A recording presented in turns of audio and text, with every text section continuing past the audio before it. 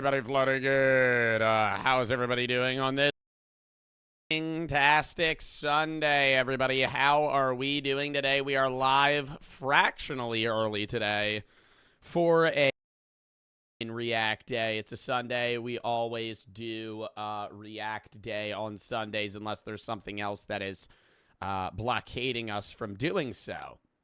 That is the plan for today. Tomorrow, I'm going to be live at noon EST. We're going to be live early doing Minecraft. Minecraft Monday specifically, maybe around 1. Might be live around 1, not noon. Let me be real, chat. I'm probably not going to be live around noon. I'm going to be late. Tuesday is Christmas Eve. I will be live at noon because I have to. Because a lot of you guys have other shit. So Tuesday, Christmas Eve, I'm going to be live. We're going to be doing reacting to your guys' Christmas trees. A horror game that is Christmas-themed called Gift Collector, as well as maybe some Christmas-themed reacts. I don't really know.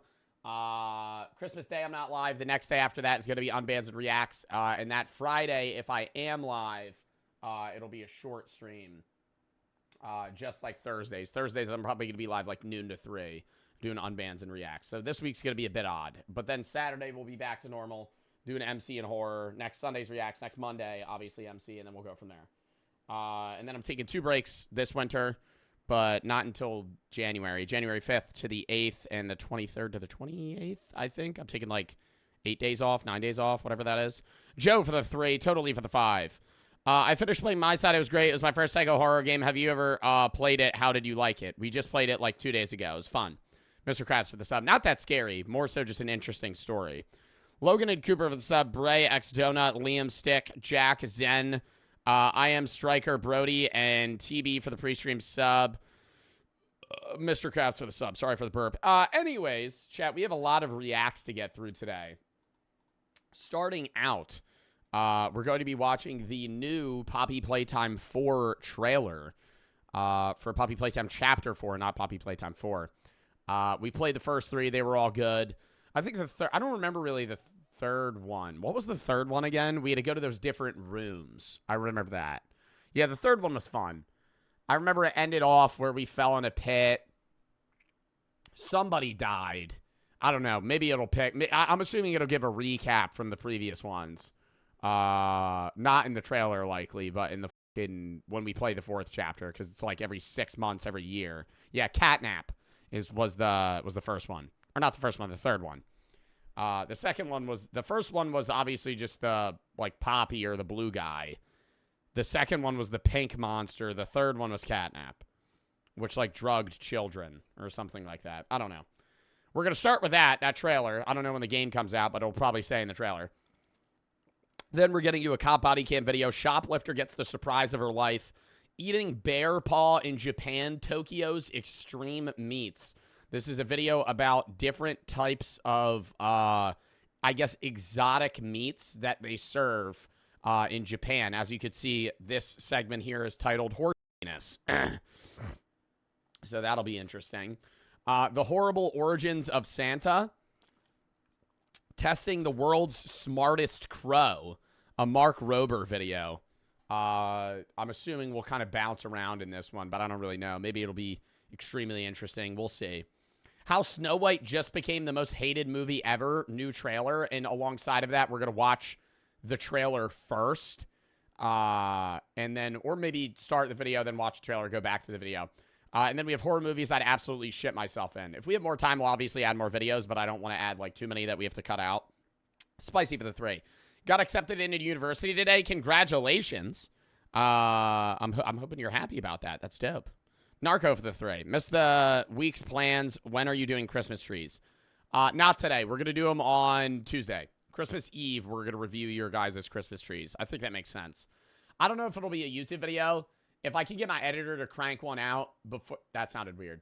If I could get my editor to get the video back to me before the end of December, that would be ideal. But if not, then it probably won't be a video. It'll just be a stream / VOD. But we'll do it on Christmas Eve. Tomorrow's obviously Minecraft. Then Tuesday, we're going to be doing the Christmas tree reacts, the horror Christmas game, bunch of shit. It'll be kind of like full variety on Christmas Eve. Christmas Day, I'm not live. The next day, I'll be live noon to 3. And then Friday, I might not be live. I'll know on Thursday if I'll be live Friday. Sophia for the sub. But if I am live Friday, it'll be for like 2-3 hours. Nav, thank you for the 10 gifted subs. Thank them if you got a sub. Thank you for the fucking 10 gifteds. Nav bands. Appreciate the fucking subs this early into the stream. Appreciate the fucking subs. Great for the sub. W Nav. Donnie for the sub. Sophia for the sub. Narco Rider read that. Nav for the individual sub as well. Today, U3 for the sub. Hellish for the 3. Mr. Krabs for the sub. Joe's Cool for the 3. Said Flex. Totally for the 5. I already read that. All right. And Tug for the sub. Hold up. I got to blow my nose. Oh, my God. Is there any way we could get the mod pack for JSMP? I'm timing you out, man. I'm sorry. That's just been pissing me off. Actually, mods, untime them out. But, like, it's every day. Somebody asks me, hey, can I have the mod packs? Hey, can I have the mod packs? I don't even know what mods are in the mod pack. I didn't make the mod pack. I don't have the accessibility to send you guys the mod pack. My editors do that made the mod pack, and they did it in collaboration with some other person that makes mod packs and shit. And I don't know if they want to release it. And if it's a privatized mod pack, then it's a privatized mod pack, and it's not going to get released. It's not up to me, right? I know you think it is because it's my SMP, but I didn't make the fucking mod pack, so I'm not the one that has the say on whether or not I release the fucking mod pack. It's that simple, okay? And I say that every single time, and then every single day somebody goes, are you releasing the mod pack? Are you going to release the mod pack? Why is chat so slow? Stupid ass chat. Timing you out the rest of the fucking stream. Oh, I'm not dealing with dumb shit today. Nav, thank you for the 10 gifted subs. Thank them if you got a sub. Thank you for the fucking 10 gifteds. Appreciate the fucking subs. Thank them if you got a sub. Thank you for the fucking 10 gifteds. Bro said chat's slow. I just started streaming and chat's not slow. And the people that do that, it's just so annoying. Why is chat so slow? Dead chat. Dead chat. Oh my God. And then they leave the fucking stream. They just fucking sit there and bitch. Buddy, for you to watch a Twitch stream, the chat doesn't need to be fucking spamming. It doesn't need to be constant Control C, Control V, Control C, Control V, emo, beaver moment. Fuck. God damn, dude. Could be anything. Ugh. Pissing me off. Pissing me off. Play Class of 09, the flip side. Everybody said it was terrible. It has horrible reviews. They said it's worse than the first two. Mooch for the sub. Jack for the 3. Can we play tomorrow? Can we watch tomorrow's teachings or else? No. Joe for the sub. Huddy and Radiant for the sub. If you have any videos you want to watch, games you want to play, videos, games, that's how I find most of the videos to watch games I play. So if you have any videos you want to watch, games you want to play, send those there. That's how I find most of the videos to watch games I play. I don't even know if tomorrow's teachings, I'm looking them up. I don't even know if they came out with a new video recently. They haven't come out with a new video in 3 weeks. Kids turn disabled by eating junk food. You won't believe it. That does sound like an interesting watch. I'm not going to lie. That kind of sounds like an interesting watch. I'm going to add that to the watch later. We're not watching it today. We're not watching it today, but I'll add it. Did you cut yourself while shaving? Right here? No, that was a pimple. I did shave right before I went live. I'm getting razor burn for sure. Anyways, Fang for the 3.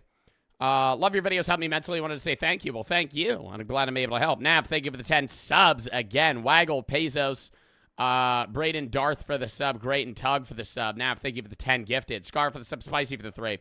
What's the Daily Dose of the Internet point channel redemption? I watch a video of Daily Dose of Internet. Generally on non-react days. I'll lock in chat. The Doctor, Poppy Playtime, Chapter 4, Cinematic Trailer, lock in, lock in, lock in. Type locked in. Photosensitivity warning. Video contains flashing lights and may trigger seizures for people with photosensitive epilepsy.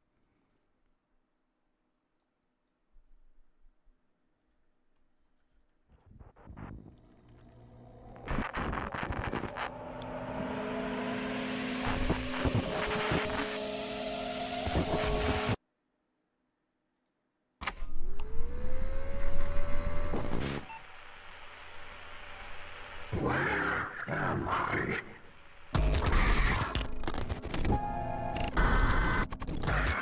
My head. What is this?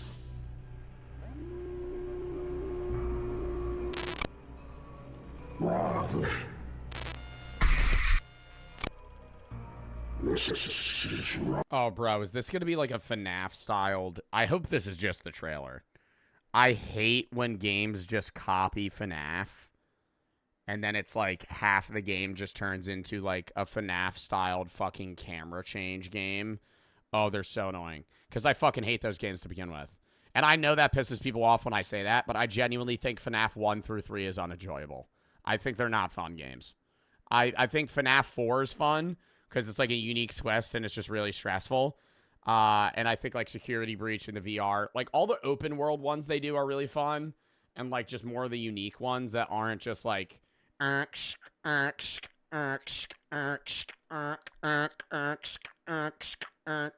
my God, these there.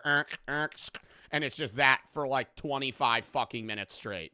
And I'm just flipping through cameras. It's so boring.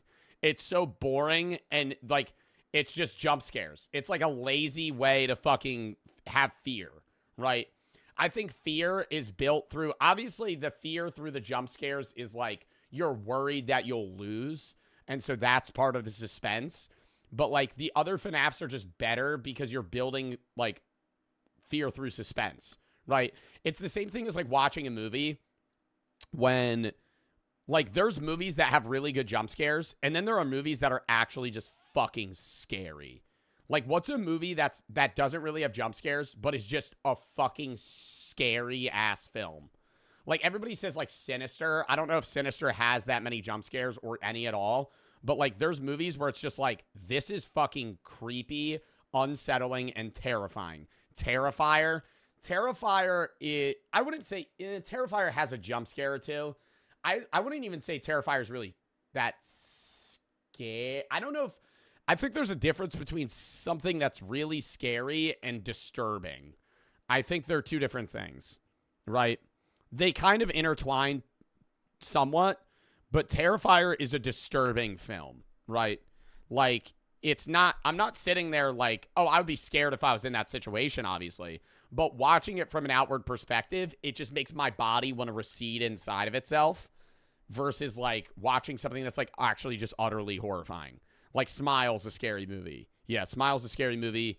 Bird Box. Bird Box is a really cool concept. I think Bird Box is a fun film. Barbarian.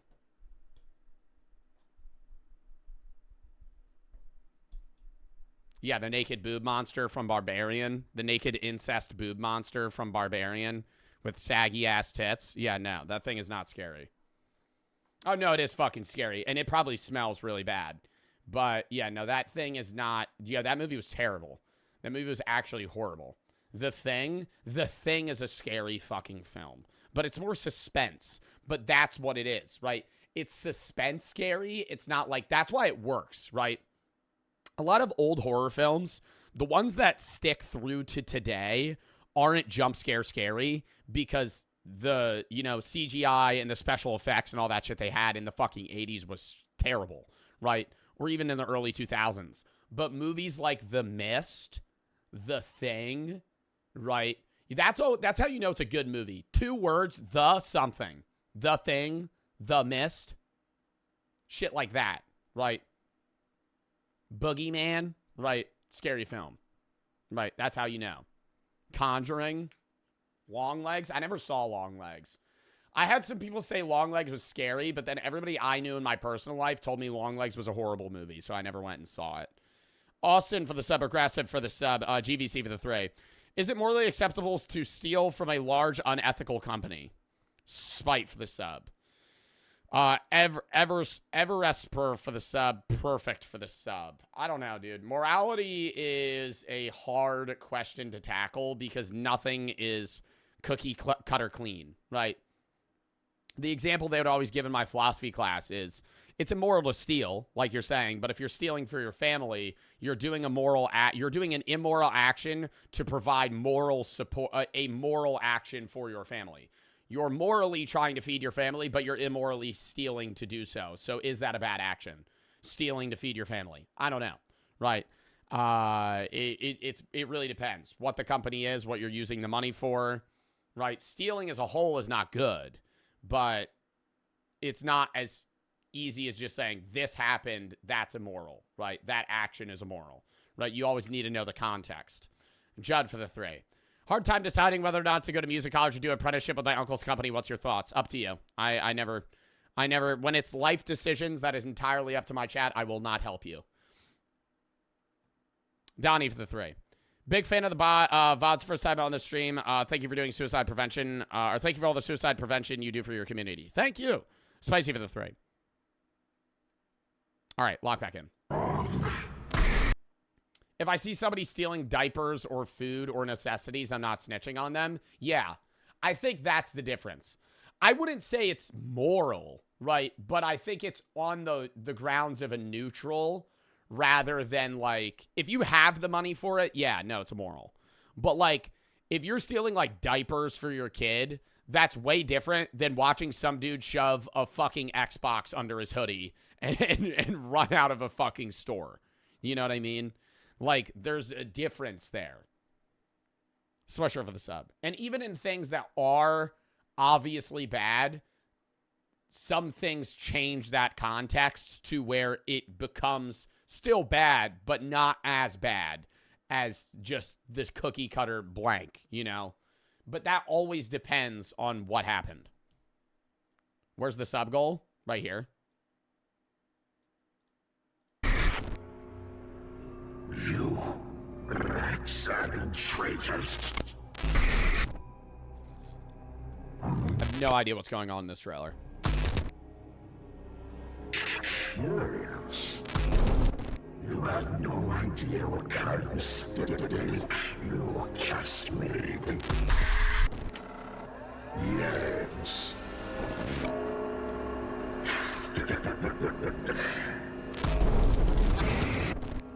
The minds of men are easy to break. You believed mine could be broken too. Why does it look like he has bird feet?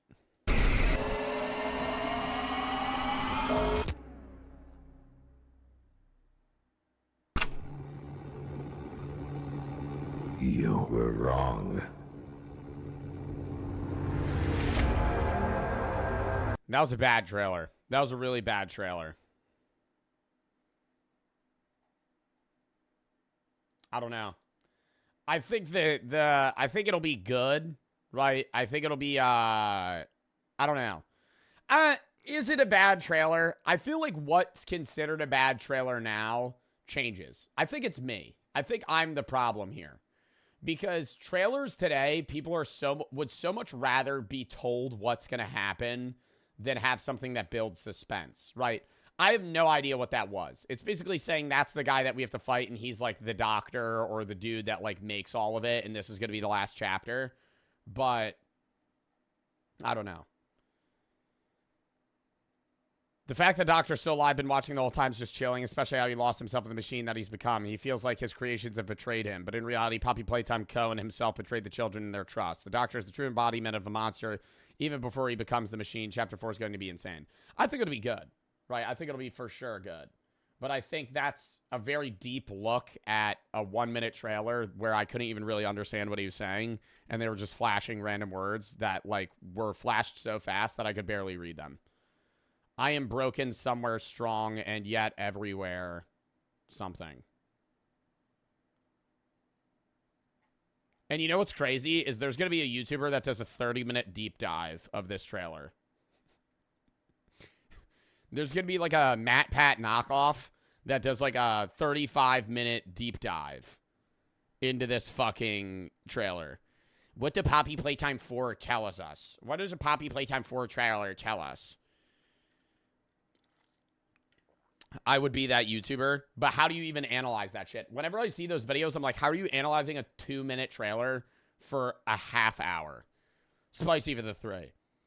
I'm not always a stream. I'm going to say your videos help me so many more people than you could imagine. So thank you for everything. Wishing you and Brooke everything in the world. Thank you for being such a great streamer. Thank you. Donnie for the 4. Will this be a VOD? This is the last of my bets. Yeah. I'm just for the sub. This lock for the sub. Dingle and Swisher for the sub. All right. Next, actual first video of the fucking day. How do you feel about New Year's being in 10 days? Do you think this year went by fast? Every year will go by faster and faster for the rest of your life.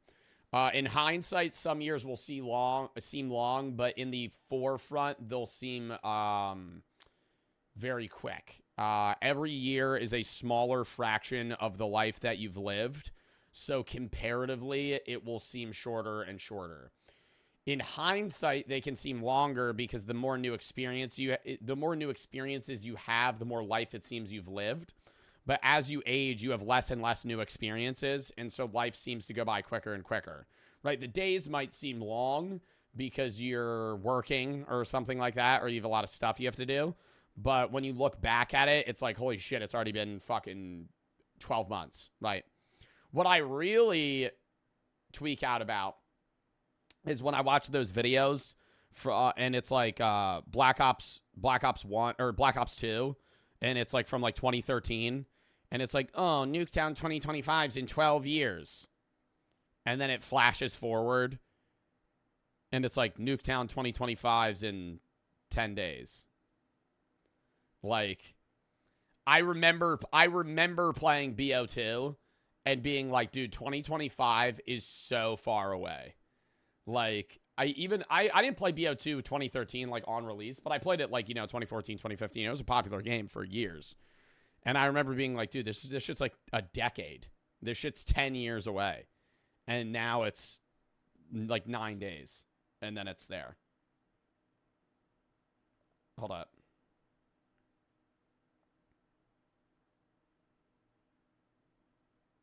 Un momento.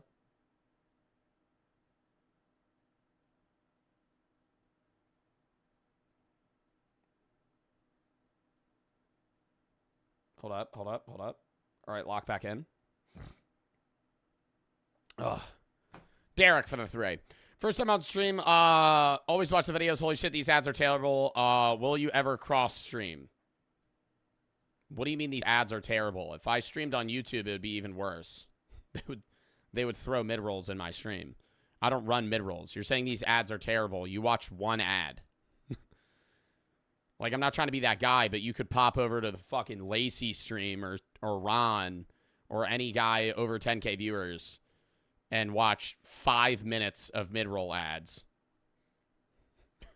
Kai, XQC, Jinxie, I'm not dissing them, but like, dude, those streamers run like 5 hours or 5 minutes of ads every like 15, 20 minutes. You watch one 30-second ad, and then you watch the rest of my stream, no ads. Outside of maybe like one that you have to exit out of that just pops up like right here. Or some shit like that. Shoplifter gets surprise of her life. Lock in. The cart and the kind of red hair and that guy? Mm-hmm, yep. And they previously shoplifted before? Yeah, they've come in here. I've seen them in here a few. Stealing shit from Home Depot. Chat, if you were going to shoplift from a store, what store would it be? Home Depot's a good choice. Home Depot is a good choice. A lot of expensive stuff. Hell, you could steal nails and get some profit out of that.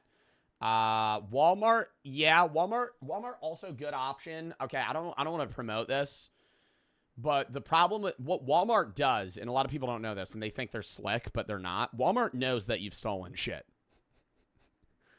What Walmart in most businesses like Walmart, Target, Kroger, or any of those big companies do is they let you steal shit and they track it. And if you ever steal over a certain amount of money that's highly prosecutable, then they'll arrest you. And then they'll go, and so it's $2,000. Yeah, I didn't know if it changes per state.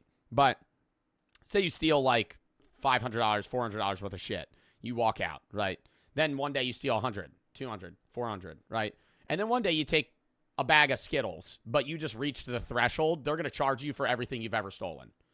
And then you're going to go to prison for 2 years, right? I don't know the charge for shoplifting. It's probably like a misdemeanor. What is the charge for shoplifting?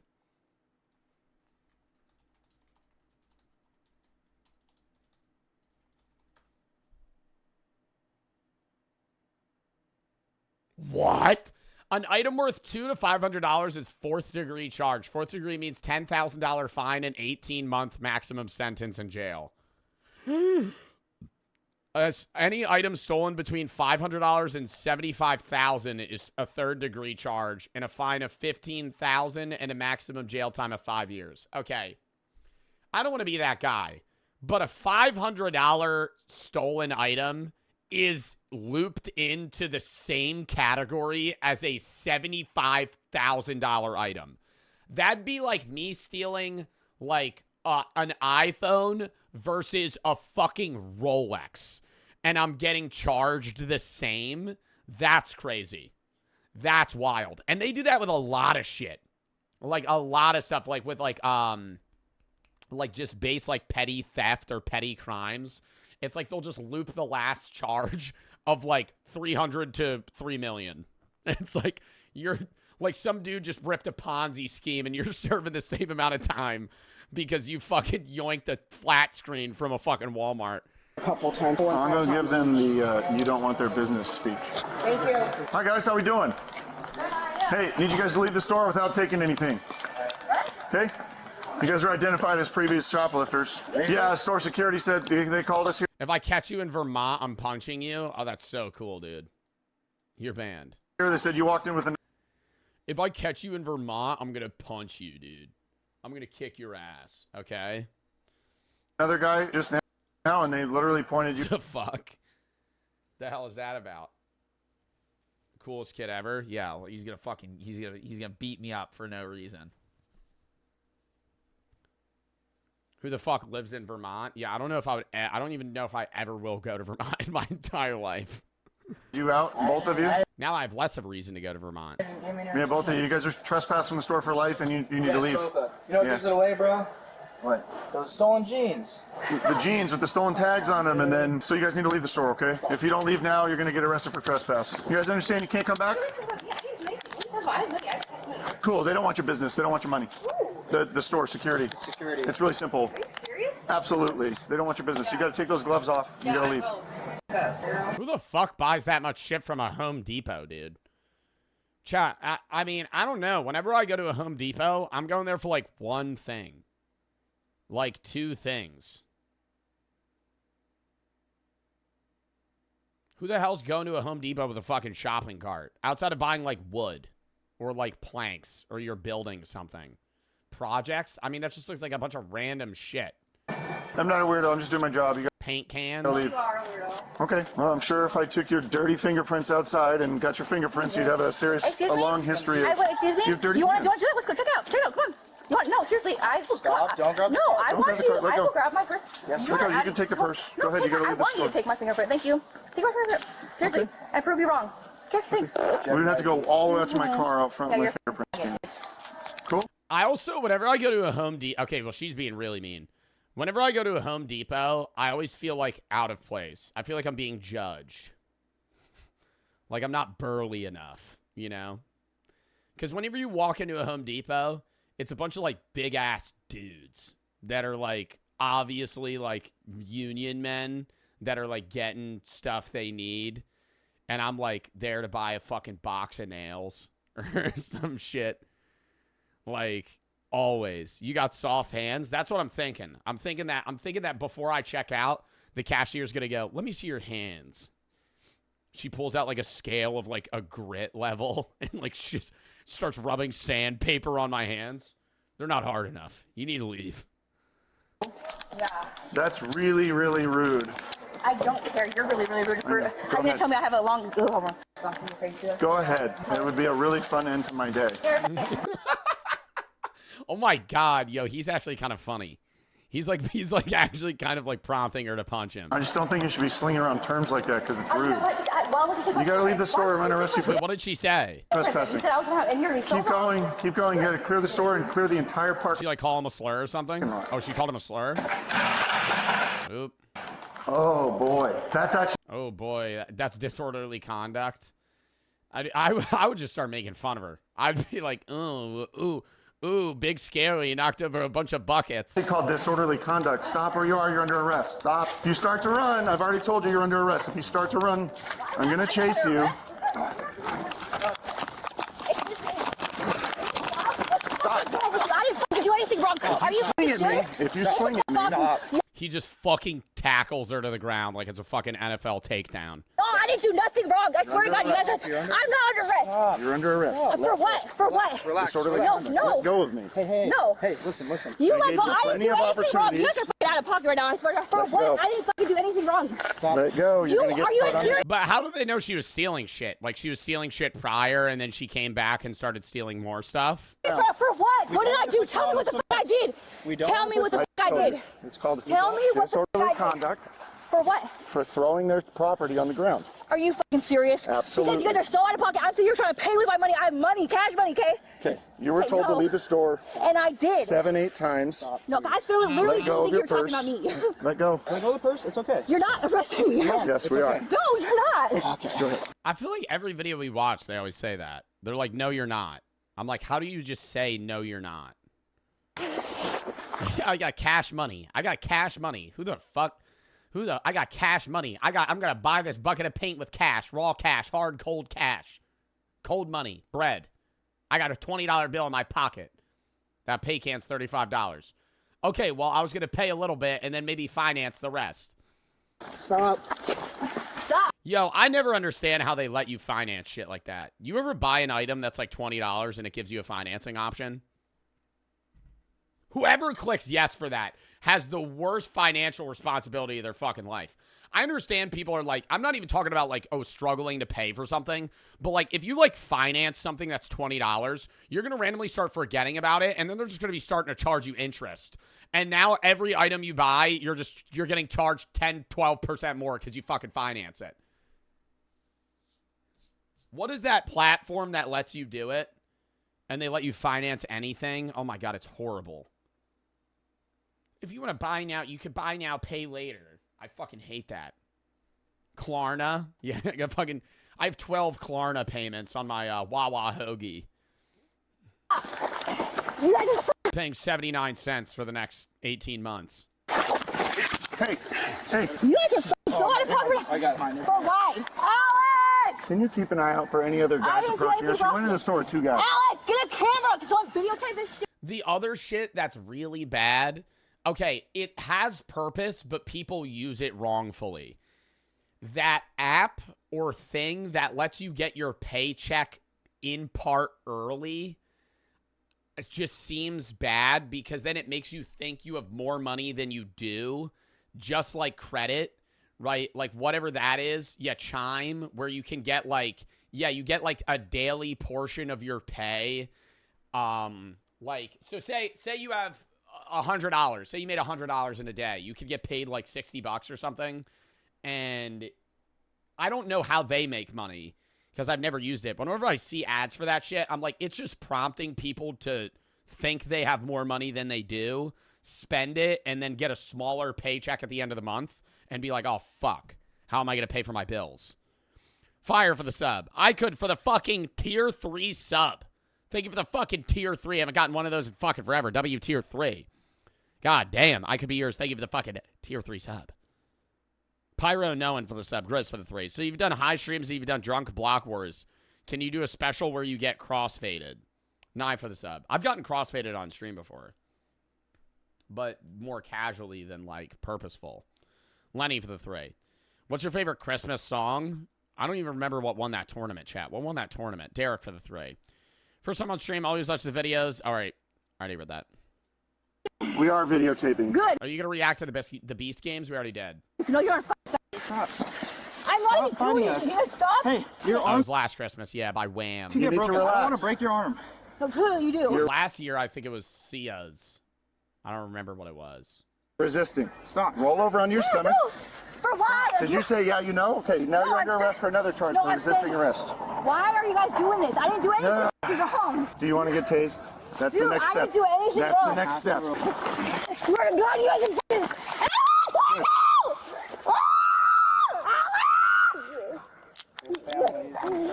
Stop. Yo, I'm being so real. The last store I think I would see this in front of is a Home Depot. Like the last store. Like, I don't know. It never crossed my mind that people would shoplift from Home Depot. I feel like I'd be too nervous. Especially with like the clientele at Home Depot. feel like somebody would just be having a bad day, dude. Just getting ready or just got off like a 12-hour shift. You yoink some shit. They just got a trigger finger, dude. They're doing like a public service or some shit.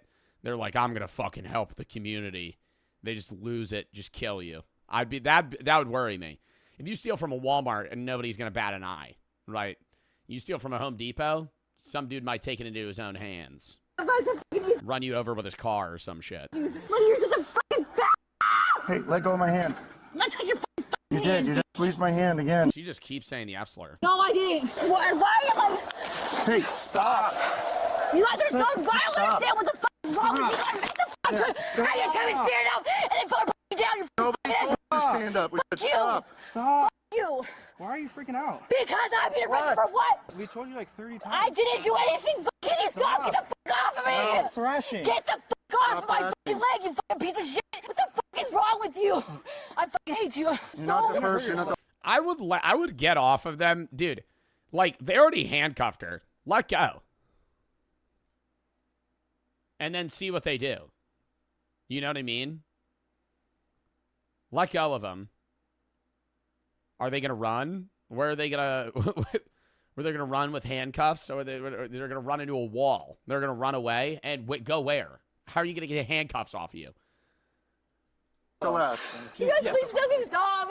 Okay, so you're under arrest. For what? Why did you do anything wrong? Can you tell him to get the fuck off me? Seriously, it's fucking hurting my fucking leg. No, you just started kicking at my I did not officer. try to kick him. I saw it. God Do damn. not stand. Do not stand up. Kick at us. I never will kick at you. I literally have cash money. I was gonna buy something. I literally have cash money. I literally have cash money. I was gonna buy it. So you know we're audio and video recording? Good for you. Just letting you know. You want to see my money in my fucking purse? Well, it's not about money if you walked out without paying for stuff. I didn't walk out without paying my website. They told me to get at the store. That's what they told us. No, what?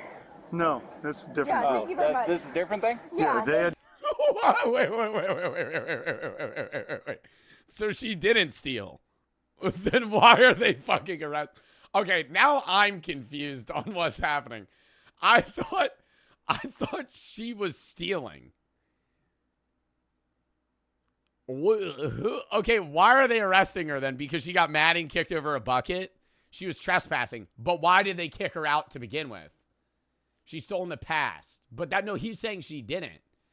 Oh, yeah, they identify them as previous shoplifters. Identified them as previous shoplifters. not We me. went and All my trespassed kids' her. life, not me. All my kids' Told her to life. leave. Oh, he thought that she actively just stole.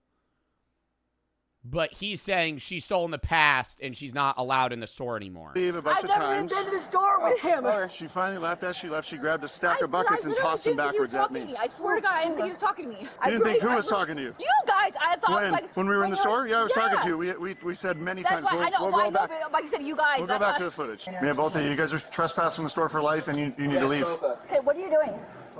Kayla, how do you... You're under arrest. We can search your How are you bag. gonna go through my shit? It's called incident Ah! arrest. Kayla, No, do not stand up. We're ready for you to stand up. I'll tell you. are you injured at all? Yes, I am. Okay. wrong? What hurt? My fucking, when you knee on my fucking back, my fucking chair is hella bad. It's hard to breathe. So we're also going to have the sergeant come up here and talk to you. That's because we fine. used That's the perfectly force. fine. You want to stand up? I can sit you down on the bumper now. Name for one Are you going to react to the new Fern video about the FBI? We could. This is legal at all. Have a seat. Actually, you know what? Do you have anything in your pockets? Anything on you that's going to hurt me, poke me, stick me? Needles, No, knives, explosives, no. guns, anything like that? No. Let's walk over here to the back of the car. So f***ed up. I didn't do anything wrong. Seriously. You guys are so f***ed up. Stop reaching I'm for trying to push my pocket back You don't have to in. push your pocket back in. It's the lowest of the priorities right now. I still understand how this isn't even legal. How is this even... Ooh. Yo, that's bad luck, though. Nah, that's bad luck, though. Wait, New drug laws in Kent. not even kidding. I just put this New code. I drug swear laws to just God. signed into effect I put you yesterday. can. I can. This Oh, that's even worse. Oh, that's even worse. Oh, my God. Wait, was it not illegal a day ago? Oh, fuck. Or it's now it's like a harsher penalty. Nah, that I actually feel bad for her for that. I actually feel bad for that. That's fucked. That's fucked. Arrest took place in Kent, Washington on May 6, 2023. Possession of drugs in the state of Washington was effectively decriminalized ever since 2021. Never mind. Never mind. Reverse. Meaning people couldn't be charged for possession of controlled substances in public. However, just 4 days before Kayla's Oh, shit. Never mind. Another flip. arrest date, an ordinance banning drug possession in the city of Kent was unanimously approved by Oh, my God. Wait. So she was in the wrong city. Not even the wrong state. It's like just this city. the city council. So Kayla could be in very big trouble for having the pills and drug paraphernalia in her possession. I literally just put this coat on. I swear to God, I'm not even kidding. I swear to God, oh my kid's life. why am I getting arrested right now? You're under arrest. You're under arrest for I didn't do disorderly anything conduct. wrong. And you're under arrest for resisting arrest. Because I didn't do anything wrong. I understand there's no reason I should be arrested right now. Literally, no fucking. Nah, I kind of feel bad she's getting busted for the drugs, though, because that's like, I always feel bad when somebody gets in trouble for personal use, right? Because that's not enough to sell, right? Like, it's her fault. Bro, I know, but hear me out. I don't think that people should go to prison for personal use. I think if you are caught with illegal drugs on you, but you're using them, that's like, hey, you're an addict, and now we're going to fucking punish you, right? We're going to make it worse. Of course you say that. You can make a joke and say that because I'm a stoner or whatever, but, like, genuinely hear me out. Like, you should not get thrown in prison because you're addicted to drugs. That is definitely making it worse, right? Like, I'm genuine when I say that. Like, if you get caught with, like, you're distributing, right? People that distribute drugs is a different level of a crime. But if you get caught with, like, 3 pills on you, I don't think that you should go to prison for fucking 10 years because you wanted to do Xanax or some shit, right? I don't think you should do those drugs. I think there should be some sort of rehabilitation punishment, but it should be something where it's like, hey, now you have to go to, like, an AA meeting similar to, like, when you're an alcoholic, right? Like, you should have to go get help. You shouldn't have to fucking be imprisoned, right? Because he had like 6 pills. Like, you're not selling that. The reason I should be arrested right now is just so out of pocket. Seriously, there's nothing. I didn't do anything wrong. Yeah, she got crack pipe too. I'm a kid's life. I swear, I'm not even kidding. I don't do blues at all. I swear to God, I know what they are, but I don't do them.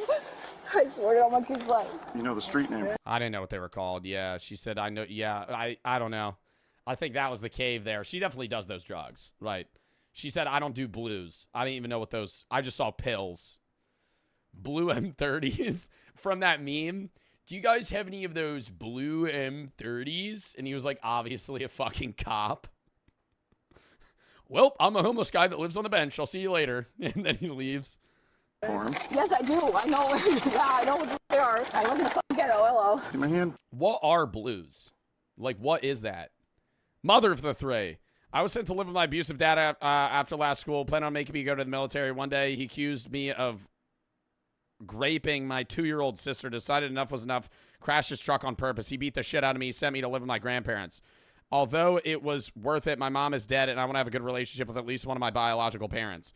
Any advice on rekindling our relationship?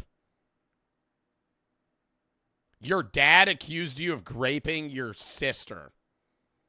Why do you want to rekindle your relationship with your father?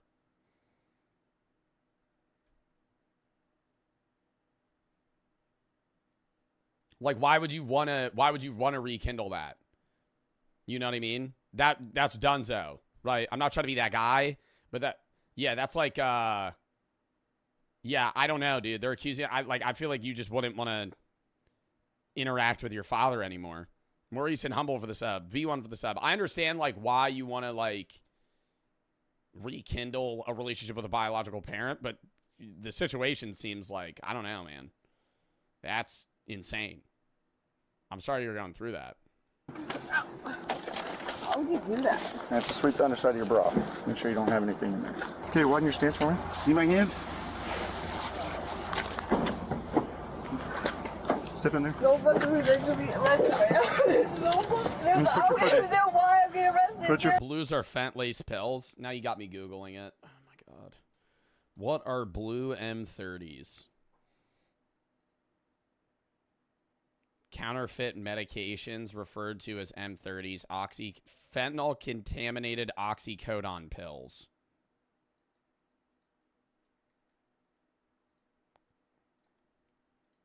Food in. We already explained it to you when we were trying to I talk to you. didn't do on the way to the anything store. wrong at all. This is so fucking wrong. What type of warrants does she have? Theft stuff, DWLS stuff. Theft stuff. I'm blown away. What is DWL? What type of warrants does she have? Theft stuff, DWLS stuff. Driving while license suspended? Oh. Theft stuff. I'm blown away. I'm not taking her without this. Yeah. So. Okay, where is your body, Jim? Did you just rip? Yeah. No, I am downwind and that hit hard. Wow, that's hot.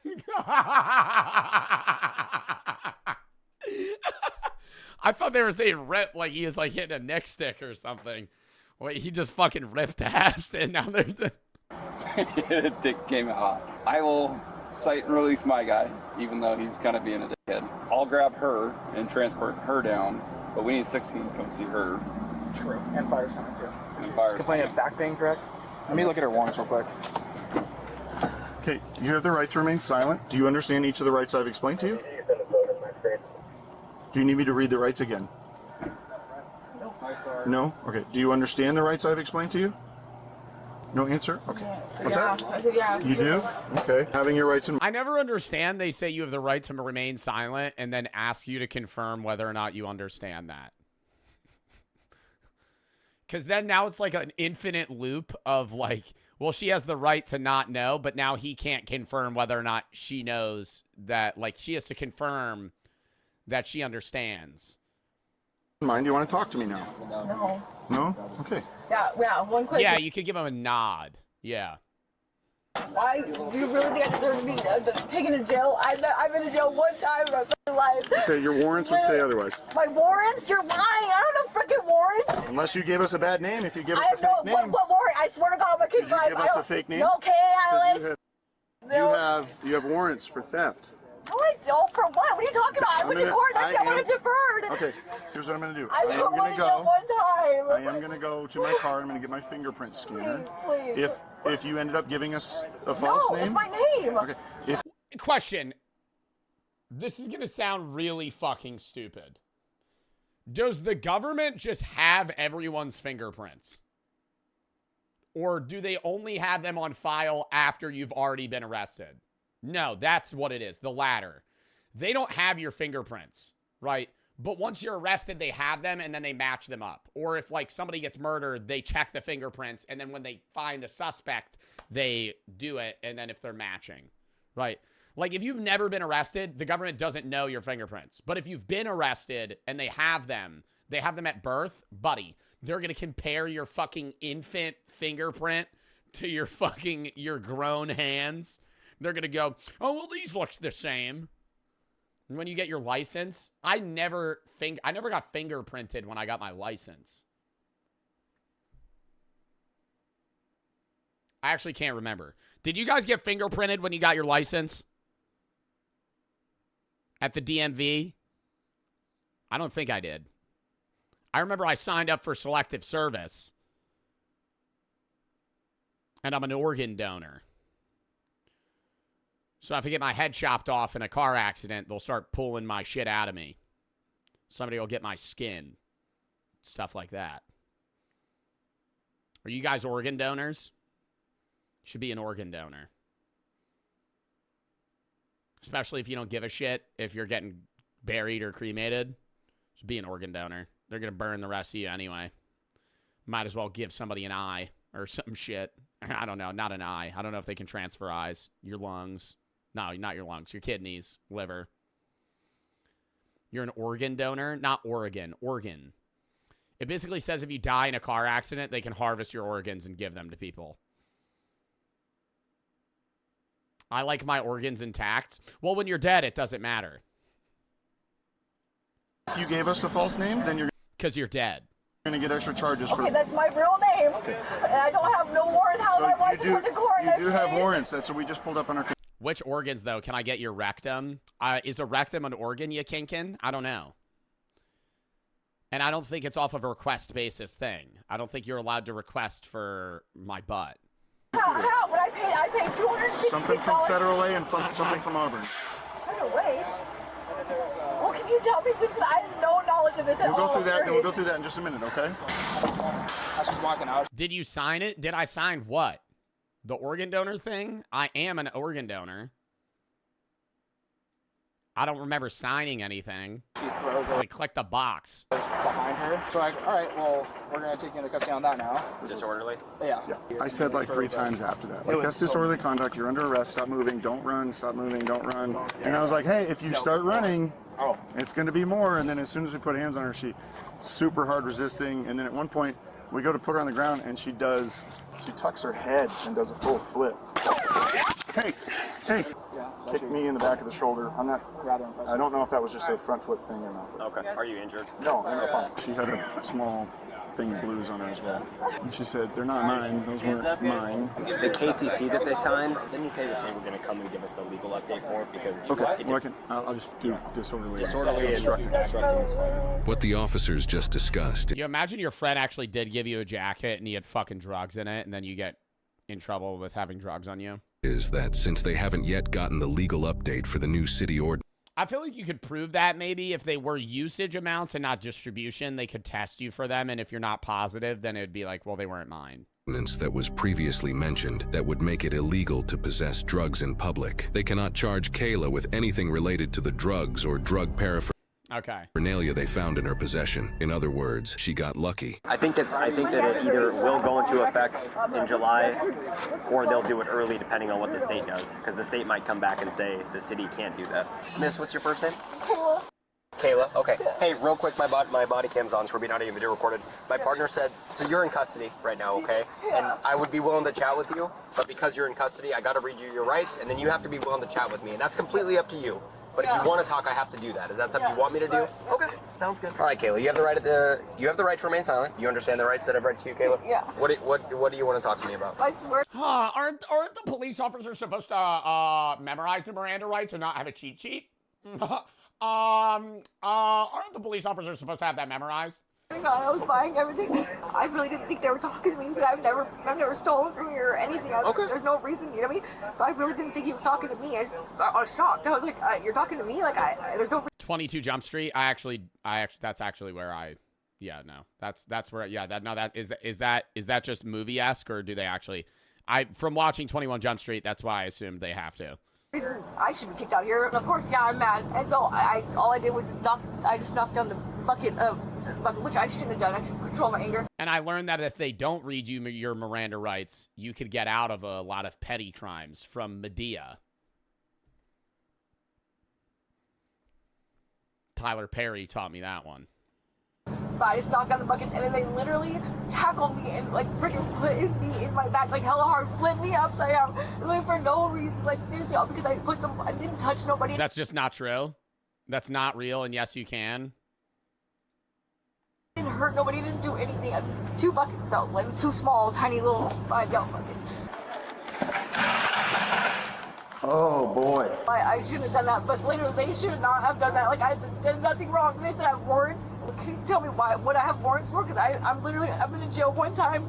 Yeah, I can look at it, but I don't know. I haven't looked at anything. I'm just here to kind of get the quick version of what happened. So I appreciate you telling me that. And but he's so disrespectful. Literally, he said because my fingers were dirty, I probably have a long record of like crimes or whatever. Like I've been to jail one time. Okay. Well, I'm sorry to hear that. We get called here or we get asked by employees to come tell people that they need to leave. Some of the people that you were with were previously trespassed. I don't know if you have been previously trespassed. No. It sounds like you're saying no.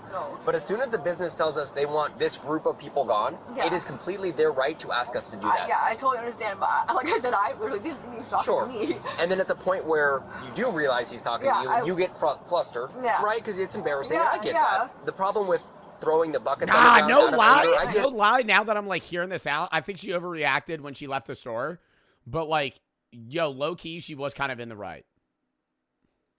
Is that it's because she was confused. Because in the body cam, she did go, "Are you talking to me?" It's disorderly conduct. Yeah. And at that point, they do have a legal reason to arrest you. As soon as officers tell you, "Hey, you're under," like they didn't overstep. Like they still legally arrested her, but she did like tweak out. Arrest, even if you think it's bullshit. Joe, she's lying. Well, we're gonna see. Instead of arguing or resisting their attempts to put your hands behind your back to put you in handcuffs, you gotta just be compliant, and then you can argue it after the fact. If you think it's BS, that's fine. That's fair. That's your right. But if you resist when we're trying to put you in handcuffs, it makes it dangerous for you. It makes it dangerous for us. And in Scotland, if you have weed, it's up to 5 years in jail. See, that's wild, bro. Unfortunately, that's how it played out. Unfortunately, what happens when people resist, we have to kind of begin to do more than just simply try to get your arms behind your back. So that's why they put you on the ground to handcuff you, okay? In terms of the warrants, I'll go figure out what the warrants are. I find it crazy it's a state-to-state thing, too. I understand states should have their own rights, but, like, it's weird that in New Jersey, I can, like, openly go to a store and buy weed that gets taxed, and that tax money goes to the state. But if I go over a state line and get caught with weed, you could go to jail for like 5 years. Like, that's so odd to me. And then even that, there's just the loopholes, right? Like, when I was in Texas, weed isn't legal, but, like, they have ice cream trucks in Austin that sell that fucking, like, THCA shit, which is technically not illegal. And so it's like, you're in Texas, I'm buying a fucking joint and cart and edibles off of a random dude in an ice cream truck and can walk by a cop, no problem. But how is he going to know whether or not I'm smoking THCA boof or whether or not I'm smoking a real joint?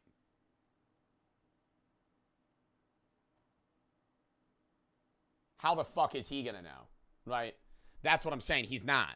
So it's like, I'm just like, hey, this is THCA. The smell? Okay. Well, he has to be a pothead to fucking know. report, and I'd be willing to tell you what those are. He hits it. He goes, what is that? I go, it's THCA. He goes, ghosts it. No, it's not. You're under arrest. Just gets fucking obliterated. Just don't know yet, okay? Okay.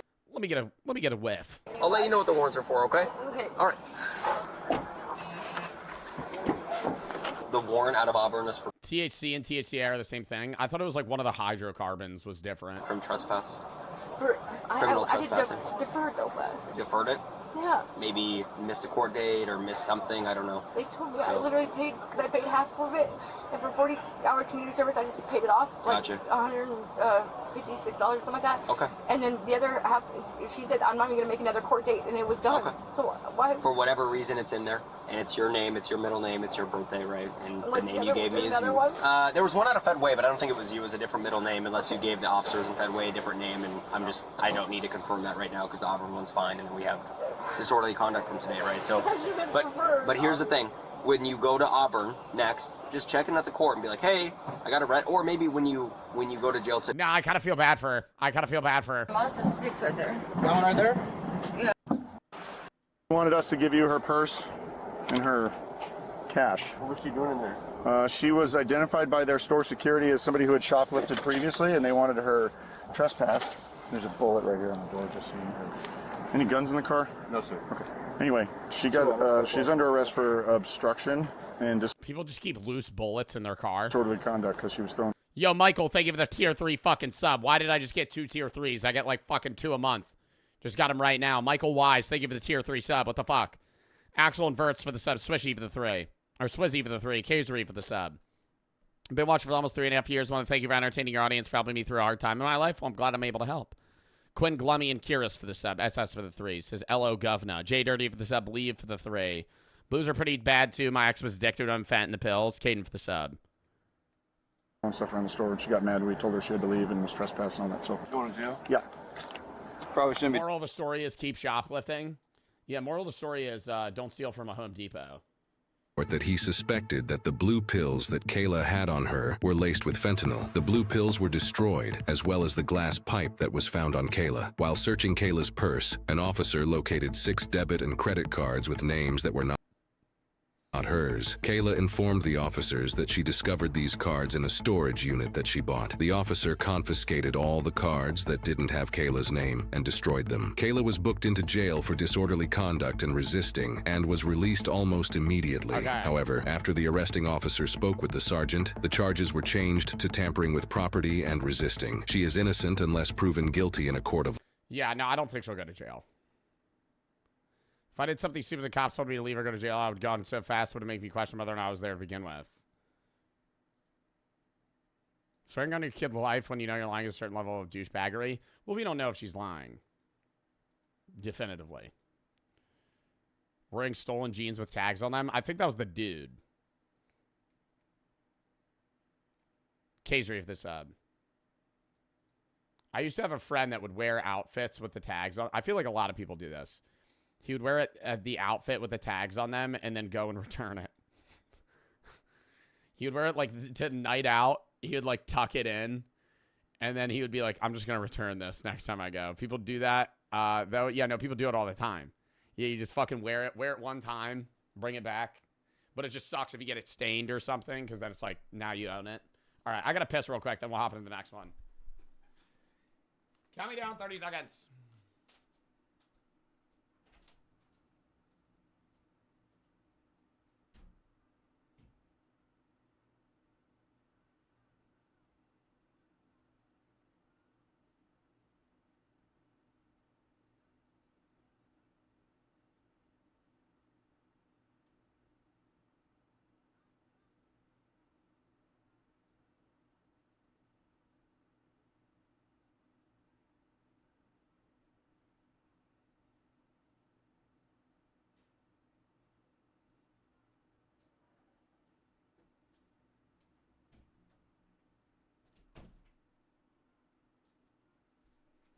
Oh, we're back.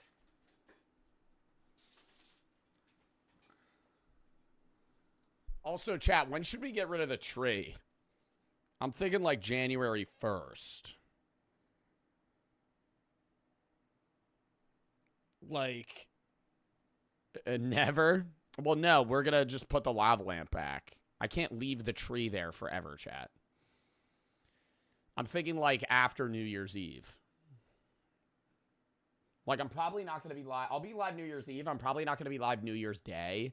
So then just January 2nd, it'll be the lava lamp. SS for the 3. Got TikTok again and a holy piss. The TikTok folks are crazy cringe. Literally. Unknown for the 3. Been watching on TikTok, YouTube since 2021 first stream. Duh. Mother for the 3. Sorry for the trauma dumping. Randomly switching topics. What's your opinion on Juice WRLD? Don't really have one. William for the sub. His music's all right. All right. Next. My Side was good. Are there any more My Side games?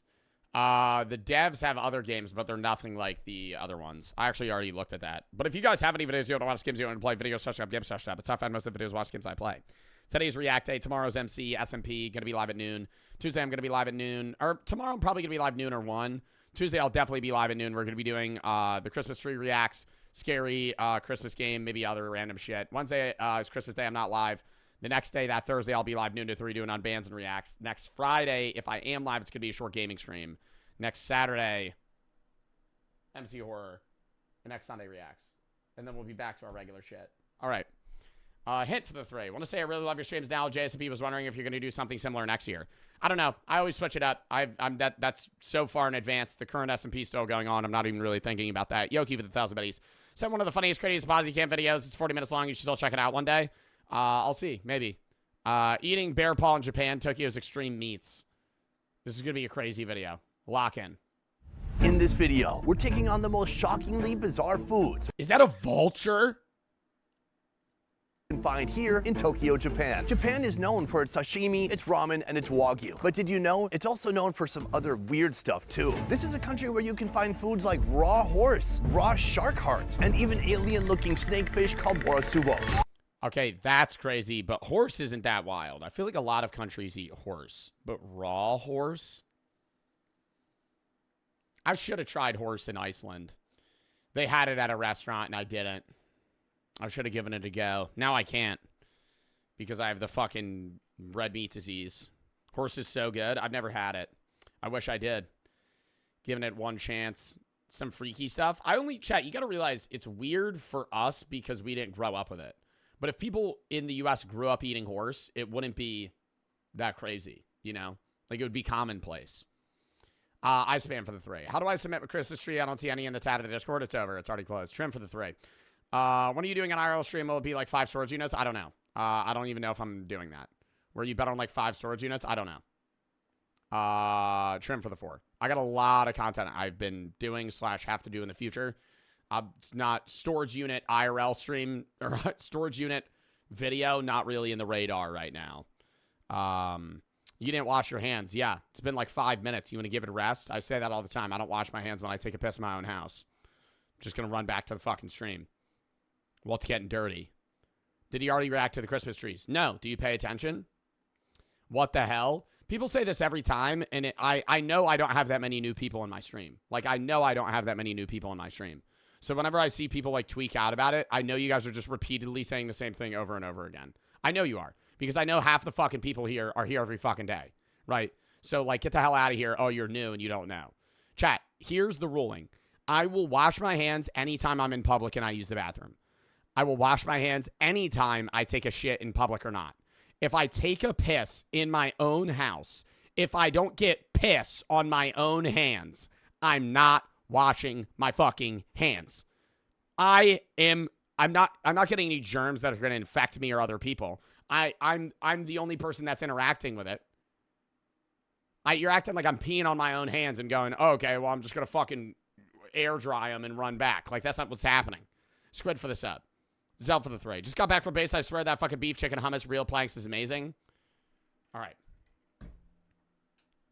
But no, the Christmas tree thing, we're doing that on Tuesday. I just said what I was doing as my schedule. I'm not repeating it until later. All right, lock in. Well, today I'm on a mission to find the strangest, most unique restaurants serving food fare you won't find in any other country. And by the end of this video, I'll eat one of the most shocking foods I've seen anywhere ever. We're talking about a bear paw. I know what you're thinking. That's not food. You mean a bear's foot? That's what I mean. We have a lot to get to today, but let me tell you. And the hair's still on it. I know a lot of, okay, the one animal I would never try is dog. I would never eat a dog. I would never eat a dog in my life. I've always said in this scenario, if I'm in apocalypse and starving, different scenario. Chat, I'm not skipping. I don't give a fuck why people are saying skip. You could go fuck yourself. You could actually go fuck yourself, fuck out of the stream. I don't care. I don't care we're not skipping. I want to see the exotic meats that he's going to eat. If you think it's gross, fuck off. If you think it's boring, fuck off. I don't care. Dip. Out of my stream. Mods, time out every single person that's saying skip. Time out every single person that's saying skip for the rest of the stream. Please. Literally all of them. Time all of them out. And I'm putting it in sub-only mode now. And now we're going to sit in sub-only because that shit just pissed me the fuck off. Just motherfuckers being annoying. You guys recommended this video as well. Right? And I wanted to watch it because I watched this creator too. What the fuck? Anyways. I'll take it out of sub-only in a minute because I see the people spamming skip. It's just fucking annoying. Right? There's people that want me to skip shit, and it's like a reasonable skip. This is well within the means of videos that we watched before. Right? I don't know if people are spamming skip because they think it's going to be boring or if it's gross or what. You can fuck off. Right? If I want to watch the video, I'm going to watch the fucking video. Okay? I don't even remember what I was saying. That just annoyed the actual fucking shit out of me. Ugh. I would never eat dog. I understand that other cultures and other communities eat other animals, and it's weird for me because I haven't grown up in that, scenario. But I always perceive dog as an animal that doesn't make sense to eat because it's a domesticated animal that is meant for human companionship rather than food. They're very illogical to eat. Yes, they breed and they, can have a lot of offspring, but they don't have a lot of meat on them. And it's not something it makes sense. It doesn't make sense to eat dog, right? It has never made sense to eat dog. Yeah, or domesticated cats, right? They're animals that don't breed well, right? In terms of how much mass and how much food you're getting. And they're made and evolved to be alongside humans, not eaten by humans. Gusta and Trem for the sub. This video is going to be challenging for me as a consumer, but also for you as a viewer. So I need you to hang in there. Stay with me through this. Don't make me do this alone. All right, right now we're headed to our first location, the location containing the bear paw. Right behind. Zach, thank you for the fucking gifted. Behind me, GBA Kishiya. This is a restaurant specializing in game meats. Evidently included in those game meats. What about hamsters? I'd eat a fucking hamster. I wouldn't cook it myself, but if I was at a restaurant and they were serving hamster, I'd try it. Oh, I can't because they're a mammal. But I'm saying I would. Is bear paw. This is a dish that takes all day to make. So we've come here in the guinea pig. I would try guinea pig. Morning to see it get started, and by this evening, we're actually going to be able to eat it. But first, I want to take a look at this bear paw. Oh my God. Guys, have you ever seen anything like this? 3 giant bear paws. Where's the 4th one? I didn't even know bear was an animal that people eat. Bear was an amputee. This bear went top. Iraq.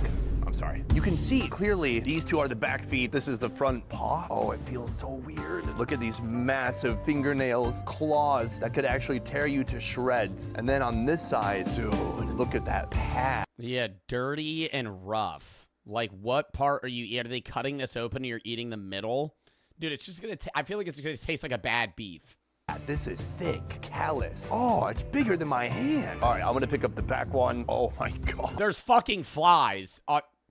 It looks notably different. A big, thick, padded, super callous bottom of the foot right there. Thick hair covering everything. And then of course right here, that's where its ankle socks end. This is a wild one for me, but what's really wild is trying to understand how this even works. Where are these bears from? Why are they eating it? Why is it so expensive? And how did this become a tradition in Japan? Well, I feel, are there even bears in Japan? That might be a dumb question, but are there bears in Japan? No. Yeah, I feel like there has to be, maybe in the mountains or some shit. Are there bears in Japan? Yeah, they have Japanese black bears, American black bear, brown bear. Does Japan have wild bears? Yeah, Asian black bears and brown bears. Oh, they're tiny, though. They only weigh 60 to 120 kilograms. That's why the paw's so small. I don't know. I never really thought that people ate bears. Just because I always thought they were, like, in part endangered in a lot of places. And it's just like, why would you eat a bear? Yo, Nico, thank you for the raid. That is what I need to find out. Next, I'm going to head inside and speak to the owner about this. We have a lot to discuss. The sourcing is perhaps the most interesting part of this. How do you, in a giant city with like 20 million people, get your hands on these hands? Gets these shipped all the way from Hokkaido, and he asked a middleman company who has connections with all these hunters, like from Hokkaido, and he's also... But who the fuck is buying bear paw? I feel like I'd rather just eat, like, fish or a chicken or some shit.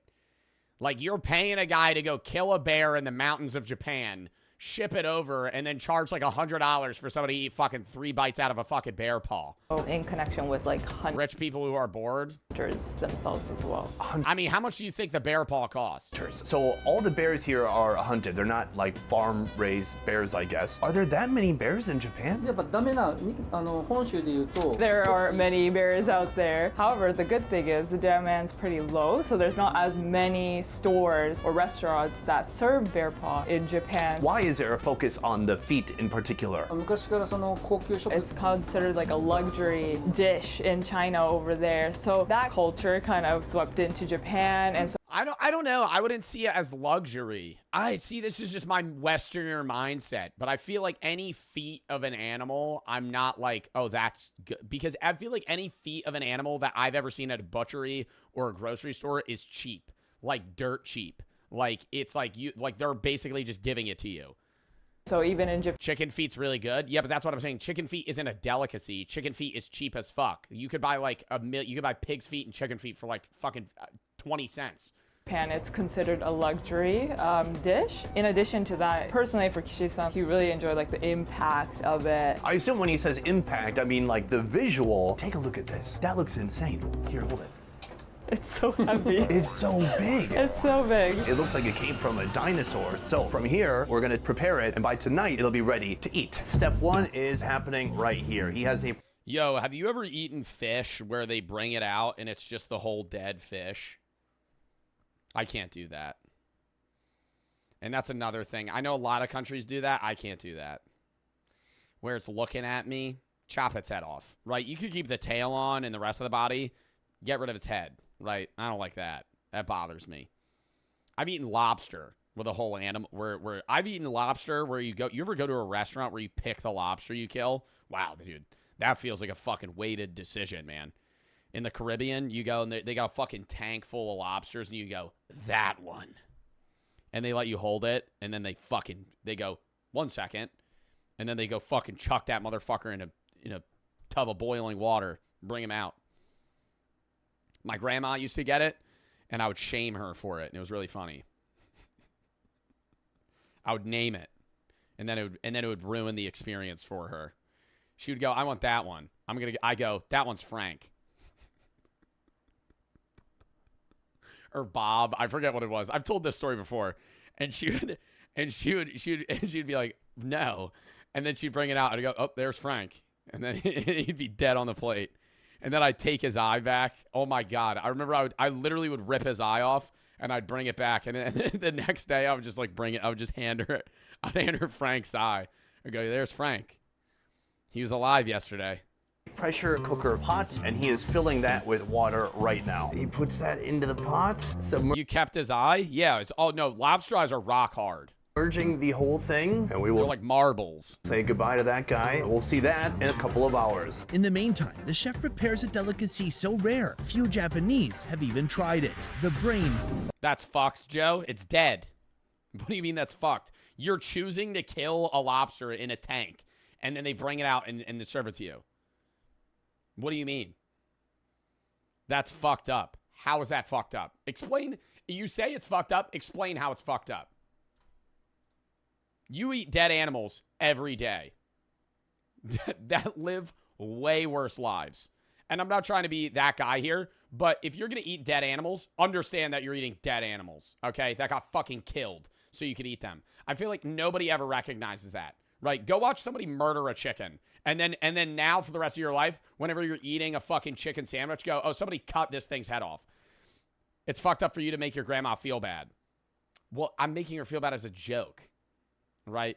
I just say, oh, that's Frank. And then she brings it over, right? Or they bring over Frank. You just name it.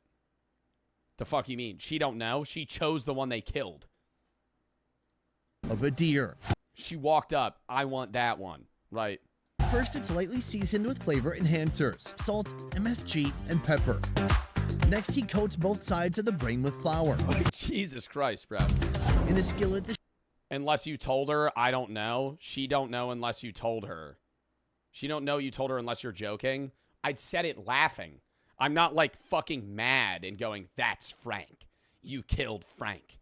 They're all dead anyway. If they're in that tank, they're either dying of starvation or old age before somebody eats them, or they're getting chosen by somebody else. Them being in that tank means they're dead. They're not already dead, but they basically are because they're going to get killed and eaten. So it's not really that big of a fucking deal because they're going to eat them anyway. And I hate to be that guy. They do that as a fucking showing to make it more interesting. They kill the fucker in the back anyway. If you ever order lobster at a fucking restaurant, it's not dead. It's alive in the back. And then they cut its head off or throw it in a fucking boiling pot of water and then give it to you. the chef adds So whether you like it or not, it was alive 20 minutes before you fucking ate it. a splash of olive oil and a bit of butter. Like, people aren't getting that. Like, I understand it's like, oh, I was making fun of, like, the fact that named it and then it was dead and you ate it. You could do that with any fucking lobster.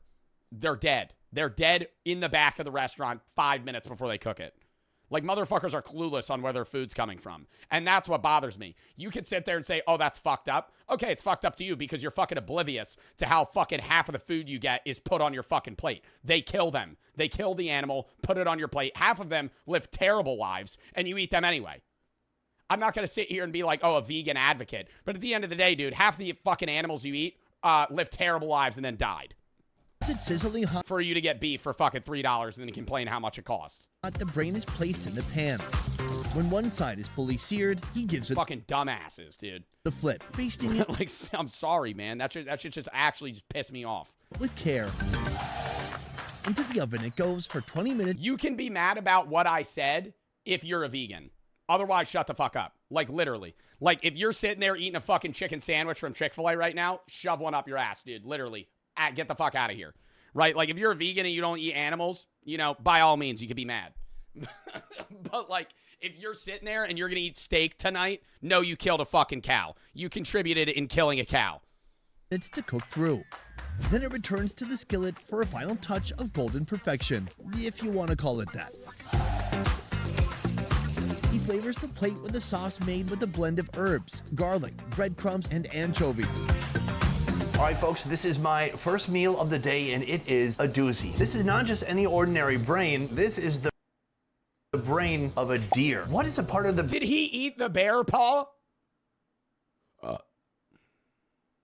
brain that understands how traffic works? Because that is missing in every single... It kind of looks like a crab cake. ...deer, especially in Minnesota, where I'm from.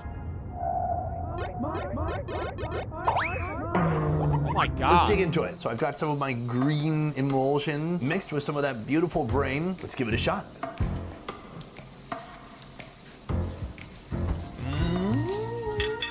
Wow. Very fatty, soft, tender. The outside... I don't know, dude. That looks gross. That looks gross. That weird, like, whenever I see a fatty bit, oh, I don't like that. You know the texture changes as you eat it. I want, like, a solid emulsified block of just, like, the same thing throughout. It's the same thing as when I eat a piece of chicken and I get, like, a hard bit, and then it just fucks my mental up, right? Tender. The outside, like a tendon, does have a little bit of a skin to it. That being said, all the flavors in my mouth, fireworks. Amazing. This is my first taste of the day, and I've got to say, it's a strong start. But in the end, it's just a distraction from the inevitable bear paw. I am here again with Kishi-san. 2 hours has gone by, and we are going to remove the bear paw from the pot and see how it looks. Oh. How much would it take you to go vegan? Way less now. I can only eat birds and fish. I can't eat beef. I can't eat pork. I can't eat, you know, anything that gives live birth. So it's way easier for me to, it would be easier for me to go vegetarian or vegan now. Just because I've already eliminated half of the potential meats that I could eat. Looks nuts. It's a bit smelly, although this is looking a lot. Why you can't eat those? I'm allergic. A tick bit me in the summer and it gave me basically like a bad allergic reaction to eating those. Cleaner, and you can see the claws just sticking out of the water. From here, he's filling the pot with even more water and dumping some of that out. The smells in here are amazing. Not really. He peels off the bottom of the foot, the pad, revealing the pink subdermis. Okay, that doesn't look that bad. Slowly but steadily, he peels away the skin and the fur, revealing terrifying. It's so big. Oh, no, dude, that looks like a ball sack. Stop. That looks like what I think the inside of a nut sack would look like. Now, that looks gross. Cooker, right? That does not look good. While the bear paw spends some hours... Bro, that does not look good. There's still hair on it. It's like, you ever have chicken with hair on it? Oh, my God. Grazing. I'm hitting the streets on the lookout for some more exceptional, unexpected Japanese food. While our bear paw is cooking at our first location, we have come here. Chickens have hair? Well, they have feathers, but I've always had chicken wings that have hair sticking out of them. Yeah, there's still hair. Place called Rice and Circus. And let me tell you, it is a circus inside. And no, I don't just mean it's wild and chaotic. I mean, like every animal that you've ever seen in a circus, they're probably serving them up here. This is not common food in Japan. This is kind of like wild stamina dude foods. The owner is already underway cooking up our first dish. We're gonna go. That's a nutsack. Is that a ball? Is that a ball? Oh my God. Owner is already under. Wait, where's the inside? Oh my God, it's not the sack. That's just the nut. Cooking up our first dish. We're gonna go inside, check it out, and then learn more about the food they're serving here. Let's move. All right, folks, I'm entering the kitchen now, meeting Mr. Momiyama-san right here. This is our starting course. Kintama. Kintama. That might, in Japanese, mean testicles. Testicles. These are not just any testicles. These are wild boar testicles. I'm told they're a little bit smaller than a pig's testicles. Dude, they got some big nuts. Now, he is going to prepare this into a delicious appetizer for me to try. Step one, he takes the testicle, which appears to be frozen. It's a testicle icicle at the moment. He slices each end, and he takes the skin from the outside of the testicle and just peels it away. From here, he gives the testicle... Okay. That kind of just looks like sausage now. I would try that. I would try that. I would try that.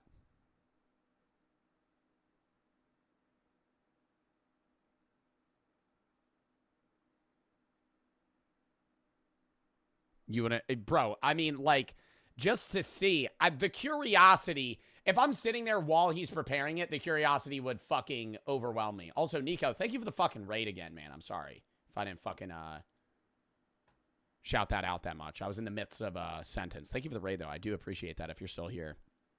Ciros for the 1,000 biddies. Zot and Cool for the sub. GVC for the 3. Some evil chef shit from Wild Kratts would cook. Dr. Smoke for the 3. Don't listen to them, Joe. Do your thing. Zach Trim. Gusta for the subs. Al for the 3. A bit of a slice. They look like paws or the brains. Oh, I would rather eat this. I would rather eat this bull nut, or no, not bull nut. This boar nut than bear paw or the brains. I'd rather try this. they could be pepperoni. Yeah, no, it looks like you could serve me this on like a charcuterie board. It's on a pizza. Kind of, a little bit, not really. Eat it with a little bit of salt and a little bit of pepper. And then here we have some flour. These look like donut holes at this point. Oh my God, is he gonna deep fry them? Chat, these are gonna be fucking amazing. Testicles are sizzling away. He throws some greens into the pan. Oh, and a yeah. little bit of butter. He hits it with some soy sauce. Oh, yeah. He seasons the plate with pepper. And just like that, our testicle is finished. You could tell me those are scallops, and I'd believe you. I'm gonna give one a shot right now. They're a new type of Japanese scallop. I'd go, okay, and I'd fucking bite it. I remember my dad lied to me when I was younger, and he told me that calamari was onion rings, and I ate them. I was like, these are chewy. All right. It says it's yummy. Let's go for it. Oh, thank you. It's got a nice flavor to it. It almost tastes more beefy than it does porky, even though it is technically pork. You would think it would be more fatty and gelatinous, but it's almost like a hard pate. It has kind of almost like a crumbly texture in the center. The seasoning's basic but delicious. He's got some veggies. Okay, he's ruining it. He's ruining it. The way you're explaining it is making me not want to try it. In there too. It's legitimately good. So this is my appetizer, and it's actually the least strange thing. Yo, Gerhard Stream, thank you for the fucking 20 gifted subs. Thank you if you got a sub. Thank you for the 20 gifted. Appreciate the fucking support, dude. Oh my God. Thank you for the 20 subs to the channel, bro. Duh. Thank you for the subs. Thing I'm going to be eating. Appreciate the fucking gifted. Hold up. Excuse me. Thank you for the subs.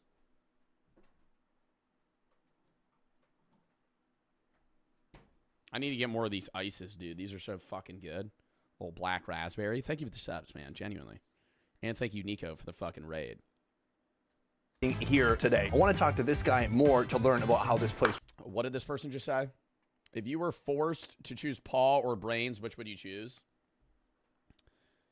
If the bear paw doesn't have, I don't know, hair, eating something with hair actively on it would kind of gross me out more than eating a brain. If the hair was removed after cooking, I would probably rather try the bear. Works. Thank you for the testicle. That was a wonderful experience. This place seems like it has a little bit of everything. Can you explain what the theme of this place is? The motto of their company is fun. Oh, is that alcohol that like sits with a snake in it? What is that alcohol? And it's supposed to make you like trip out or some shit. What alcohol has a snake in it? And it's like a very expensive thing. Habushu. Snake wine or habushu is a traditional liquor from Okinawa with spirit distilled from rice and black koji with a venomous pit sniper wedged inside. Yeah, it was. Look at that, dude. I don't know. I'd be nervous to try that. It's just got two fucking vipers just in that shit. It's probably got to be mad expensive, too. Fun equals good tasting food, and so we want people to be happy, like having fun. And when you serve things that are so like bizarre and interesting, it's just like naturally they have a smile on their face or they're like really intrigued. Can you tell me some of the more bizarre items that are popular here? Why though? That's less weird to me than the people that figured out 5-MeO DMT. Somebody putting a venomous snake in something aging and trying that makes more sense to me than 5-MeO DMT. 5-MeO DMT is a substance that you get from holding a frog down in the middle of the Sonoran Desert and scaring it until it secretes a liquid, and then you scrape it off its back, dry it, and smoke it. Someone did that. Someone went, I'm going to scare this frog so it secretes a liquid, and then I'm going to dry it, crush it up in a pipe, and smoke it. And it's supposed to be the most hallucinogenic thing ever. Why do you know that? I love learning about hallucinogens. I took herbal psychopharmacology last semester in college, and what else was I going to say? I watched that one Vice show with that one dude that does every drug. It's really interesting. And he did it. And then he laid in the ground and he went, this is the reenaction of this guy doing 5-MeO DMT that I saw. He goes, and he's laying by a lake, and he starts going, and he starts like just like making like the weirdest noises and rolling around. And then he like gets up and he was like, I felt love. I was like, what the fuck? There was another dude that did it too that was right next to him, started vomiting everywhere. Really scary. The rare ones is definitely the would never try that. Would never try that. Testicle, and then also the brain, sheep, pig, and for this year, they're thinking about hopefully getting whale brain. Whale brain? Is that the size of a Cadillac? I am back in the kitchen with Momi Yama-san. We've got one other food in store. That food being... Dude, what is that? Is that a baby vulture? This right here, that, my friends, is a Japanese crow that he's about to cook up that I'm going to be tasting shortly. Step one, he puts it in a bowl and he seasons it with a little bit of salt. He hits it with a little bit of oil. The seasonings are quite simple, especially for Japan, but it's because folks here want to have the real taste of whatever animal it is that they're eating. He puts it on a steel tray, and it looks like that is going to head into the oven in the world's smallest kitchen. Just a whole ass bird, beak and everything. Just pop that bitch in the oven. 20 minutes has passed. It is time to pull out that crow. There we go. Still sizzling.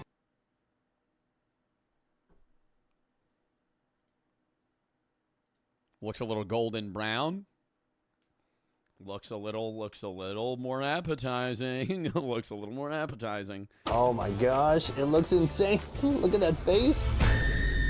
All right, folks, we have our epic main course. Oh my God, what is that? Is that a horse penis? Oh my God, it's a horse penis. Insane. Look at that face. All right, folks, we have our epic... Ew, I could not eat that. Main course right here, starting with the bird. The breast. Oh, $43 for a whole bird. This meat is usually the best because it has the most actual protein. So it looks a little bit medium. Let's give it a... Looks a little bit medium. I'd be a little bit nervous. I'd be a little bit nervous if I was eating a bird and it wasn't, I don't know. Shot. Yeah, I don't know. I'd be a little bit scared there. He is at a restaurant. If that was at like a street vendor, I wouldn't eat it. But at a restaurant, I'd be like, okay, he knows this is safe. Not bad. It kind of tastes like whale breast, but more substantial. It's a bigger bird. It's got bigger pecs, more muscle for more flight. That is the breast. But my favorite part of most birds is right here. This is the drumstick. Oh my God, just do some jujitsu to it. Oh yeah, that's what happened to Conor McGregor right there. And then there you have it. Cheers. Yeah, tough indeed. It's a rich meat. It tastes good. It's most... See, you see the little hairs? You get that on your chicken wings. Similar to maybe quail or puffin. A bit tough. And it has a lot of hemoglobin. It tastes like bloody and juicy, almost like a steak. So that is the crow. But the real highlight of this location is right... Somebody said, at Joe Bartolozzi, is everybody in China gay? You always hear people eating testicles and dick, but not vagina. Do people eat vagina? I feel like it's easier to eat an extremity than just cutting out like a uterus or something. No, I wouldn't say that's gay to eat a penis. It's food, right? They do eat vagina. They eat cow vagina. What does that look like? Yep, let's add another weird thing to the Google search history.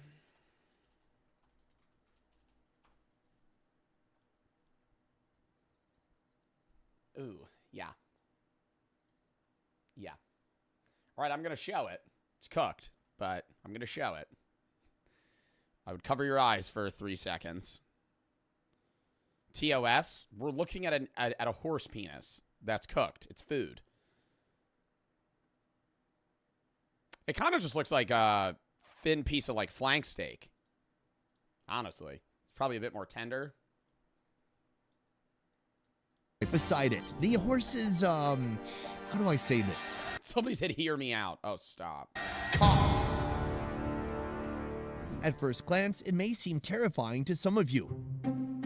And that's because it absolutely is. Let's talk about what we're gonna be eating today. You have, I feel like we need to bleep it. Today I'm having a horse penis. Why? So first reason is because a lot of people throw away penises. So to like use things that we don't use, kind of like sustainability, I guess, in a way. The second reason is definitely for fun. Everyone who comes here, they always ask, do you have this penis? Do you have that penis? Yeah, I've got a hankering for horse dick. You got one of those? This seems pretty fun. You got one of those? How much do you think they charging for a horse penis? 30 bucks, 20 bucks? All right, should we do it? Oh, okay. Okay, so we have our horse. As gross as this video is, this is the type of content that I'll never pass up. That's what I'm saying, which is why I was mad at you guys when you were spamming skip, because this is the type of shit I want to see. Yes, is it kind of appalling to me? Yeah, but dude, he's fucking cooking up a horse dick right now. RT for the sub, Rex Arena for the 5, cool for the 3. Life must be understood backward, but must be lived forward. Soren Kierkegaard. This reminds us that while we often make sense of our lives reflecting in the past, we must continue moving forward with purpose and hope. Facts. She love for the sub. Part right here. He's gonna pick it up and just show us the size.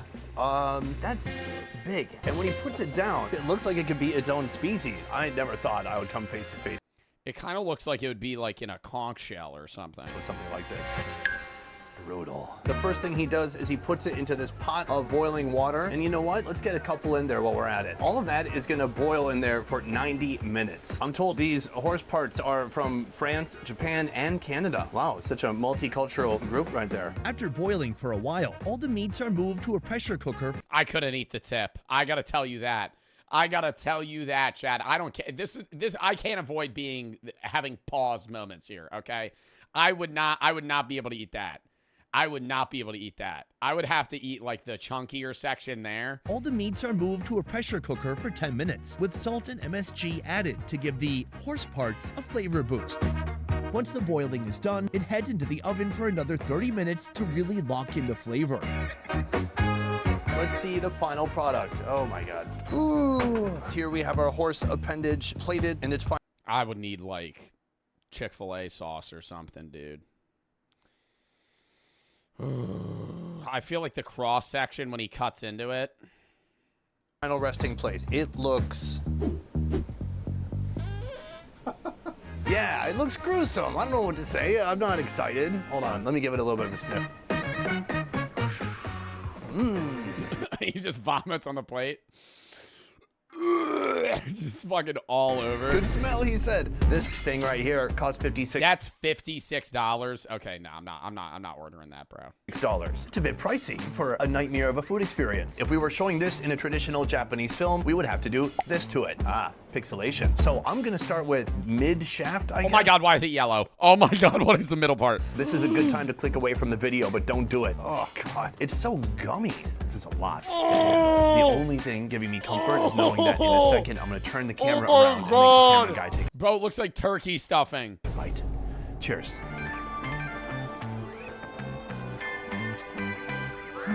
What? That tastes pretty good. It just tastes like kind of roast. No! No! What is that dripping? Stop. I could not eat that. I could not eat that. I thought it was gonna have an intense smell or gamey aroma to it. It doesn't. What about this part? Huh. This thing has been braised so long in that pressure cooker, it has really broken down all the... I actually threw up on my floor. Yo, that's actually so funny if you just yacked right now. One of my viewers just went... just right under their floor. Fat. It's become very tender. They could throw this inside a Mexican taco. You wouldn't really know what it was. You would think it's beef. Wow, he just tried it, no problem. You could tell he has a little fear in his eyes. Wait, I just dropped my bottle cap. Hold up. He's got to have a little fear. Somebody said TOS. This is not TOS, dude. It's just cooking food. Now I got to look it up. No, because people do cooking streams. And you're allowed to cook dead animals, so it doesn't matter. Sure, there's some unusual textures. It's kind of like, this isn't even age restricted on YouTube. This is perfectly fine. Kind of like if they, dude, it would actually, I don't want to say it would be kind of racist, but if you were allowed to cook Americanized foods and like raw chicken and shit on stream, but you weren't allowed to cook like horse dick, that would be fucked up. gooey tendon, soft meat. You can just see the texture as I move it It's NSFW? Dude, it's not a human penis. around. But in the end, it's By that means I can't show any dead animal on stream. I can't eat chicken wings on stream. If I eat chicken wings on stream, you're not saying NSFW. But the second I whip out a horse dick, now all bets are off the table. pretty good. So I know what you're asking yourself. Who would watch cooking horse dick? You're watching it right now. I'm literally invested in this. I would rather watch this. We're all watching this. What do you mean who would watch this? All of us. Right? Like, this was posted a day ago, has 1.2 million views. A lot of people want to see this. Since I generally literally me. Enjoy this overall, am I going to be willing to try the tip? Yeah, no, I don't know. Ooh, dude. You would have to pay me like 20 grand to take a bite of that.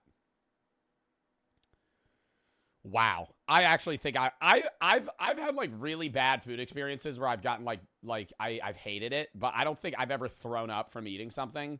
I would throw up from eating that. The answer may surprise you. It's no. But my camera guy. I've got a small portion right here. Here, let me borrow that from you. How you feeling, Thomas?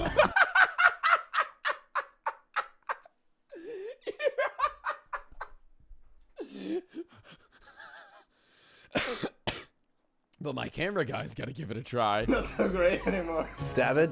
Oh my God, are they making him do the whole thing? It's a one biter. Give it a shot. It's like braised beef. Imagine it's just braised beef. You want some sake? Go ahead. Oh, so fatty. Well done. That is an experience you can't undo. But today we have a lot more to see. Soon we're going to be going. Bro, he just ate an entire mouthful of that. Going to that first location again to try the complete. It's the thought of eating penis? No, it's not even that. It's not even that. If it didn't look weird and gummy on the inside, it would be no problem. Like when I saw that the boar testicle, that didn't look gross to me. Like that literally just looked like salami, like a very solid piece of meat versus something that's like really like gooey. Oh, I couldn't eat that. Completed bear paw. But first, if you are coming to Japan, I highly recommend. See, and then we got a dumbass spamming quite possibly the stupidest fucking question that I've ever seen, right? And I gotta fucking ban you for this because you're just fucking spamming. Would you rather eat a horse dick or a human dick? So would I rather be a cannibal or would I rather try a fucking horse penis? I mean, what type of question is that, bro? Mother for the fucking three. Imagine it ejaculates in your mouth. Yum, it's so stop. Brody for the three. If you were invited out to Japan, they asked you to eat a raw pig penis as a sign of respect. Are you doing it? Yeah, for sure. CJ for the sub. For sure. The whole thing? No, but I'd try it. If I went to like Japan and I'm at like a dinner, right? With like, say somebody that I know that's in Japan that's, you know, with like their family or something and we're eating like horse penis for dinner or something. I doubt that would be like, you know, just the only thing on the menu, but I would try it. Will's over the sub. CJ for the sub, Milk for the three. I've been playing a lot of Marvel Rivals recently. Played a heal and support every game. I get hate no matter how much I heal. 15, 20k. They're never happy. They're all DPS because they blame me for dying. I don't know why I'm being hated by these randos. People always blame healers. Rex Reno for the 5. As gross as his videos. Oh, wait, I already read that. All right, next. Or not next. Back to the video. And booking a food tour or food Somebody redeemed Flex.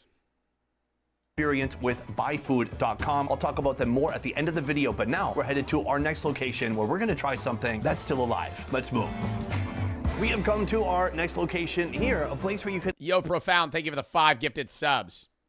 Thank you. If you got a sub, thank you for the 5 gifteds. Actually go fishing for your food yourself. And then the food they turn that food into. It's wild. Let me show you how it works. First of all, we have a diagram right here. Step 1, buy a fishing rod, then go fishing, then do a dance of joy once you've caught a fish. From there, you pass the fish to a chef, then they cook it in any way you prefer, and finally, you eat the fish. Let me show you inside.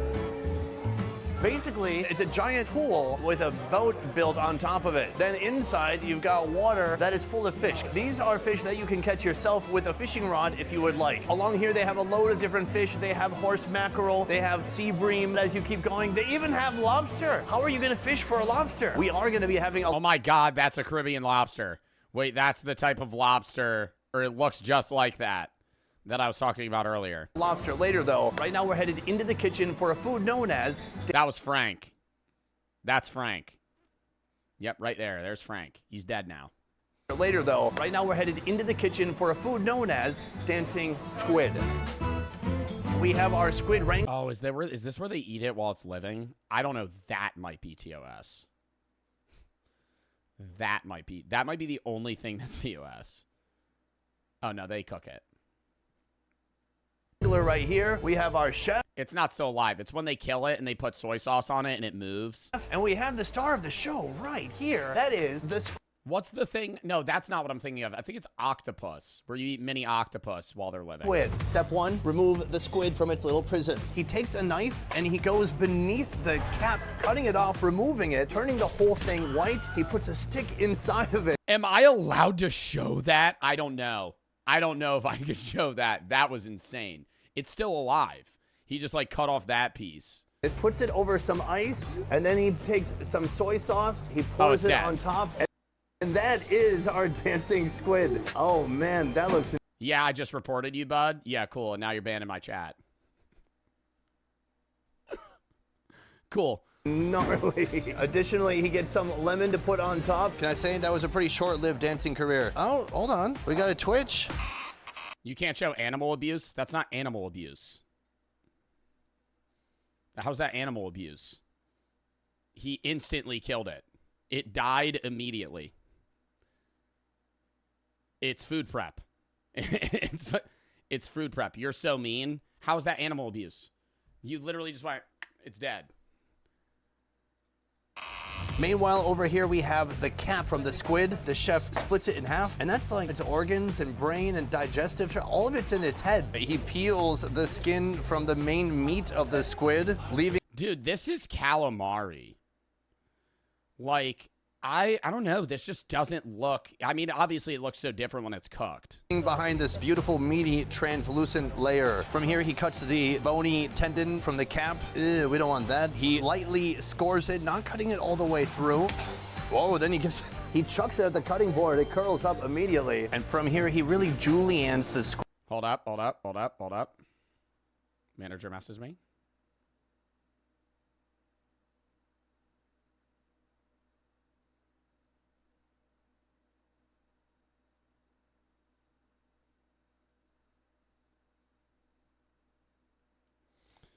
Captain for the sub, Dreamer for the sub.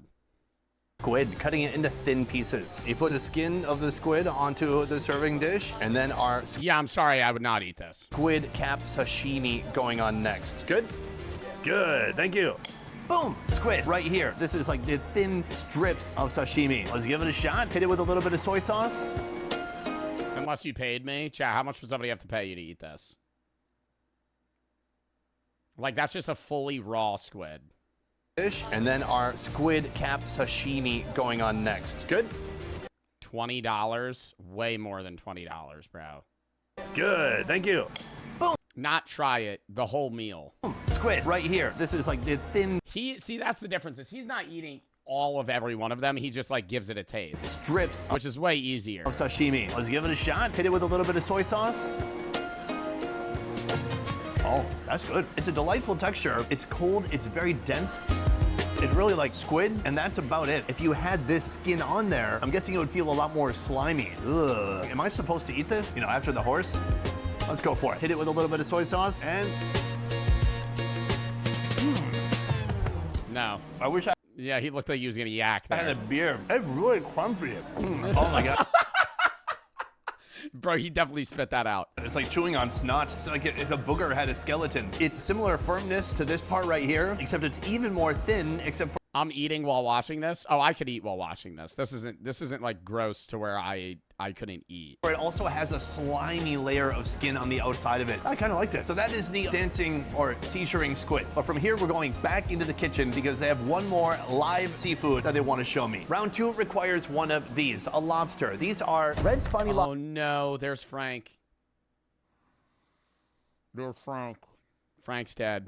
Lobsters. Yeah, take a look at this bad boy. Lively, big. They've got huge legs. It's like the spider of the ocean, but with a tail too. This is what we're after right here, the sashimi that resides within the tail. But this... Yeah, but you can eat the whole fucking thing. This isn't just about the sashimi, they're calling this live lobster. Let's go see how they do it. Step one, he shivs the lobster. He goes under the shell, separates the I won't show this part. tail, and rips the whole top of it off. Now that gets transported quickly This is different. over to here. The squid immediately died. This is not. And the head is put onto this decorative boat. Now he's got the tail, he takes his scissors to it, releasing that delicious succulent meat on the inside. He's cut it in half, and then he cuts it into smaller bits. That goes on to this beautiful decorative platter. A platter complete with a moving lobster head. Do you think the lobster is gonna be okay? I don't want it to hold a grudge. It looks mad. There you go. Sorry. Don't show that. Meanwhile, chopsticks. Right here we have that sashimi. Let's give it a shot. Cheers. Oh my God, it's so delicious. It's tender. So we could see penis dick, but not this. Yes, because it triggers some people if you see an animal being prepared. It's a little fat. Yes, because it triggers some people and they get upset, right? There's probably 20, 30 people in my chat that reported me because they got upset because a squid died. There's no sinew, and it's a completely different experience to eating cooked lobster. One more bite. Thank you, lobster. You did good work. I'm not considering everyone's opinion in the room, but for me, it's food, I know. But that's me getting back to the thing I was saying at the beginning of stream when I crashed out, when somebody was like, that's fucked up. Because people don't understand where their food comes from. They don't understand when they get lobster tail at a restaurant, they're killing the lobster in the back minutes before they fucking give it to you. They don't understand that when you get these foods, they're being prepared and they're killing animals for it. Absolutely delicious. So that is the live seafood portion. Then show it? I don't know, man. That's different. Today. I don't know what Twitch's TOS system's there. From here, we're going so I'm not going to risk it. Back to the bear paw location to see if our food is finally done. Let's take a look. That still looks gross. Look, we are... The bear paw still not appetizing to me thus far. Back in the kitchen, I am with part 3. The hair's gone. They got rid of the hair. Kishi-san, and he has finished doing his manicure on this bear paw. It looks terrifying. How do you say scary in Japanese? Kawaii. Kawaii. Guys, I don't... Oh, the nails even come off. Here, let me just put that back. There you go. Oh boy. So from here, we're gonna finish the cooking process. He is putting the paw into the pot, and that is gonna boil for about 15 minutes. While the bear paw boils, the chef adds a mix of greens and vegetables, carrots, onions, bay leaves, leeks, celery, and garlic cloves to help eliminate any gamey flavors. I guess the big question, what everyone's... I don't know, I feel like they need to, like, smoke that motherfucker. You know what I mean? Throw that bitch in a smokery. Slow cook it for, like, 12 hours. Then film one of those videos that, like, those TikTokers do, and they're like, God damn, this shit's falling right off the bone. Only in Louisiana, you see this here? This bear claw, it's as easy as eating ice cream. Some shit like that. Wondering is, why are people eating this? Look how tender. Counter question, he's like, do not people abroad like eat bear paws? Oh, wow. Well, you got me there. We do all the time. No, some people eat bear in the USA, but I would say it's pretty rare. They honestly... I didn't even know people in the US ate bear. Yeah, Ben said it's fine. Fuck you guys. My manager said I'm allowed to show a squid get killed. Probably discard the paws.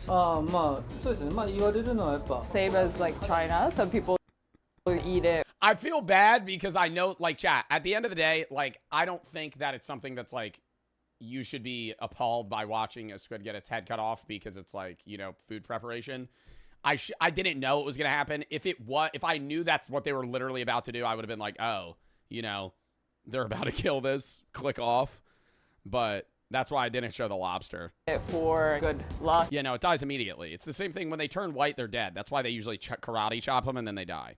Good fortune. In addition, there's a lot of collagen, so a lot of people come eat it for like beauty reasons, like for the skin, etc. After 30 minutes, the stove is turned off, allowing the pressure in the pot to naturally release until it's safe to open. It's interesting saying that there's collagen, it's good for beauty, because there's no way women are eating this. Actually, around like 60% of the people who come to his restaurant and eat the bear paw is actually women. Amazing. Wow, the things people do for beauty. Maybe this is just a sign of modern times. Women are getting into the crazy food too. Next, he strains out the vegetables, leaving the... What do you mean sign of modern times? Women used to put fucking lead paint on their fucking, lead makeup on their fucking face, which made their face fucking rot. And then they had to put more and more on their fucking face to cover up the fucking makeup. Women have been doing obscene things to look beautiful since the dawn of time. Like, what? Like, early makeup was just, that's racist. You're an idiot. You're an idiot. But okay. Anyways, dude, people have been doing that shit for so long. Uranium, crazy shit. And they didn't know that it would, like, make them, like, start having, like, facial problems. But then when they had those facial problems, they would put more of the makeup on, which was the cause of it. And then eventually it, like, caused, like, serious fucking health issues or death. Stock behind, a portion of which is boiled separately to create a reduction. And here it is, the bear paw, after an entire day of boiling and preparing. Yeah, you gotta throw that in a smoker, dude. I need to see some crust, right? It can't just be like that. Like, that looks unappetizing. In a separate pan, the paw is simmered with some bear stock while being basted with vinegar and honey. Okay. Once the bear paw turns light brown, it's left to rest. Meanwhile, the remaining rich brown stock from the pan is poured into the sauce reduction and boiled for a few more minutes until it becomes thick. All right, guys, we have it right here. The final product, the fully cooked bear paw, and it's all due to this. I don't like eating things like this because it's like, how do you attack it? It's like being given a whole rotisserie chicken.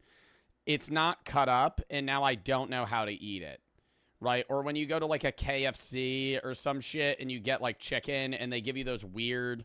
It's not like the drums. What is it? Is it just chicken breast? And it's, like, a weird block of bone, and it's like, I don't know how to... Where do you start? Where do I begin eating this bear paw? Man, right here, Kishi-san.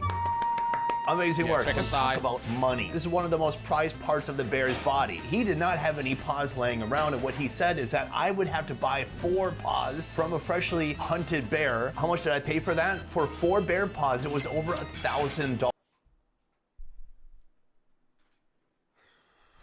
And you don't even get the fucking rest of the bear. You're paying $1,000 for 4 paws, so this is over $250 a paw. Essentially, it's around $260 or $70 per foot. So maybe watch the video twice. Maybe go support our sponsors. I'm gonna build up a little bit of liquid courage before we get started here. Now this is sake in a jar. Decent. Not really. I hate sake. I've only had like two different types of sake though. I like soju, but sake is just, oh my god, I don't know. It's so strong. It's so strong. What the fuck is sake? Rice alcohol. But it's like, for what? How strong is sake? Like 30%? Soju's sure. Like 20, 15. How to have at this? Oh, there's some nice gooey bits right there. The bear has a bit of a gamey, a bit of a funk to it, but then there's a stringent, sour, yeah, it's a foot. smelly balsamic vinegar. So you can see some of that has become very gummy and is falling off. Right here, I've got a little bit of the side of the paw. Cheers.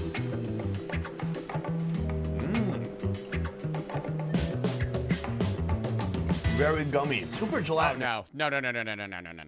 What is that? Fat? Is that meat? I don't know what that is, right? And if it's like a SpongeBob lol squid where it's like in between solid and liquid, I don't want to eat it. It's a funky. Gotta be one or the other, and that's both. Tasting bear. If I'm gonna get any meat out of this thing, that's collagen, like bone marrow. Well, I don't want to eat bone marrow. I gotta go to the palm. These are the pads, the toes. Wow, those are so squishy. And then the pads on the bottom of the foot. That is gonna be super gelatinous. Let's try to get this. Oh, it's so gooey. So this seems to be a bit more meaty. This seems like legitimate protein. Let's give it a shot. Oh, wow. It's so spongy. It's like eating lungs. You bite and it bites back. That is the springy tissue that's meant to support the weight of a bear that weighs over. I imagine in my brain when I'm watching him eat it like a hard Jello. Like it has no give, and you bite hard enough, and then it just all fucking folds through. Vitals, thank you for the raid. Sculvin for the sub, Tyler for the 3. I live in Maine and eating bear is somewhat common here. It's very greasy and definitely an acquired taste. You got to cook it right. Wire extra for the sub. I feel like I would be more open to eating regular bear than bear paw. Just like chicken over chicken feet. You know, it's like, I guess it's that mental blockage. Like, I would try just like a hunk of bear meat. Dreamer and Captain for the sub, Profound for the sub, Dumpster for the sub. Over 450 pounds. Of course, it's just going to be padding. I'm struggling here, my guy. He's already moved on to his next project. Let's try this. This is the toe. Would you eat a bear dick? Dude, I feel like eating any animal penis is going to be the same throughout, right? Like, if you're eating a dick, you're eating a dick. You know what I mean? Like, it's just like horse dick, bear dick, pig dick. It's just like, it's a penis, right? At the end of the day, right? A dick's a dick, right? Like, you're just eating a mountain oyster. A mountain oyster, isn't that just bull testicles? Would you eat any dick? I'd try it. Like, I would try. Dude, if somebody was like, hey, I'm eating like horse penis for dinner, I'd be like, I'll try it. I'm not going to like it. Like, I'd hope you have something else as an alternative. That one's a little bit more like cow skin, just very thick skin that's been braised forever. It's fatty, it's gelatinous. Right now I feel so grateful that he mixed all these bear flavors. No, not human, chat. Oh my God, I feel like that's already fucking readily apparent. Why do people keep asking me if I would eat human? What the fuck is this? This is not turning into a cannibalism hypothetical. What the fuck are we doing? Why do people keep asking me that?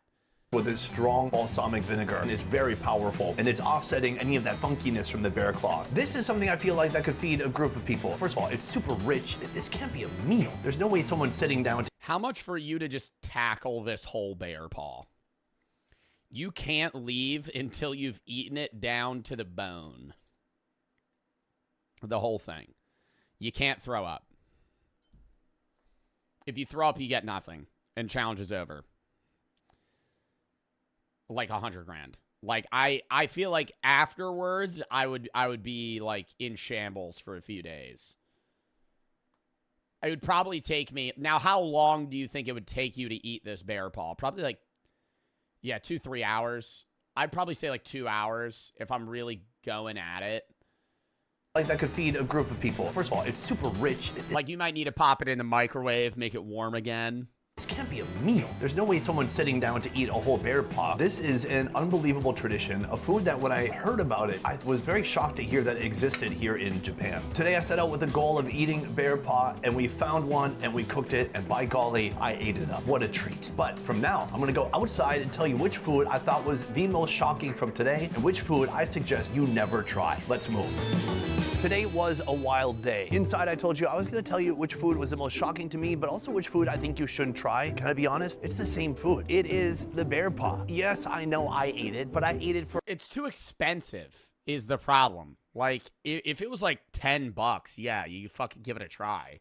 But like, I don't know, dude. $250 for it to be bad? For journalistic purposes. Basically, I ate the bear paw so you don't have to. I can't have it on my conscience that a bunch of tourists come to Japan and eat bear paw now. Don't do it. This was such a unique experience and something I'm probably never gonna experience again. Throughout the day, it is amazing to see how Japanese folks look at food differently from really the rest of the world. Whether it's seafood, whether it's unusual animals, or whether it's unique preparations of those foods. Before we go, I want to say a huge thank you to the company that made... That was a fucking W video, dude. I love this guy as a YouTuber in general. Doobie for the sub. I'll watch his carnival ones a lot. Those are really fun. Anyways, W vid. It's kind of crazy. I think that's one of the weirdest videos we've watched. But, chat, if you have any videos like that, cooking videos and crazy shit, dude, I love those. Send those to Video Session tab. Or if you have any games you want to play, Game Session tab as well. Exclamation mark Discord. I got to piss real quick, and then we're going to hop to the next one.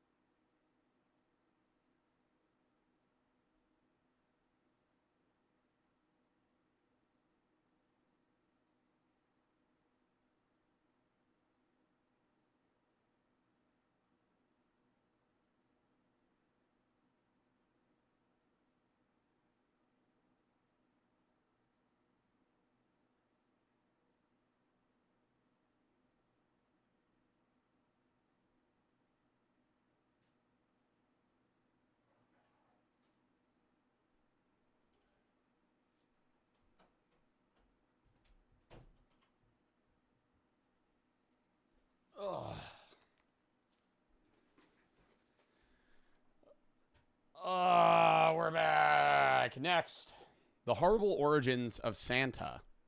Lock in. Person get tugged? Well, we have found the limit at extratug.com, where you can see exclusive content that I say dirty things in. Go check it out. Santa. Every child's first introduction to the fact that your parents will lie to you and manipulate you for almost no reason. Once you pass the age where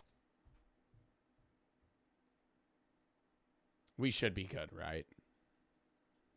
To watch this.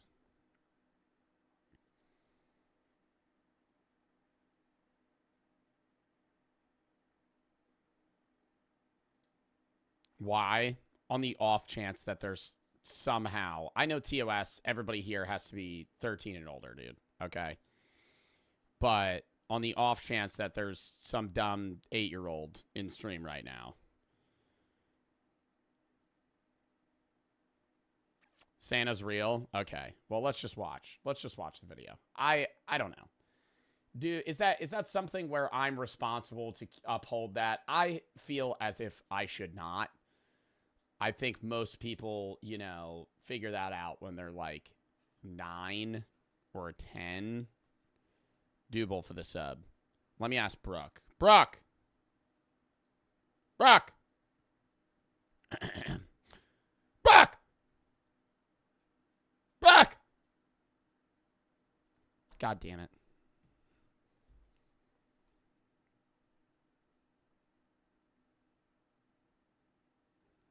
I'm too lazy. We're not asking her. Is this good to watch?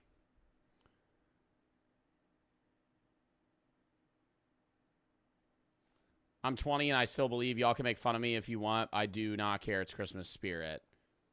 Well, you're saying Christmas spirit is different than believing. I have Christmas spirit. But, you know.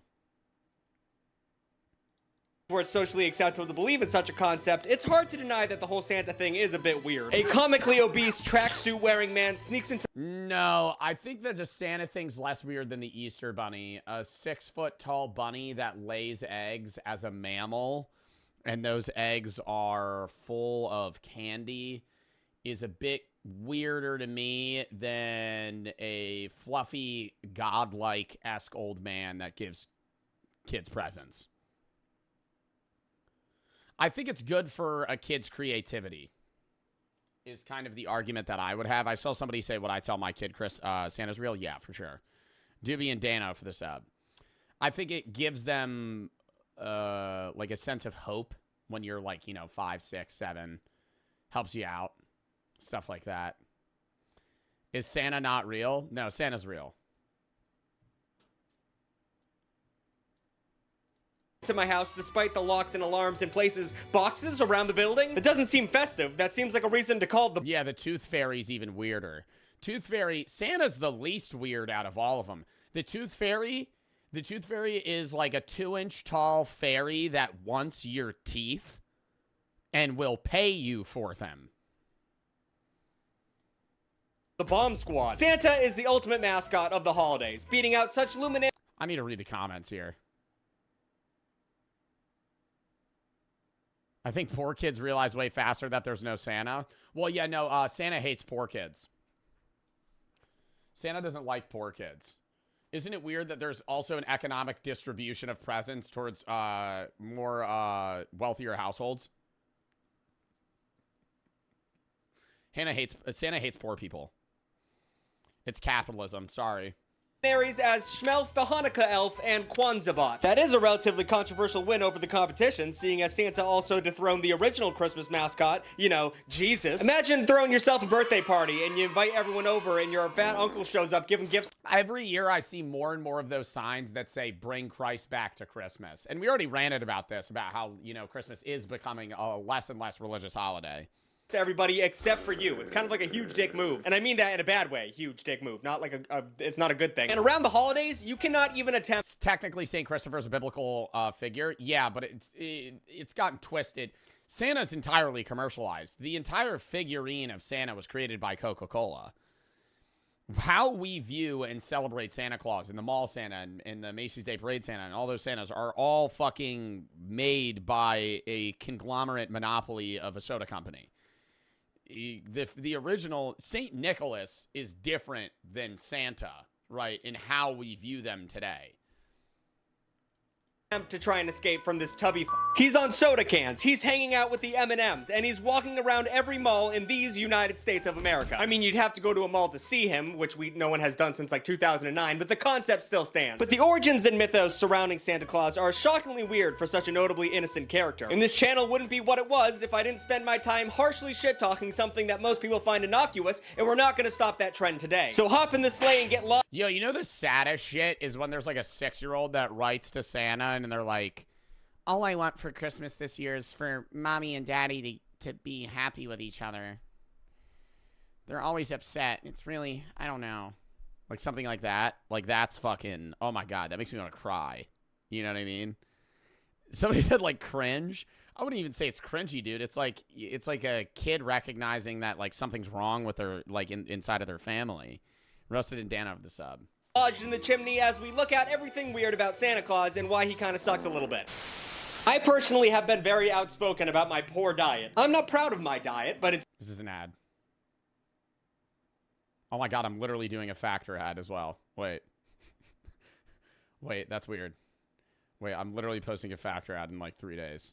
Origin story has been manipulated over the years thanks to things like children's books and Tim Allen and whatever the Rankin and Bass was doing in the 60s and 70s. I actually just watched Santa Claus is Coming to Town for the first time since my childhood, and it was— Oh, that movie fucking sucks. That movie's so annoying and creepy because they're dolls. And I've ranted about this a million times. Is this the one with Snow Miser? No, right? Is this the one with Snow Miser? I don't know. It always has this evil guy that ends up becoming good. Which one has Snow Miser or Heat Miser? That's Rudolph? Is that Rudolph? I don't know. Both of them are terrible. And they bullied the fuck out of Rudolph. Growing up is realizing that Rudolph the Red-Nosed Reindeer is kind of fucking annoying. It's a lot. It's a lot. He shouldn't get bullied, okay? But he is annoying, okay? Lot, that movie. Like, poor animation and superfluous music numbers aside, there is, strange— What'd he do to you? Oh, his voice in the film is just so fucking annoying. Oh my God. Can we pull up a clip? How old is that movie? Is that not copyrighted? I can't wait until they can't copyright Rudolph the Red-Nosed Reindeer. Rudolph the Red-Nosed Reindeer, 1964. What's the copyright limit? Isn't it like 90-something years? Oh, we're a ways away. Rudolph talking scene. I spelled scene wrong. I think you're cute. I'm cute. I'm cute. Magnificent. I'm cute. I'm cute. She said. Ah! You get it now. You get it now. Oh, she said I'm cute. I'm cute. I'm cute. She said I'm cute. Shut the fuck up. Oh my God. It's just annoying. He's annoying. He's annoying. He is. And overtly, that's like I don't know why would they wouldn't. They should make him less annoying so you feel more bad for him. Lack of Jesus in the story for most of it. Somebody said I goon. I gooned. I gooned. She said I gooned.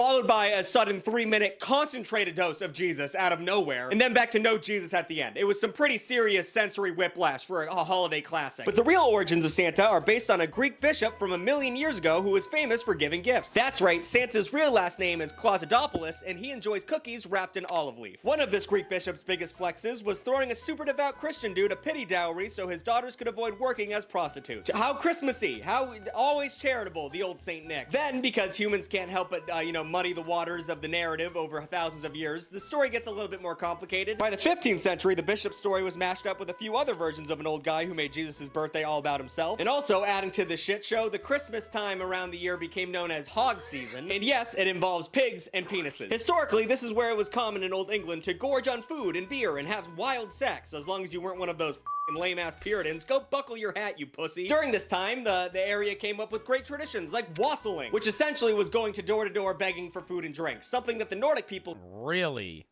So there was no gift giving back in Old England It was more so just like, hey, we're going to get fucked up and a bunch of people are going to have a lot of sex.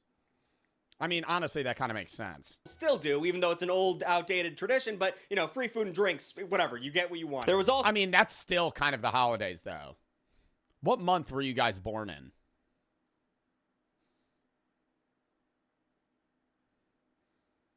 For all the September kids. For all the people born in September. Uh-oh. Uh-oh. Holidays got a little, you know. Also England's Father Christmas, a big fat party animal who brought the Christmas cheer, as well as the Dutch Sinterklaas, more direct. What's up with September? It's 9 months after December, which coincides with the holidays, meaning you were conceived around Christmas time. Based on St. Nicholas. And quick aside, Chris, could we throw up the spelling of Sinterklaas on the screen?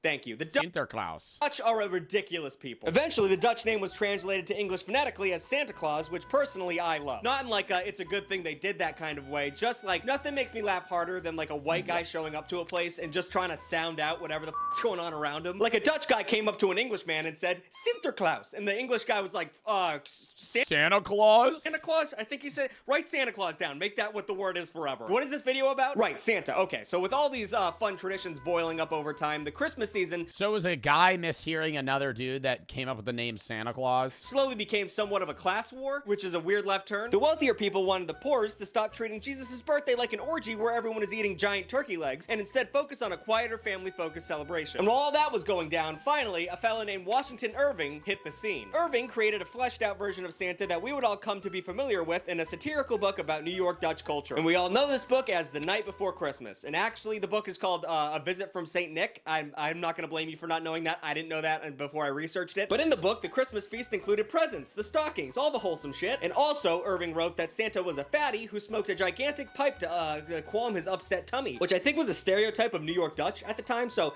it's just crazy that what we think Santa is today is just from a guy talking shit about a group of people he thought was annoying. It's like a racist. Santa's racist, everybody. You know, the one of the weirdest things too is, yeah, obviously, like, Santa Claus originated through a lot of stories just being told over and over and changing. But also just the straight monetization on the beliefs of children. Like Elf on the Shelf. Elf on the Shelf is, I think, like, I had an Elf on the Shelf when I was, like, 8. Like, they came out in, like, 2002 or some shit. They came out so long ago. Right, so most of us probably grew up with an Elf on the Shelf if your, parents bought one. But Elf on the Shelf, and they tell you, oh, if you touch it, it dies or it loses its magic. It can never go back. It's supposed to move every day. I know it's supposed to be like a fun thing, but it's like monetizing.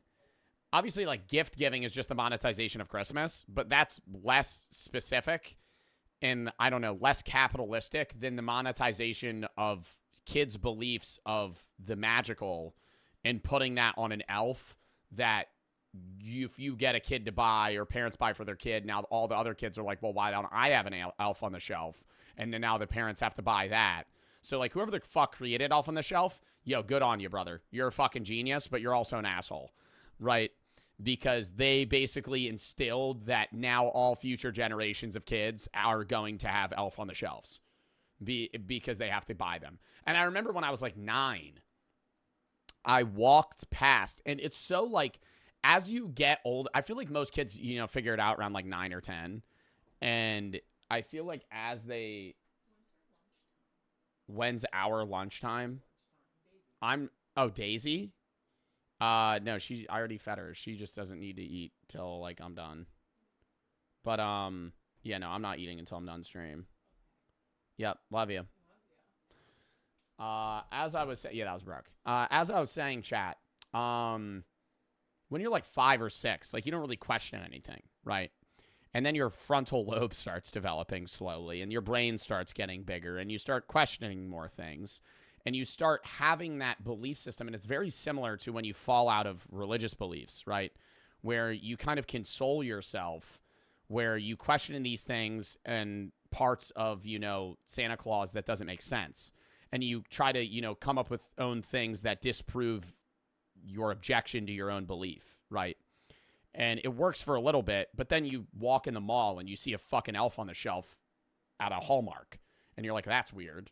Well, maybe they're sold by Santa to the elves to give out to people. But then you're like, well, Hallmark as a business is profiting off of them. And once you make that connection, you find out, right? Like that's the aha. Or for me, I found, well, how did you guys find out? Let me ask you that. Santa's real, by the way. How did you guys find out? I just asked. I looked it up on Google. My mom told me. My brother told me. I found a basket of Easter eggs a week before Easter in a closet. And I literally went, I knew it. I remember opening them up, and I went, I didn't say fuck, but I went, I knew it. And I wasn't upset. It was like I was Sherlock Holmes, and I just uncovered a mystery. I remember I found, and I was like, wow, this is kind of cool. Like, nobody had I remember being happy that nobody told me, right? And I figured it out.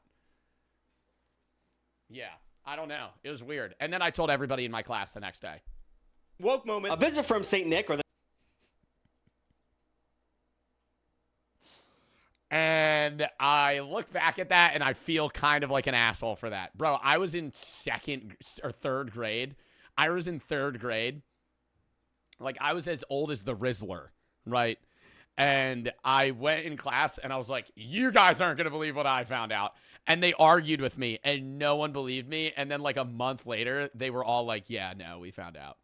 And they were like, yeah, I cried. I was like, I feel so bad. Looking back at it, I feel like a dick. But like, I didn't know then. Then I was just trying to tell my friends something cool that I found out.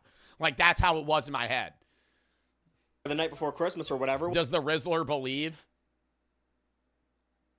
Yeah. Was published in 1823, and it had a lot of notes for sure you know about. It described all the reindeer for no reason other than filling pages, I'd assume, and he also felt the need to describe Saint Nick as chubby and plump, and he also... You ruined their childhood? I didn't ruin their childhood, bro. I was the same age as them. Bro, somebody said I found out in 6th grade. That's my worry. That's why I don't like talking about this shit on stream, on the off chance there's some like random ass fucking teenager that hasn't fucking figured it out yet. You know what I mean? Like, if there's like an 8-year-old in stream and I just ruined it for them, that's their fucking fault, right? You're not supposed to be here. Your parents should have let you download the app, so that's not on me. But like, if there's like a 15-year-old in chat that somehow hasn't fucking figured that shit out, okay, that's crazy. If you're in high school, okay, I just gotta say that. Basically everybody here is in high school or like at least 8th grade through high school through like college, right? That's my average viewer. If you're in high school and you don't know, that's wild. I just gotta say that. That's wild. That's too late, right? I think if they didn't know, like, what age do you tell them? 11. If they don't know, 11, right? End of 5th grade. If they don't know, I'm telling them. That's in my brain. Whenever I have a kid, I'm letting them know, right? Like 11. I'm saying, breaking the news. I'm gonna say, you didn't figure it out. It was a mystery, right? It was like you were a national treasure, but you never got the treasure. Now I'm going to give it to you. And here it is. And then I break the news. I'd sit him down. I'd go, how do you break that news, though? How do you break that news to your kid, right? Fuck. How do you tell them?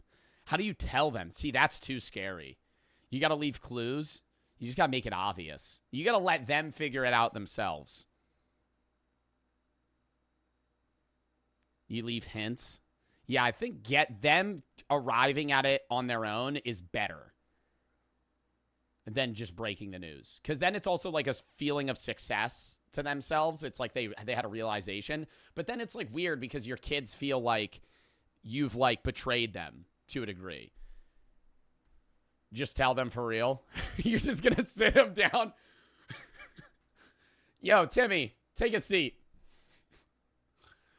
Remember, the past few years, I've been, we saw Santa Claus. You remember you sat on that guy's lap? That was a homeless dude, okay?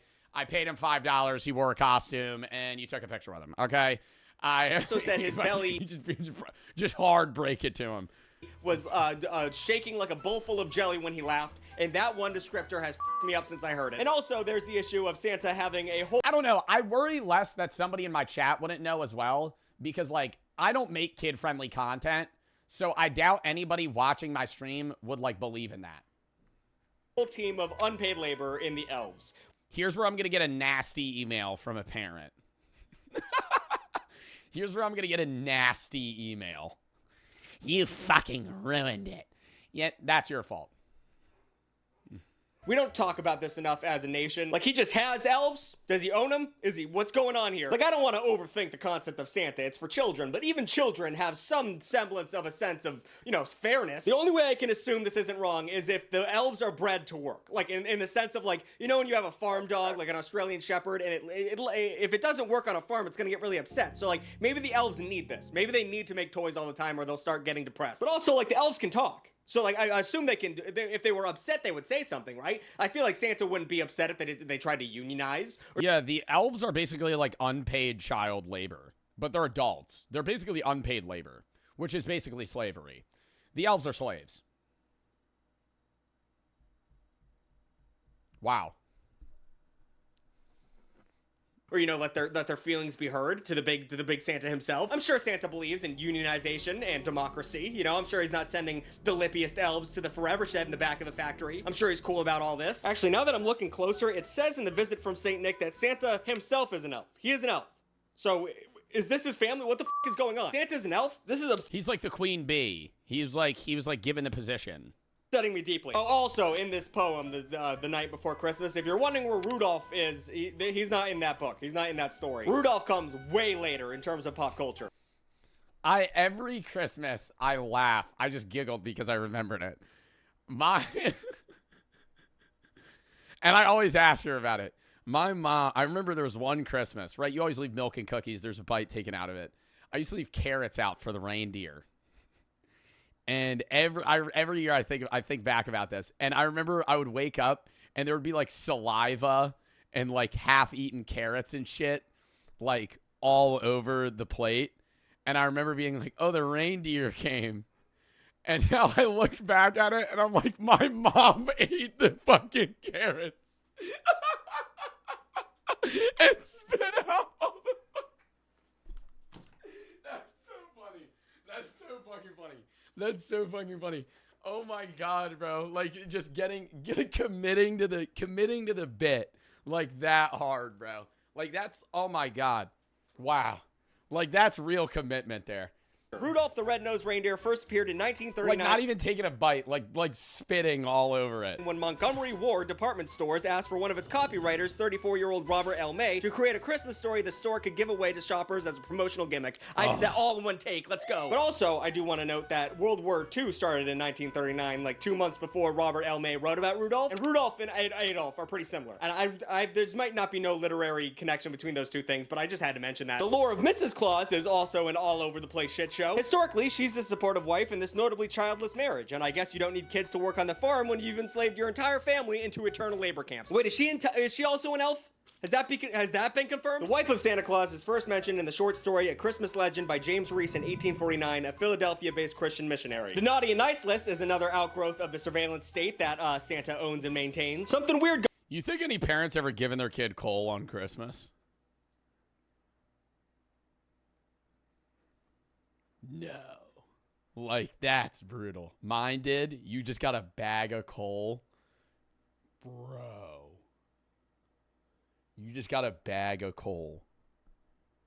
Fuck, bro. My cousin did. My brothers got coal. And just coal. That's nuts. I would fill a PS5 box with coal. That's dirty. That's dirty. Going on with this childless. Oh my god, it's really a PS5. You open it up, it's just a bunch of bricks. I think I've seen a video of a dad do that to his son. He's like, "Dad, you got me the PS5," because he was being like a dick the day before. He opens it up, it's just bricks, and he goes, "Yeah, that's what you get," or some shit. This adult being the ultimate. Watch that video.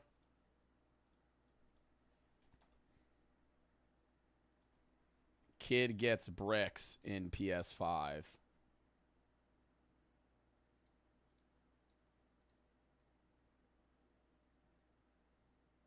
Oh, I've seen this. This is one where a kid gets this is one where a kid gets a PS5 but he wanted a PC. This is different. I wanted a PC. I want a PC. I don't like this. What? I don't want it. Wait, are you serious right now? No, we turn it. I don't. Taking all the presents. Oh, well, Christmas is over. Oh, Christmas is over. Oh, well, Christmas is over. Take it. Take it. No, somebody said beat him. No, you don't hit your kid there. You take all his gifts. He gets nothing. And now you give all of his gifts to his brother. And now the brother gets twice as many gifts, right? Somebody said abortion. I think it's a little too late for that. I need to see the one where they give the kid a PS5 with bricks in it. This boy is really excited. Oh, see, this is humble. This is humble. He realizes how hard his mother worked to get it for him.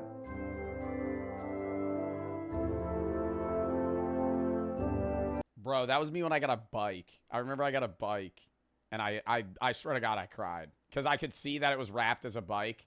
Like, I remember I like, ran into the like, room with the tree, and I saw a bike, and it's like, you can't wrap a bike to make it not look like a bike, so you just know it's a bike. And I remember I immediately started crying. I was just like, no way. Because how do you fucking wrap it? You just drape a cloth over it or something like that. Dude, where's the one where a kid gets bricks in his PS5? Fake PS5 for Christmas.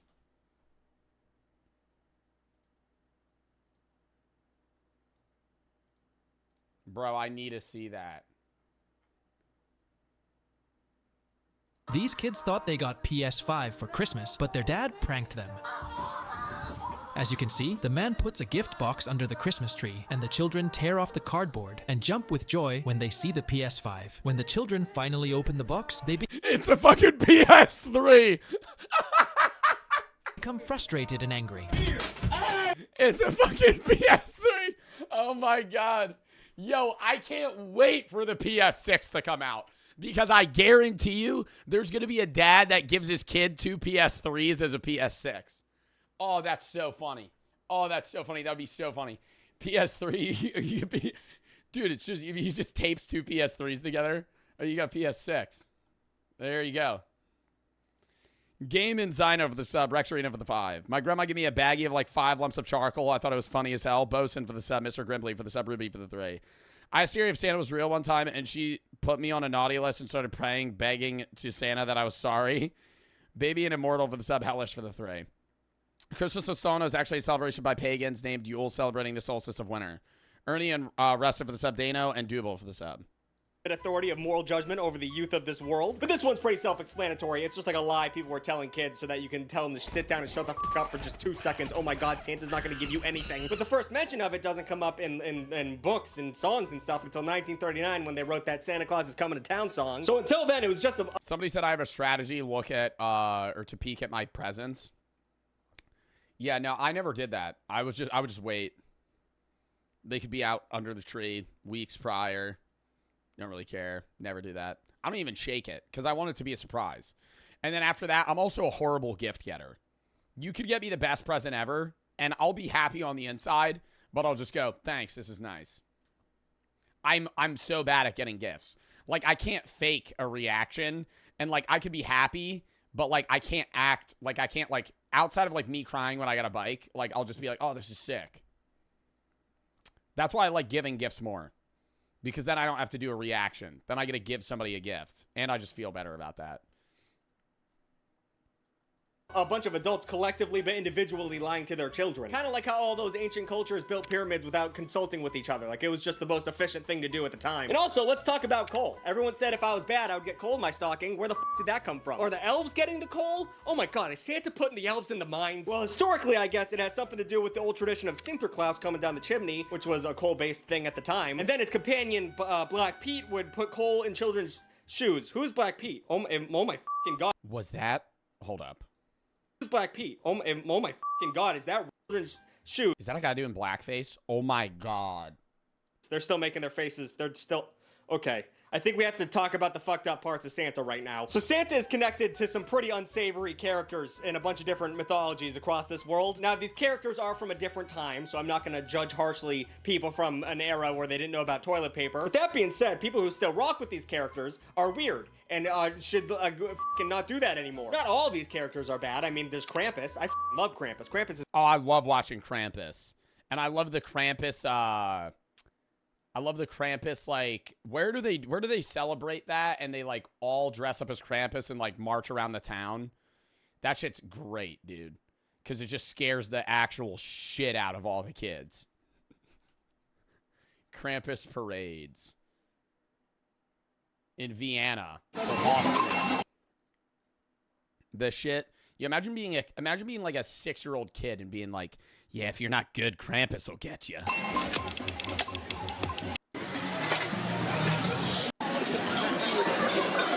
And they all just run around and shit. Oh my god. Fucking terrifying. This is cool as hell. You might know him for that horrible horror movie they made a while ago, or if you're cool, that episode of American Dad where they got Charles Bradley to sing in his character. Despite an effort to ban him from the Catholic Church, Krampus has been a popular character in Christmas history. He's a half-goat, half-demon that, according to European legend, punished misbehaving children by beating them with sticks during the Christmas season. Now, why would a powerful Oh, I thought he would kill them. demon use sticks to beat children instead of, you know, his horns or black magic? I don't know, I'm not Krampus. Some have argued, however, that depictions of Krampus have been anti-Semitic at times, which you can kind of get that from this image. But if you think that's a stretch, then you should look at Zwart Piet, or how I referred to him earlier as Black Pete. That's holy shit. He was an assistant to Santa who helped give out gifts, and I don't know how much I can show of Black Pete, if I'm being honest. Chris, I'm gonna leave it up to you to toe this line as best you can, because it's pretty fucking racist. Oh, yeah. I'm not showing this either. Dude, this is, like, literally from, like, 2018. Somebody's just walking around. Dude, it's like people literally just paint their whole face black. And then they're just like, I'm Black Pete. That's crazy.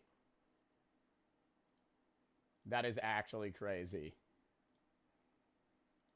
His original illustration depicted him as a black Moor, which led to nearly a century of white people doing blackface. How is it racist to paint your face black?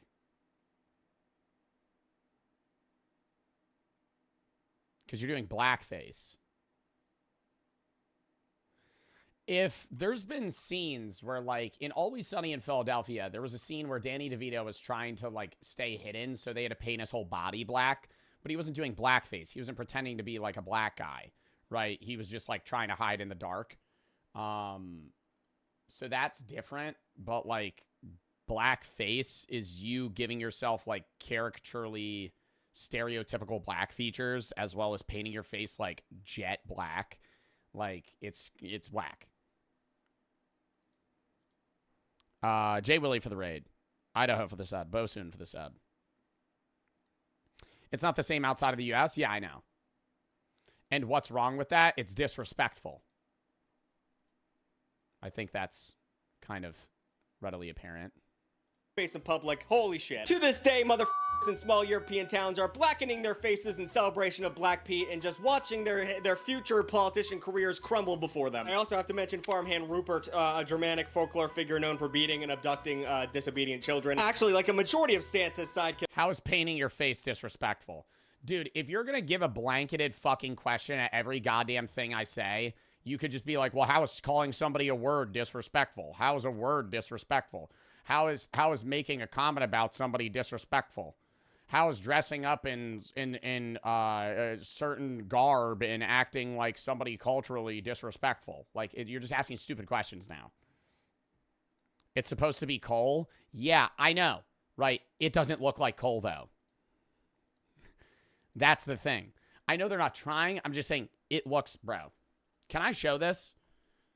Like, I want to show just an image. It doesn't look good. Oh, no, this is fucking blackface. This is bro. I wouldn't risk it. If you don't know, don't show. Bro, just look up images of Black Pete. They'll paint their lips really red and big, and they'll paint their whole face black. Like, like, that's literally, like, if you compare that and blackface, some of the images, yeah, it's just like, it looks like coal, but people that are coal miners just have coal kind of all over them, and it looks like coal, which is different than actually taking a paintbrush and painting your face black, right? That's the difference. There are, like, versions where it's like, oh, he's just covered in coal. But, like, there's ways to make it look like coal versus look at, like, blackface. Characters are mostly about... I'm Dutch, it's a tradition, nobody cares. I'm not sitting here and saying, oh, well, I'm going to fucking say that they can't do that or some shit. But I'm sitting there and I'm just saying, it looks like blackface, right? That's all I'm saying. Up kids. I think that's what he's saying as well. Now that I'm looking at it. La Bafania, a Spanish witch who eats kids. Marie Louise, a horse skull that walks around nipping at children, which is crazy. And then we have Grilla. Not gorilla, Grilla. Does anyone understand that reference? I do. I understood that reference. Whatever, this parade of freaks was obviously serving as a foil to the benevolent, jolly old Saint Nick. He obviously assembled a gallery of rogue child abusers to make himself look better. And I think we should At Joe Bartolozzi, I don't think it's racist. Okay, we're moving on, right? I'm not sitting here and I'm not gonna fucking be like some savior or some shit and fucking die on a hill about this. I'm just saying, right?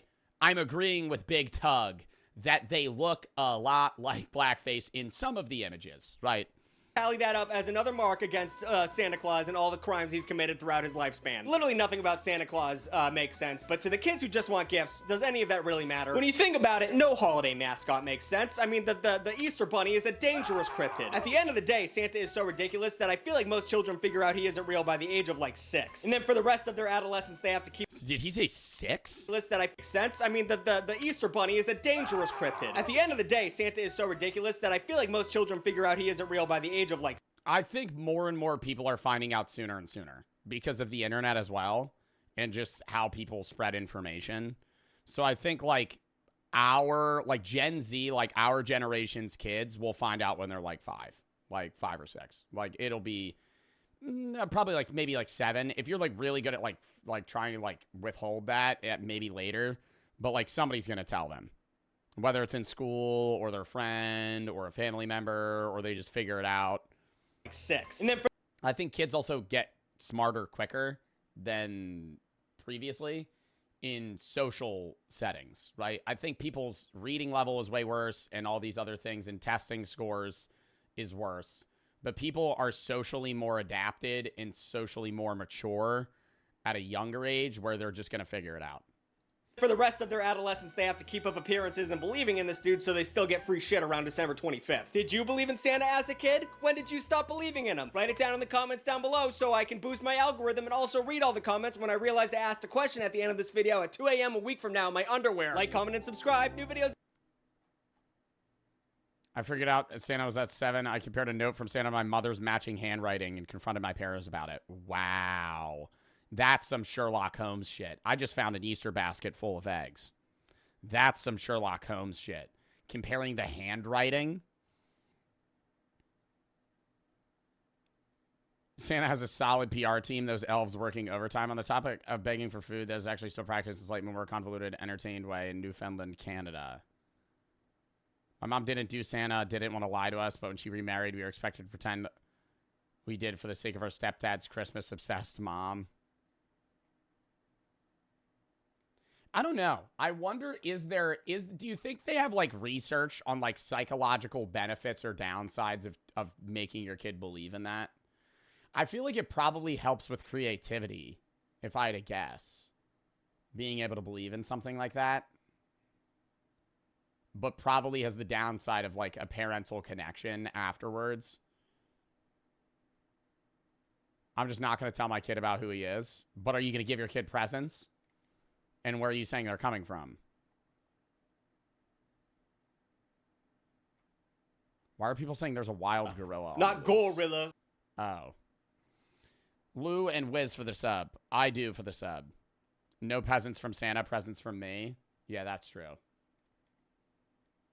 I don't know, man. Fuck, this is making me question whether or not I want to tell my kid that. Why do I have a kid? But I'm saying when I do. Fuck. Are you guys going to tell your kid that Santa's real?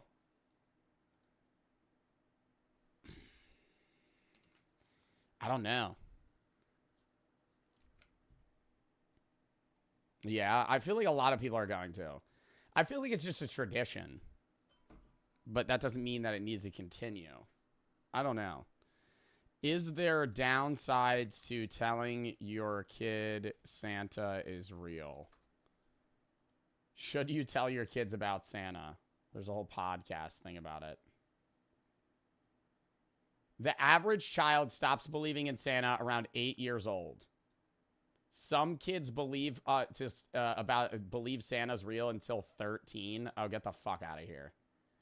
I've never met somebody in my life. I've never had a friend. I've never known anybody that believed in Santa past like 10.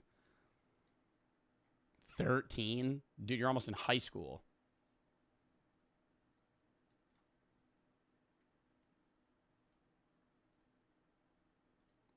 That's a weird time. Cause you're starting to like you have like a crush, but you also believe in Santa. I don't know. That's like a weird that's like a weird gap where like you could have like a girlfriend but also believe in Santa Claus at the same time. Oh my God. Stop. That's why I don't believe anybody today is believing believing in Santa Claus till they're fucking 13.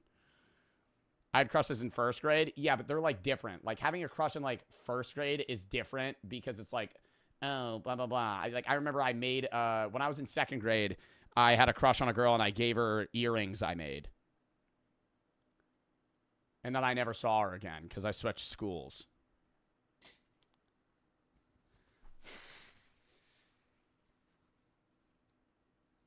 They were really ugly earrings. I remember what they looked like. They had these little green balls. They were in like hooks. She probably threw them the fuck out. It was more so for the premise. I remember I left the box. I didn't even hand it to her. I left the box on her table, and then it was like right at the end of the day. And then I never showed up again. It was weird. How did you make them? One of those kits. I always thought it was cool. I had one of those jewelry kits. I'm not going to cap. I had one of those jewelry kits where you get like a bunch of wire and like these beads and stuff and you make them yourself. It was fun, okay? It was fun. I enjoyed doing it. I never really had Lego sets though. Those were cool. I know. I feel like they're cool even now. You can make your own jewelry, cool necklace, cool bracelet, some shit like that. Louis for the sub, Zyklon for the 3. Huge fan, just got to ask, what are you asking Santa for Christmas this year? Frying pans. Meal prep stuff. A better air fryer. Technical shit, right? Wow, you're old. That's not old. It's like, dude, right? Yeah, I swear to God, frying pans. A nice frying pan. A nice no stick. A nice no stick. A knife set. A nice knife set. A nice good cooking set. Oh my God. Not even a Lego set? No, I did ask for a Lego set. I asked for a Marvel Lego set. Marvel Lego set, any gadget or gizmo I asked for. Gift cards, obviously. No, I didn't ask for a vibrator for the person that said that. Did not ask for that. A watch? No. I don't really know what else I asked for. It's just, I always just say, whenever people go, what do you want? I always just say a gadget or a gizmo. I love gadgets and gizmos. I like little RC cars and stuff like that. They're fun, you know? They're fun. Get me something that needs batteries, but remember to give me the batteries. No, not a dildo. Nope. Nope. You are a gizmo? Thanks. A pre-roll? I don't know. I'm wondering if anybody will get me weed. All right, I gotta piss. Count me down 30 seconds. I know I peed like 3 fucking times. I don't give a shit. Count me down!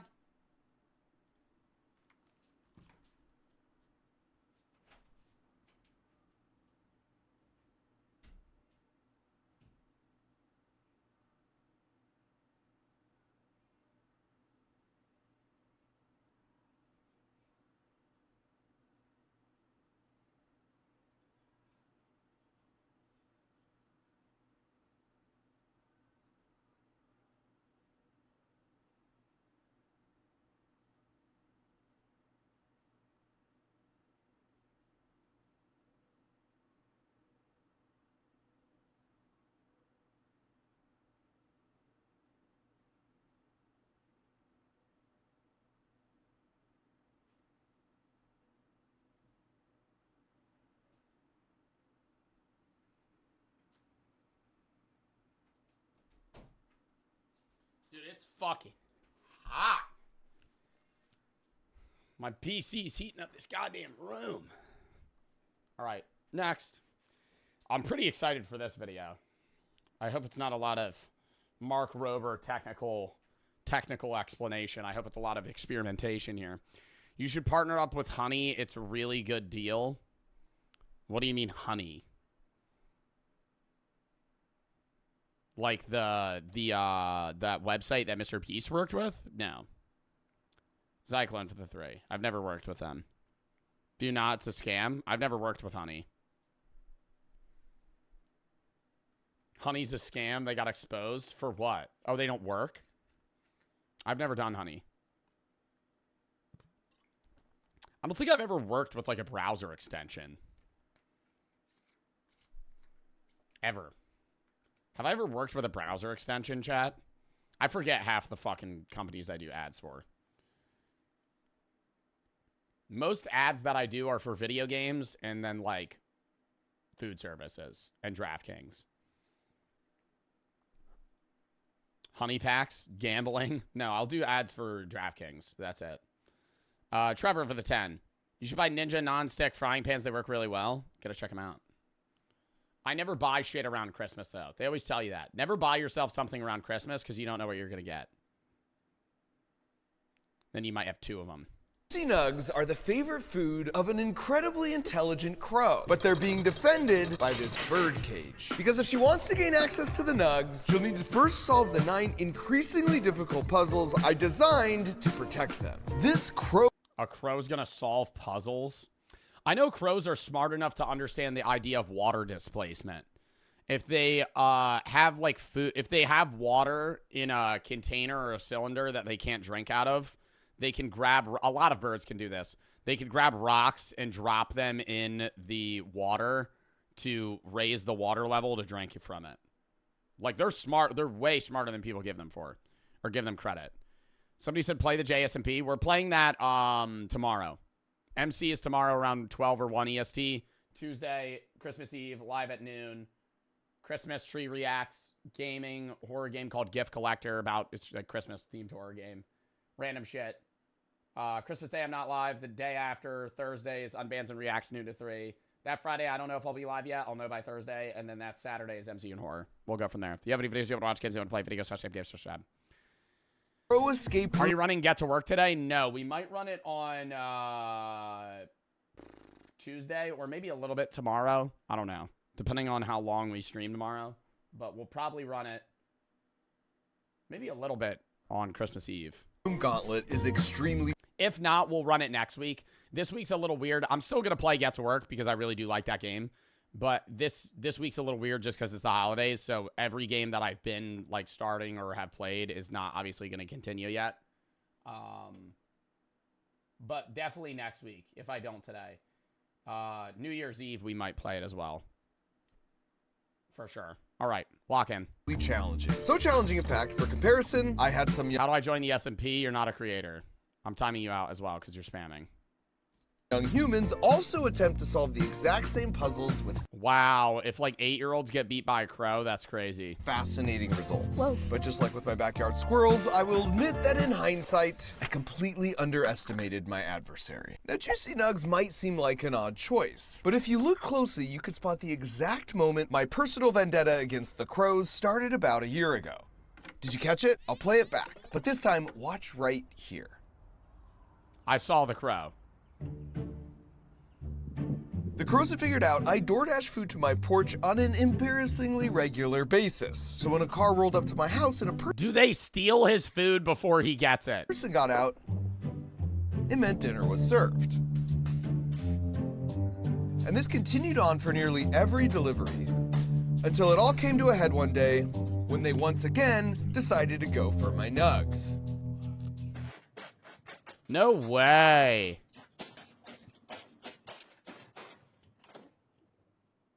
What? Bro, imagine watching on your Ring camera. You're like, what the fuck? I have a crow that's stealing my food. But this time, instead of giving up like a quitter, I reordered my food because I was really angry and hungry. And this is when I realized I was in over my head. Because I was no longer just having my food stolen by a crow, I was being bullied by a crow. As he just knocked it's not even eating the food, it just ruined his drink. Over my drink and flies off. In fact, I'm no crow translator, but if you play that back at double speed, that's a bully's laugh if I... Are 3 subs enough to enter the S&P? We're doing it tomorrow. What are you fucking... What are people crashing out about? Somebody said, did he already do the S&P? No, that's tomorrow. Are 3 subs enough to enter the S&P? We're doing the S&P tomorrow. Holy fucking shit. You can't wait a goddamn day? I've ever heard it. Are you serious? And the true irony here is of the 8 billion people on the planet, mine was quite possibly the worst porch for them to be stealing from. Because I spent the better part of 7 years seeking revenge on a different species that was stealing from my porch. In the form of fake packages. He was always way too light on that shit for the gift wrapping. Oh, that's why he's doing this video, because it was the last, like, gift bomb thing that he did. He should have put some actual shit in there. Fine glitter, and copious amounts. Like, actually put, like, human feces just filling the box to the top. And then have the box just collapse in on itself. Oh, my God, what a good idea. Mark Rober, hear me out. You get a very large amount, not of cow shit. You need, like, dog poop. Something that's not a lot of grass. Something that's really gross. Like pig poop, pig shit. Get a lot of that. Cram it in a fucking box, right? Seal it up. Make it cardboard. Make it feel like a heavy box that's full of something valuable. They bring it into their car, make the box combust on in on itself, and now there's poop everywhere. It's a fart spray.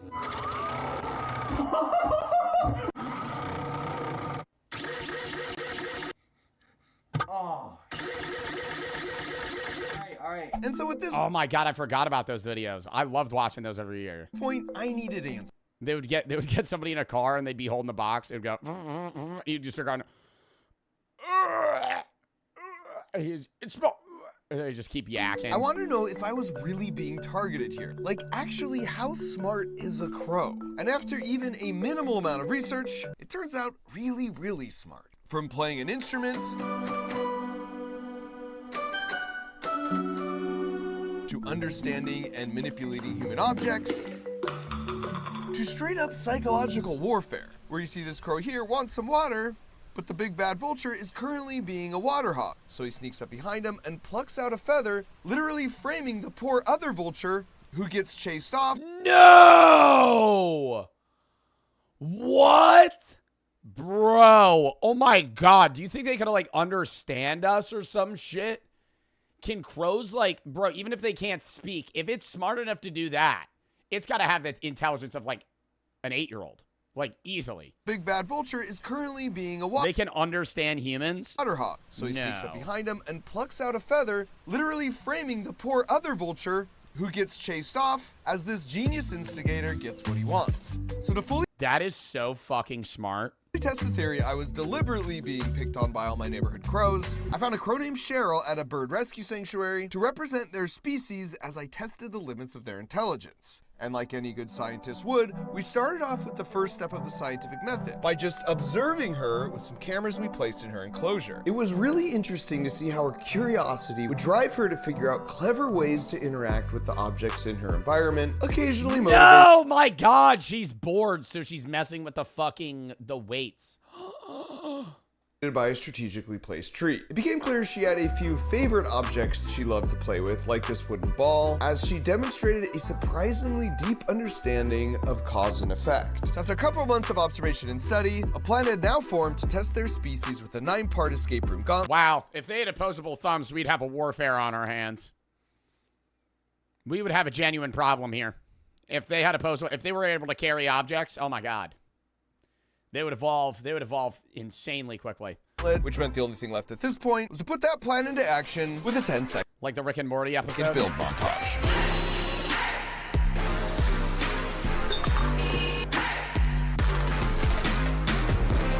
Here are the basic elements. For starters, I've placed her favorite combo meal right here on this table. From sad experience, I need to look up what is the IQ of a crow.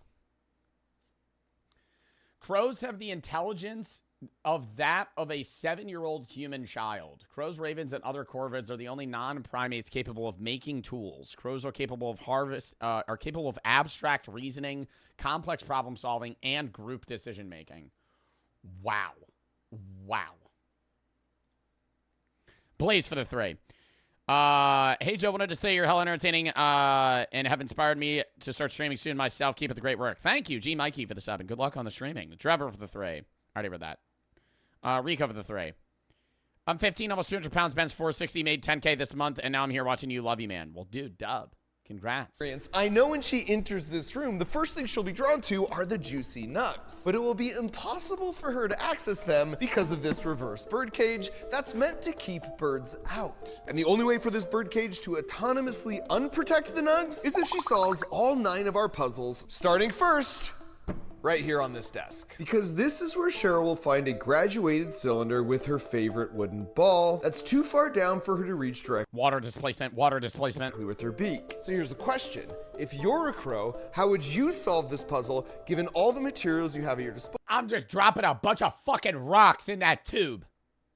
Here on the table. Well, if you said you would take the heavy rocks and you would add them one at a time to raise the water level, you'd be right. So Cheryl will have to come to the same conclusion in addition to not using any of the other decoy materials like the cork or the cotton balls that would just float uselessly on the surface. Once she adds enough rocks to get the ball, the water level will now be high enough That's a lot of fucking rocks they gotta add to complete the electrical circuit with these 2 pieces of copper tape. That then sends a signal to an Arduino. I love this video. I love this video. This puzzle has been sufficiently solved, and after a few seconds time delay, a light automatically turns on, leading her to the next puzzle, aka the scales of justice. Wait, now I need to compare the crow to my dog. What's the IQ of a golden retriever? Oh, golden retrievers are as smart as a 2-year-old. Bruh. After seeing videos like this where the crows are interacting with human-made objects and tools, in this case, so Daisy's a brick. to get water. She's not that dumb, bro. She's smart. She's smart. I feel, bro, nah, she's not that stupid. Chest for the sub. We present her with a scale to see if she can figure out how to use it. Once again, there are objects on the table to choose from, and if she adds enough of them to one side, it will tip the scales, triggering this limit switch here, indicating the puzzle is solved, which will activate the lights on the Scooby-Doo portrait roulette. The goal for this puzzle is to assess their facial recognition capabilities. Oh my god, it's Mr. Beast. Oh my god, it's Mr. Beast.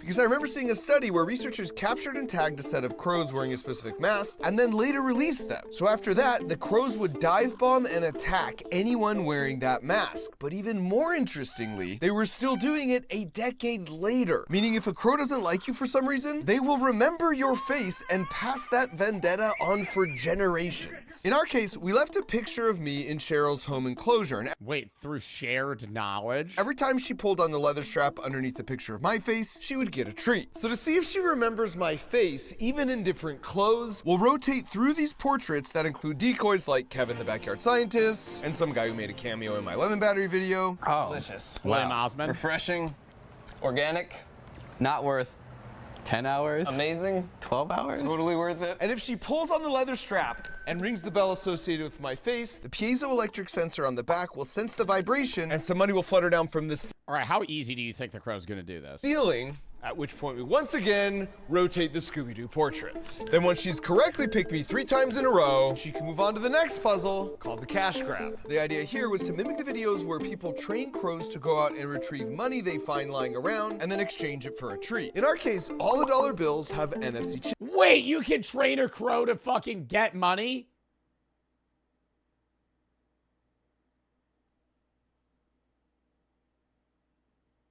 Oh my god, but that kind of prompts it to steal from people. Wow, crow's a good investment. Especially if you're in a city.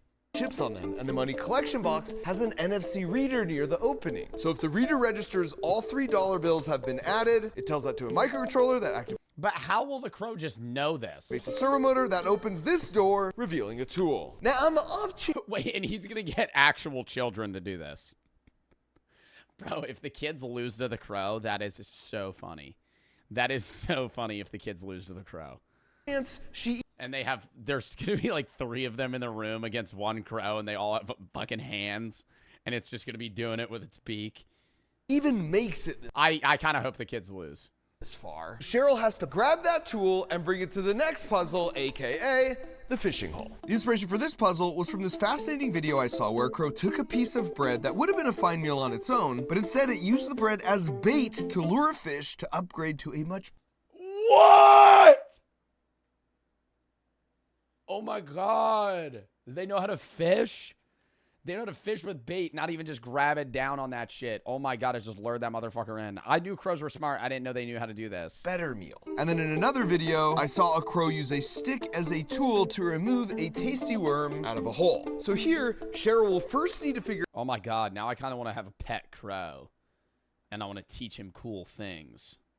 Out how to bend the end part of this tool into a hook shape, after which she has to stick it in here and fish out the cup. Now the whole container system here is supported by a strain gauge continuously measuring the weight of the system. So when it registers it's lighter by exactly 1 cup, the next puzzle. Oh my God, I teach a crow. Hear me out, chat.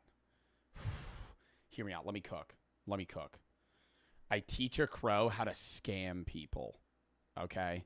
Whether it be pickpocketing or other sorts of things, right?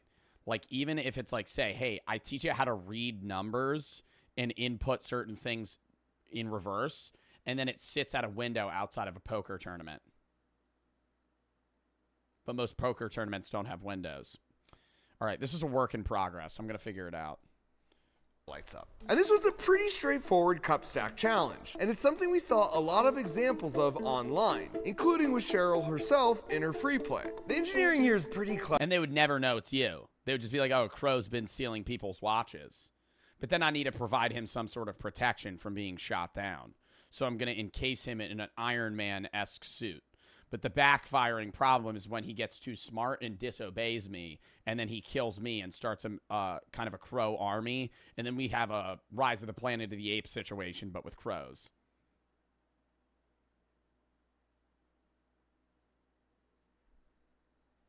Clever though, with an inner and outer copper ring in each cup, so as they stack up... Yeah, Rise of the Crows. Yeah. The electrical circuit gets closer and closer to being completed, and when she has the final cup... That's a good movie idea. She retrieved from the fishing hole, it completes the circuit, lighting up an old classic throwback from the Squirrel Obstacle. They have a 7-year-old's IQ. How many crows are in the world? 28 million. We outnumber. We're fine. Course, you guessed it, the tourist trap. This is sort of designed as a reprieve and a little bit of a fun break for the final 2 puzzles. And lest you think crows don't like to have fun, I'll direct your attention to this crow repeatedly sledding down this roof, and this crow and his buddy swinging from this branch like Tarzan. Here, of course, when she sticks her head through the hole, allowing us to take her adorable picture, she's rewarded with an appetizer portion of a juicy nug to whet her palate and give her the strength to go the distance, which she'll need to face the penultimate challenge, aka the shipwreck. The idea behind this puzzle came from seeing crows coordinate their beaks and feet sort of like this. And what's crazy is, just like there's a difference in intelligence between humans, there's a difference in intelligence between crows. And in that African gray parrot that knows how to, like, ask questions or some shit, like, there's certain types of crows or birds that are probably as smart as, like, a 10-year-old. So Cheryl has to pull the cork off and then continue pulling up on the string, pinning it under her. Wow, there's a crow that's smarter than the Rizzler. Her foot the whole time until she's pulled enough of the string for the ship to teeter backwards, triggering this tilt switch, sending the signal to activate the final challenge. The egg drop.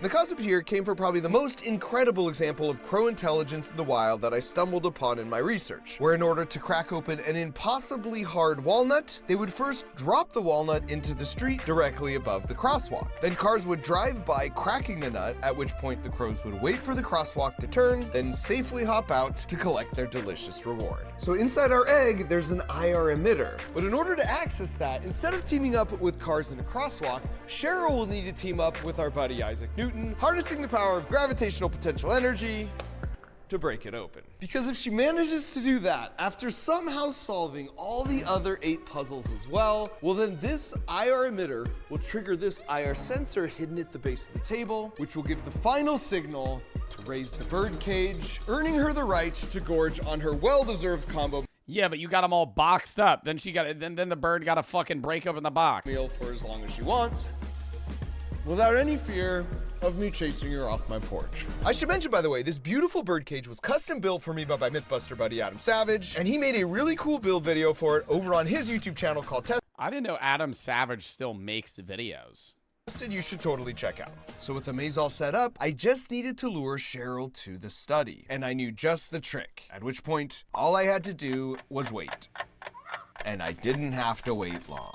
And I should mention, while I do have an affinity for testing species like crows, squirrels, and even octopi, my favorite species is humans. So I invited a few of them out to serve as a control group before Cheryl made her official attempt. Okay, to get the juicy There's like a group of kids that just doesn't figure it out. nugs, you gotta solve 9 puzzles in this room. Any questions? Go. And their problem-solving skills kicked in right away. I see light They get stuck on the water displacement one. here. Yeah, maybe in the... He just flips over the water into his hand and just goes. Takes the ball. Oh. Just dumps out the water onto the floor. Doesn't even do the displacement thing.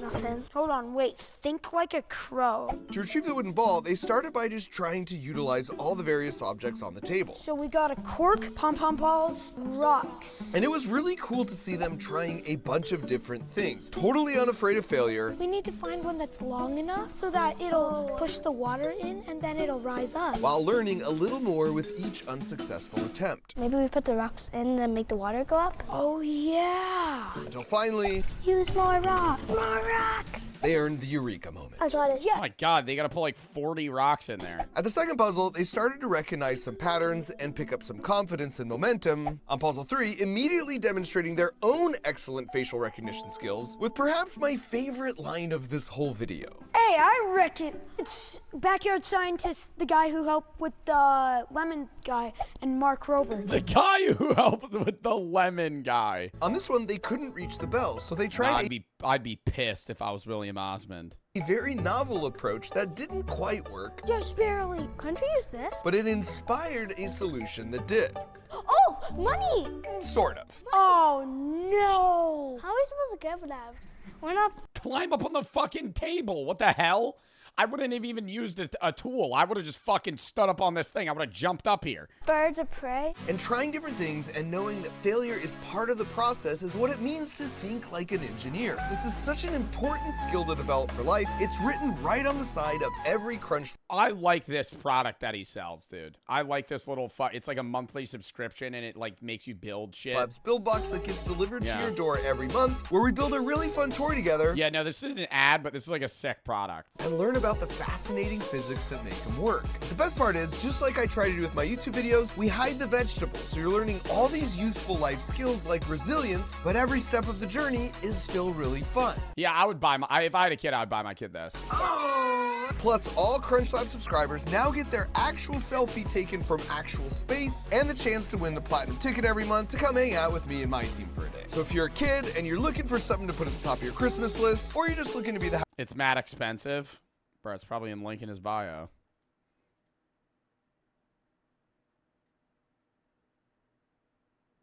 It's $25 a box. That's not that bad.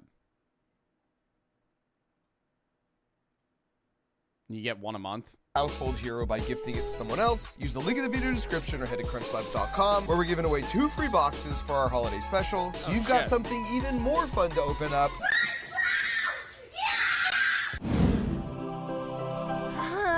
Yeah! Then some juicy nuts. We gotta get out before Mark gets here.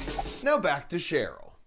Just as I suspected, the irresistible prize inside the birdcage caught her immediate attention. And I can't blame her for trying the brute force shortcut, which of course comes up short. And as she steps back and surveys the situation, you can tell. Dude, their eyes look so human, though. Like, I know they're jet black, but, like, you know when you can tell the life in somebody's eyes? Like, they always say you could judge somebody by looking at their eyes, like human or not. I feel like it's the same thing with other animals. Like, you can see if they have a glaze, like, they look curious. Well, she knows this isn't going to be easy. Yeah, So you she can see starts that out she's with a lap around the room, which admittedly was not very informative. At which point she remembers wow, she's actually trying to figure out how the fuck am I going to get in there. Has wings and starts checking things out from a higher vantage point. And you can almost see her trying to work things out as she recognized variations on a few elements. Oh my god, and they gave no training to this fucking bird. It's just going to figure it out.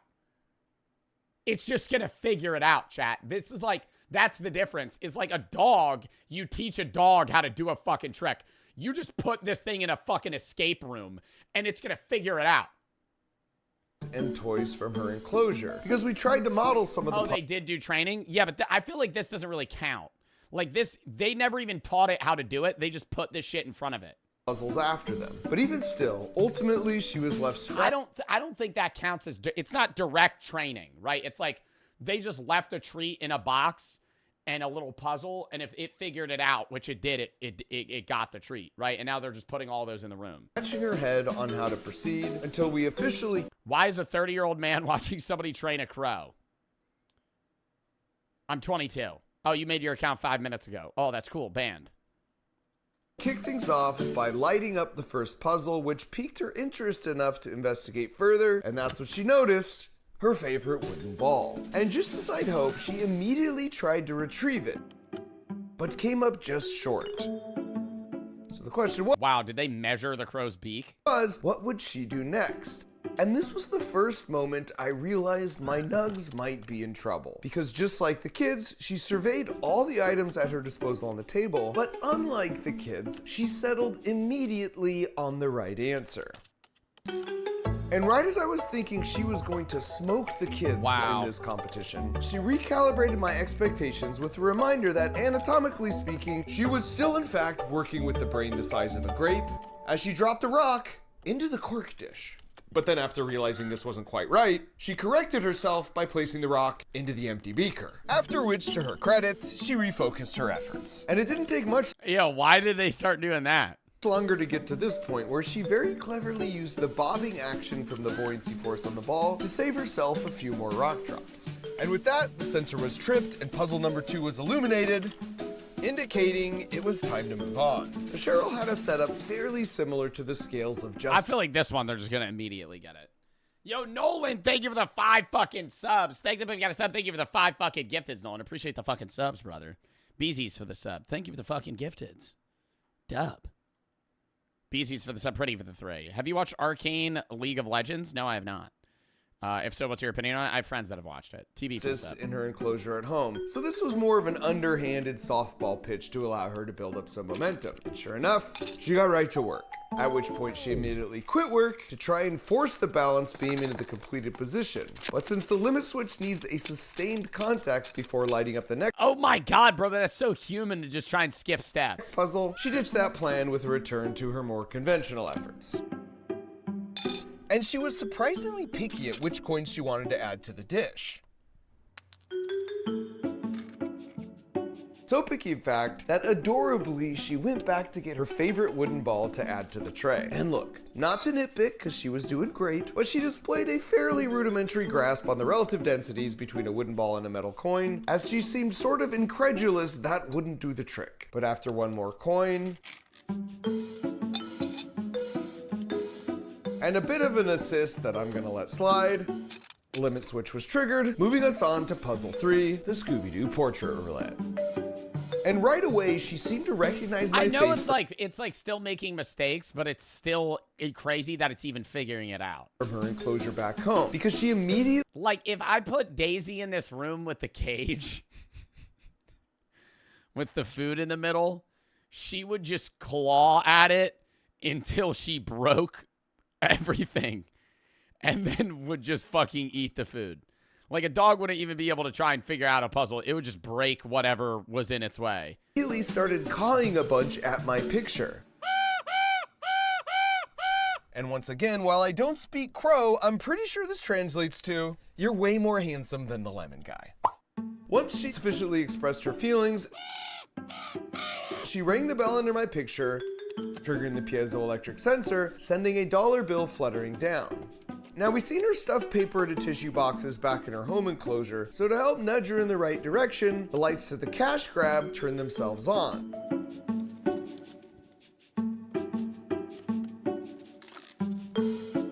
And after a bit of poking around, she figured out what to do by putting the money in the box. At which point,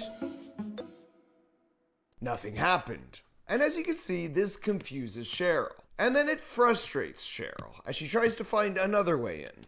We wanted her to ring the bell a total of 3 times to prove that picking my face once wasn't a fluke. So eventually, when no new lights come on and nothing happens, she makes her way back to the Scooby-Doo portrait roulette to troubleshoot things.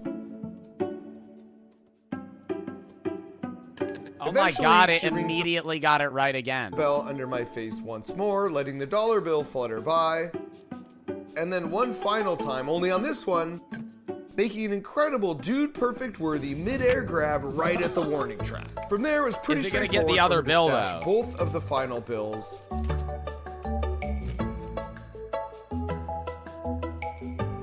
Dude, that's crazy. Registering a completion of the puzzle through the NFC reader, giving her both a jump scare and the tool she need for puzzle 5, the fishing hole. And unfortunately for Cheryl, she hops on over to the newly lit puzzle without realizing this is a bring your own pole type of situation, which once again puts her at a dead end. But at this point, she seemed to have an understanding of the cause and effect relationship between the puzzles. So she scoots herself back over to the cash grab, grabs the tool, and then makes her way back. And on her first attempt, she tries to sort of wedge the cup with the stick, which clearly wasn't going to work, which leads to what is quite possibly one of the coolest things I have ever seen, as she goes full-on blacksmith mode, hammering away she bends the fucking metal to be a hook. Stop. Stop. Turning the end of the stick into a hook, at which point she drops it back in, and successfully retrieves the cup. This, of course, is registered by the strain gauge, which communicates to the microcontroller, paving the way to the cup stack. And I knew this would likely be one of the easier puzzles for her, since she played with a similar toy a bunch at home. The trick would be if she could figure out the final cup in the stack was the one she caught from the previous puzzle. And sure enough, without too much difficulty, oh my god, I wouldn't figure that out. I would not figure that out. Stacks the first cup. You gotta use the other cup. And with just a little more difficulty, she stacks the second one. But once again, when no new lights actually, come I would on, figure that the fuck out. No, that's actually fairly easy. I feel like that'd be really hard for a crow, though. She quickly figures out our clever trick and out-clevers us. Wow. Retrieving the top cup and bringing it back to complete the copper tape circuit, allowing her to move on to the crowd favorite, the tourist trap. Cheryl had earned every bit of a break by somehow making it this far. Plus, I figured she could use a little caloric nugget boost to give her the energy and motivation to finish this out. And in exchange for all that, she did not disappoint with the snapshot worthy of a postcard, which meant it was on to the penultimate puzzle, the shipwreck. And the calorie boost seemed to pay off, because without a whole lot to interact with here, she pretty quickly figured out she should just pull out the cork, showcasing her very skillful beak-claw coordination in the process. Damn, dude. Yeah, no, if this thing had opposable thumbs, that'd be wild. Like, it understands how to use its claws as, like, a tool in itself. And as soon as she pulled it out far enough to teeter the... Or it's using its mouth as a third tool, similar to how early humans did when they had to, like, skin leather hides and shit. They would hold it with one hand and bite it, and then they could fucking shave, like, the leather off. Ship, the tilt switch past a bird smarter than me. I honestly think this would take, like, if they didn't describe the puzzles to us, it would probably take us not as long, but it would take you time to figure it out. On the input signal, revealing to the room the final boss. And of course, I've shown just the highlights here from all her attempts on the puzzles, but she'd somehow persevered and made it this far, which meant if she figured this out, it would be an absolute clean sweep.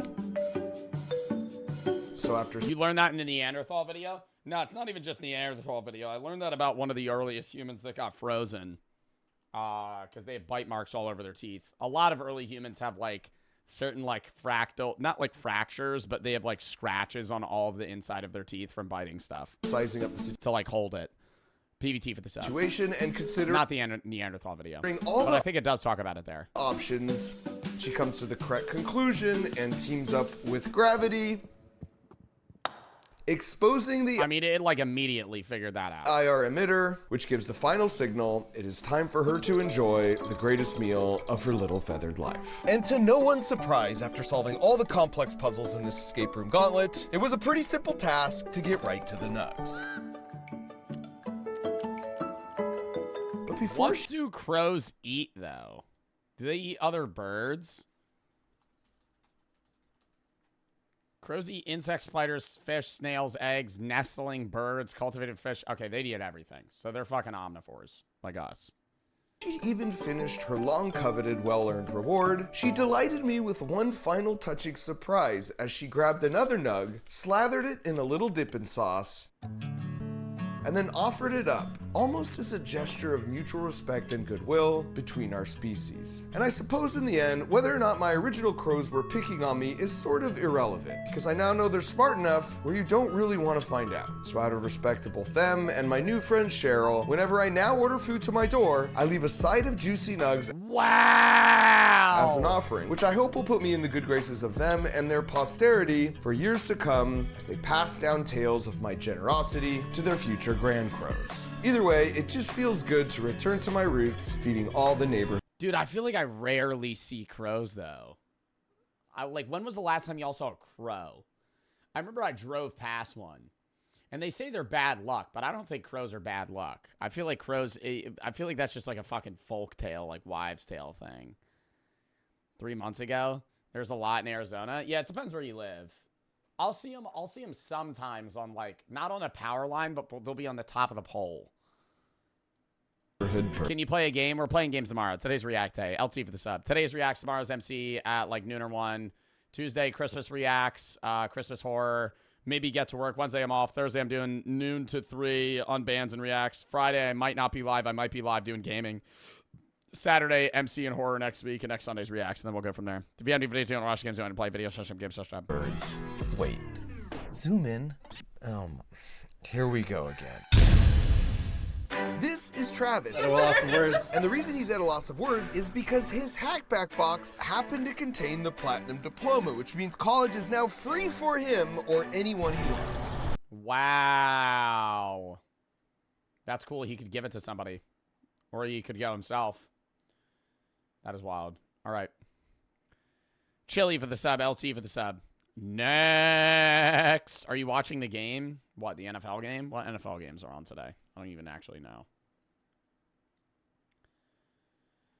What NFL games are on today? Oh, the Bucs and the Cowboys. Damn, dude. It's almost the fucking playoffs.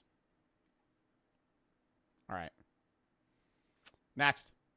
How Snow White became the most hated movie ever. But before we understand how Snow White became the most hated movie ever, we need to actually watch the Snow White trailer. And as you can see, my amazing typing right there. Trailer. Snow White trailer. Majesty, but a lovely maiden I now behold. I don't even remember the story of Snow White.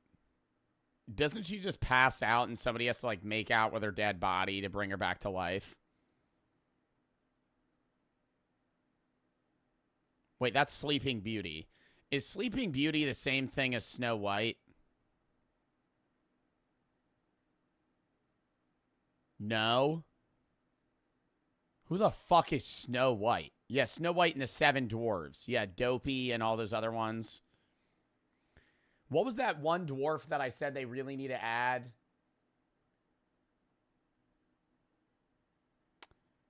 I forget. I remember there was one that I really wanted. Not Grumpy. I always said I wanted to add... Oh, Freaky. Yeah, Freaky or Druggy or something like that. The Freaky dwarf. I look at you. Why is there a dwarf humping my leg? Oh, that's just Freaky. You. And I just want to be the fairest of them all. The queen is evil. You must flee into the woods.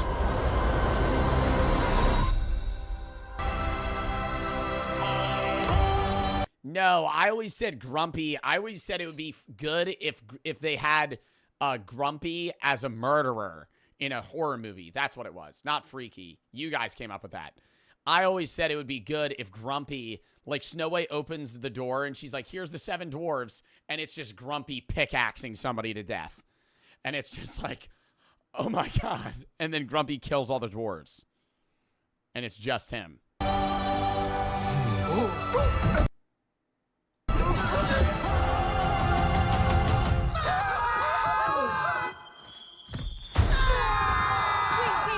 It's a human. What did you think I was? Nothing. Ghost. Which one's Grumpy? Was nothing. Ghost. That one's Freaky. That one's Freaky right there. Red Hat's Grumpy. Nah, I feel like this one's Grumpy. This one, that he looks fed up. Ghost. You'll be safe from the Queen here. The Queen stole everything from all of us. I'm gonna need your help. Bro. That one just looks like an elf. It's time to restore our kingdom. Waiting on a wish, holding out for someday, hoping somehow, some way. I fucking hate musicals. Oh my God, I hate musicals. I despise musicals. That's why I haven't watched Joker 2. Dude, I just tell the story. You don't gotta break out in song. I watched the new Willy Wonka with Timothée Chalamet, and I'm not gonna lie, it was a good movie. Okay, it was a good movie. But was it annoying whenever they were having a conversation? Like, there's musicals where they'll just, like, kind of have song numbers in between, and it's enjoyable. And then there's ones where it's like, you don't get it. I've had a bad day. Dun, dun. I don't think I can take it anymore. Ha. And then they just randomly, like, break out in song. I'm like, dude, you're having a fucking conversation. Just talk. Like, we don't need every piece of dialogue to be a fucking song. Find Snow White.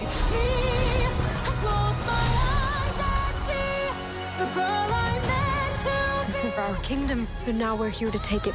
They should really just make like a musical where like she breaks out a number right here, like song and dance while she's getting ready for a battle, and then she just like gets killed. And then it's just like middle. I would love to make a musical like that, where she's like, well, I don't know if you'll be able to take. And they just fucking, it just like just, yeah, not dealing with that. Just head just gets whacked off. Head just gets whacked off with an axe. Ching. Right through. This is our kingdom. Why would you want that? It's a fucking movie because I hate musicals. And it's like that. It's just illogical. There's always a conflict. And right when the conflict's beginning and it's like life or death, they break out in a song and dance. Like that's not how that's going down. Tyler for the sub. Carter PC. Carter PCs. Is that actual Carter PCs? I don't know. Thank you for the sub, though. And now we're here to take it back. You were saying? I'm sorry, my dear. Did I frighten you? Do you want this apple with fentanyl in it? Take the apple. Take the apple. It's like, what the fuck? I do for the sub. And you already know there's a song in between this before she hands him the apple. She's going to break out in a dance. I do Hot Moms. Thank you for the 3 gifteds. All right. Now let's watch How Snow White Became the Most Hated Movie Ever. You'd think after everything that's happened, you'd think it'd be impossible for the upcoming Snow White film to fall any further. But somehow, Disney why did people already dislike it? Found a way. And with the recent release of the official trailer, the Snow White disasters got even worse. Now, Snow White has been played up as one of Disney's biggest projects, and as such, you'd think they go above and beyond with the marketing. However, as we all know, it's been an absolute train wreck from the beginning. Ever since the main co-star... Because she's not white? Who gives a fuck? stars trash on the original characters, and all during this build-up, audiences barely got a peek at the official trailer. It was all just these teasers that never really amounted to anything. Most were expecting Disney to publish the official Snow White trailer alongside the release of Wicked, as not only would it be a smart marketing move, but it made the most sense thematically. And while that's exactly what Disney did, their strategy— Was Wicked a good movie? It's a musical, so I'm never gonna watch the film. But was it a good movie? For the people that— was it a good movie outside of the musical numbers? Right, was the plot good? Because I don't care about the songs. She was unconventional. The trailer and official poster were only available in a few theaters. For just over a week, promotions didn't go any further. No one could find the official— outside of Sao Paulo? new trailer anywhere. It took someone leaking a recording of it before the rest of the internet could even get a glimpse. But still, not even the league got Disney to post the trailer on its official accounts. It was almost like the studio was desperate to keep their trailer out of the public eye. Like they were trying to avoid ridicule for as long as possible. Especially seeing how much of a disaster it had been already. Even Disney had to face the music at some point. And on the 3rd of December, they finally posted the official trailer to YouTube. And the world would quickly let the studio know exactly what they thought of it. Now at the time— who gives a fuck? Who's getting that mad? Right? I watched the trailer. Does it look like a good movie? Not really. But am I going to get mad because of the casting and how they portray Snow White? Who gives a fuck? It's Snow White. It's a fucking Disney story. Who gives a shit? Like, what are Disney adults, like, giving her death threats because they don't like that she's cast or something? Like some random millennial with no life that's just fucking pissed? Like, why are they mad? I'm making this— like, I don't even think I think this is like a category. I have Disney adult friends, and they don't give a shit about this, right? Like, most Disney adults that I know don't care. This is just like a very niche group of people that are obsessed with Snow White and don't like how it's being portrayed. This video, the trailer currently has around 660,000. What? Why? Chat, we watched it. It looked bad, but I thought it looked bad because it was a musical. Like, that's every Disney movie that I see is— I just don't like it because it's a Disney movie, right? Or a Disney trailer that has, you know, musical numbers and shit. But outside of that, the plot looked just like Snow White. It's just the story. I feel like they redid the story of Snow White fairly accurately. 1,000 more dislikes. I'm going to watch it so I can see those dumbass dwarves.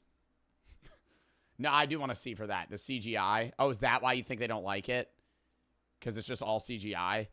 Likes than likes, and that number is still massively climbing. But remarkably, one of the only redeeming things about this entire fiasco is that Disney actually left the comments on the trailer, and it's almost more entertaining than anything Disney's put out recently. Some wonderful gems included. At this point, the monetization of the video is going to earn Disney more revenue than the movie itself, and they finally did it. They made a movie nobody is going to pirate. Those who haven't seen the trailer may wonder if it's really as bad as the comments are making out to be, and we can say with certainty that it may be even worse. The trailer makes Snow— that's your account. What? Snow White feel like an unholy amalgamation of all the worst aspects of modern Disney. The bad CGI, the oversaturated colors, the preachy woke— I don't think it was bad CGI. It's just obviously CGI, right? Like, they're trying to make them look like cartoonish, right? Purposefully. woke actors, the character assassinations to tell a more modern story because— like, you can't just hire a cast the member. preachy woke actors, the character assassination— like, nobody looks like that. Like, no, like the dude whose nose is that big, right? Nations to tell a more modern story because apparently old fairy tales can't teach valuable lessons anymore, and all of this has been rolled into one massive controversial mess. It seems like the trailer is trying to tell two stories, the original Disney tale and its modernized counterpart. As a result, it all just feels very disconnected. Disney's designed the film to look like the original movie and included moments from it, but there's no room for any of it in their modern retelling, and it leaves you wondering how they plan to fit the old hag tricking Snow White into eating the apple and Snow White bravely confronting the queen in the same story. The one doesn't work with the other, unless of course they're hoping nostalgia would draw crowds and plan to swap them once they're in their seats. It just seems like nothing about any of this makes any sense. And this is all made worse by the fact that they use horrendous CGI. It feels like Disney took a scalpel to the original movie, but rather than carefully— I've never met somebody that's had this much of an attachment to the movie Snow White in my life. I know people that like the movie Cinderella and Beauty and the Beast and, like, stuff like that. But I've never seen somebody even care about the original that much. I watched the original when I was like 5, but it wasn't that good. Like I would never rewatch the Snow White film. I have no need to. Carving it into something new, it hacked away at this with reckless abandon. Every bit of animation feels oversaturated, artificial, and just lifeless. While the creatures move around and pull expressions similar to their 2D counterparts, there's just no life to them. None of the I don't know. I think the creatures make sense, honestly, because for something where it's like supposed to be the woodland critters, like they have to be CGI'd because that's not something where you could actually get real animals to do them. And I think they're giving them like very basic anatomy to match what they would really be like rather than them being like overly animated, emotional creatures. move around and pull expressions similar to their 2D Like, they're smiling, but it's just like, it's a turtle, bro. How are you going to make a turtle look better than a turtle? counterparts, there's just no life to them. None of the magic that Walt Disney originally thought of. They're essentially just glorified plushies, and the dwarfs are even worse. Knowing the whole scandal about the dwarfs to begin with Peter Dinklage even pressuring Disney not to use dwarf actors, it was originally supposed to be 7 diverse Mods, don't ban the word skip, just time that guy out. Unpowell for the sub, Plasma for the sub, Pick for the sub. Wait, this was supposed to be the original cast of the dwarves? None of them are even a dwarf other than that guy. Dinklage even pressuring Disney not to use dwarf actors. It was originally supposed to be 7 diverse magical dwarfs. But now seeing the huge backlash to that, their faces are an unfortunate combination. I'm so confused. Wait, what? Peter Dinklage criticizes Disney for backwards remake of Snow White and the Seven Dwarfs. Says the studio's pride in casting a Latina Snow White is undercut by stereotypes retained elsewhere. Pressuring Disney not to use dwarf actors. It was originally supposed to be 7 diverse magical I'm very confused. What does he mean? Dwarfs. But now seeing the huge backlash to that, their faces are an unfortunate combination of animation and hyper-realism, and the result's terrible. It's hard to believe that a studio like Disney with all its resources could have such terrible CGI. This is the same studio responsible for producing Narnia, and yet somehow even Narnia, an almost 20-year-old film with a smaller budget and less advanced technology. If this motherfucker's about to tell me Narnia looks better than the other film, you're actually on crack. That literally just looks like they're walking in a green screen like in fucking Shark Boy and Lava Girl. Narnia does not have better CGI. Narnia is a better film, but Narnia does not have better CGI than modern day Snow White. An almost 20-year-old film. Well, like, dude, I can tell that's fake. Film with a smaller budget and less advanced technology has better CGI. It's a real wonder how Disney went from designing a realistic lion with natural facial expressions to an over-cartoonized turtle. Knowing the amount of hate the films. Dude, but they're panning towards children is the thing. Like, I think a lot of the backlash is that everyone's grown up. Right? And so you're expecting Disney to grow up with you because obviously, you know, the mass amount of money they make is from millennials. But it's like a 5-year-old is going to like the new Snow White movie more, right? Because they're friendly woodland creatures that look cartoonish and nice and happy and cute, right? They're not supposed to look realistic and gritty and raw and scary, right? It's Disney. Already got just from the actresses alone, Disney also seems to have really abandoned the production value here. And it's not just the animals and dwarfs that feel artificial. The sets look very obviously green screened and something about the costumes feels off. They seem almost cheap and plastic like toy. It looks like a bad movie. I'll say that. It looks like a bad movie. And I think they always throw way too much money at these movies. Same thing with like Red 1. That's not a Disney movie, but Snow White 2025 budget. Yeah, they have $209 million in this movie. Waste of money. Actual waste of money. Don't even remake it. No need to remake it. Make a new movie. Make a new movie, Disney. Right? We're using $1/5 billion here to make a film where the majority of the money is going to the actors that don't even really need to be paid that much. I think a lot of it is just like name recognition, and that really annoys me. Not that these actors aren't good actors, but they're very overpaid. Like it's just the idea of the similar thing with like Red 1, where the Red 1's budget was like 250 mil and the Rock got paid $50 million. Like, he's a good actor, right? He should get paid a lot of money, but it's always just like, if you're a household name, now that's just going to boost how much you're going to get paid, where an actor could do an equally as good job as you, But because you're The Rock or you're this person that's famous, now you're just going to get paid so much more because people are going to watch it because you're famous.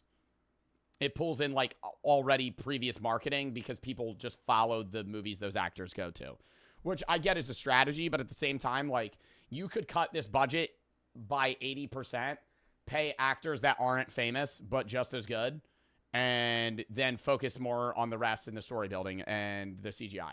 Toys designed for children rather than set pieces for a multi-million-dollar movie. The people are the only things that don't feel like they were pulled out of a cartoon, and as a result, they just look out of place. The only person who doesn't seem to look out of place in the trailer was the old hag. Now I know it's meant to be a kids movie and children may not be worried about the smaller details as much, but kids still deserve good content and so do adults. And Disney has become so reliant on CGI in the last— The Lilo and Stitch movie looks really good. Nah, the Lilo and Stitch movie actually looks really good. The trailer. For years that their projects just seem so lazy. You don't even have to go that— Because it's like CGI, but it's easier to make a weird CGI'd Stitch because he's not a real creature. So it's just like whatever he looks like, as long as he doesn't look like— same thing with like Sonic, right? Sonic was easy to land, right? They had that original Sonic new versus old movie design. They had that old one that looked really weird, and then they just tweaked it and it looked great, right? And it's all CGI'd, but that's fine, right? Like this version looks dope. Same thing with Stitch. Stitch, I think they nailed it. Stitch live action. Like he just looks like a weird Stitch. I don't even know what he is. It's just Stitch. It just works. It looks like Stitch. I don't know.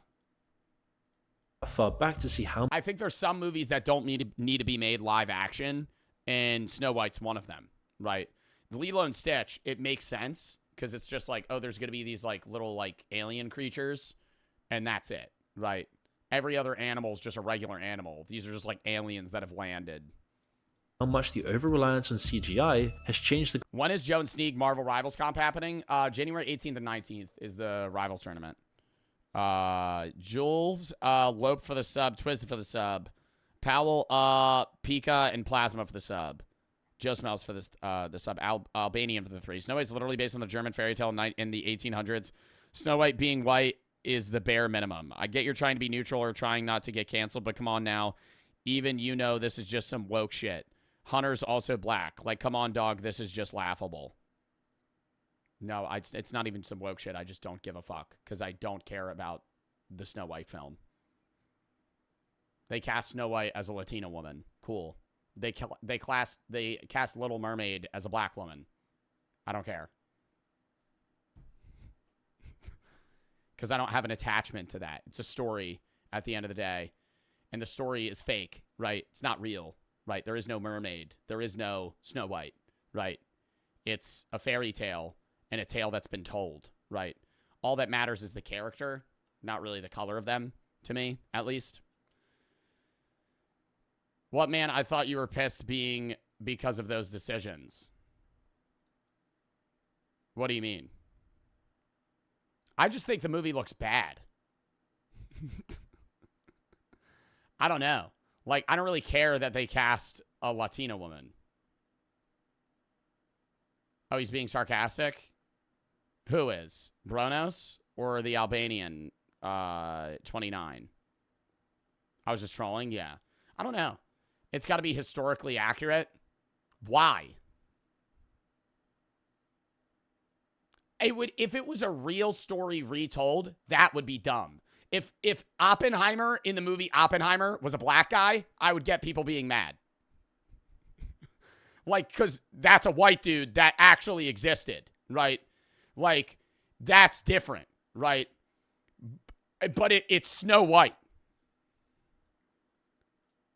She's supposed to be white as snow? Okay, right? Then maybe I get it a little more than the mermaid, but even so, it's just like, I don't care, right? Because I'm not going to fucking watch the movie. Because it's just like, that's not the deal breaker for me. It's not like, oh, they cast her and she's a Latina woman. Like, I don't really give a fuck about that. The complete quality of— I will agree that Disney does that purposefully to be more appealing and seem more inclusive, right? Disney is the biggest PR-hungry company in the world. they want to be seen as very inclusive, wholesome, and woke, right? Like, they probably cast her purposefully in that decision, but like, fine, I don't really care. You know what I mean? Like, that's not my problem. Of the studio as a whole, and you know, I get your point, and I get that Disney did. I agree with you that Disney does that shit on purpose, right? To seem more inclusive and try and get more pull from like a wider audience. But I don't know, right? Like, they can do them. That's that. If they want to do that, they want to do that. No, it's just this corporate soulless board at the top of the company looking to cost. She's a good actor, right? She did very well in the Hunger Games movie. I don't think it's a bad casting. She does a good job. She can sing. She sings in the Hunger Games movie. It made me cry.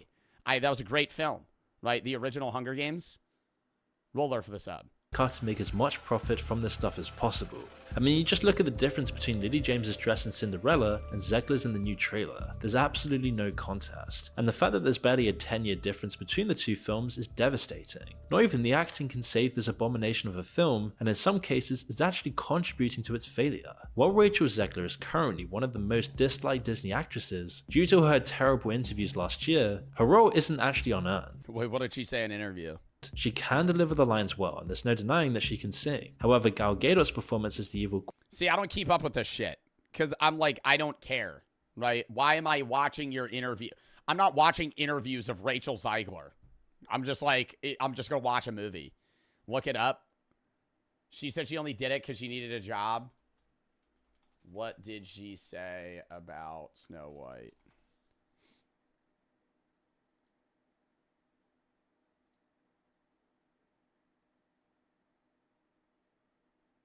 I have no idea. And I think it's also just, I think a big reason they do that is because Disney wants to dick ride these films they've made without making new ones, but they have to backpedal because the majority of Disney princesses that they've made were from, you know, the 1900s, and they're all white, right? So it's unfair for somebody that's a minority to like these films and want to dress up as them as if they feel that they can't because that person's, all of the Disney princesses are white, right?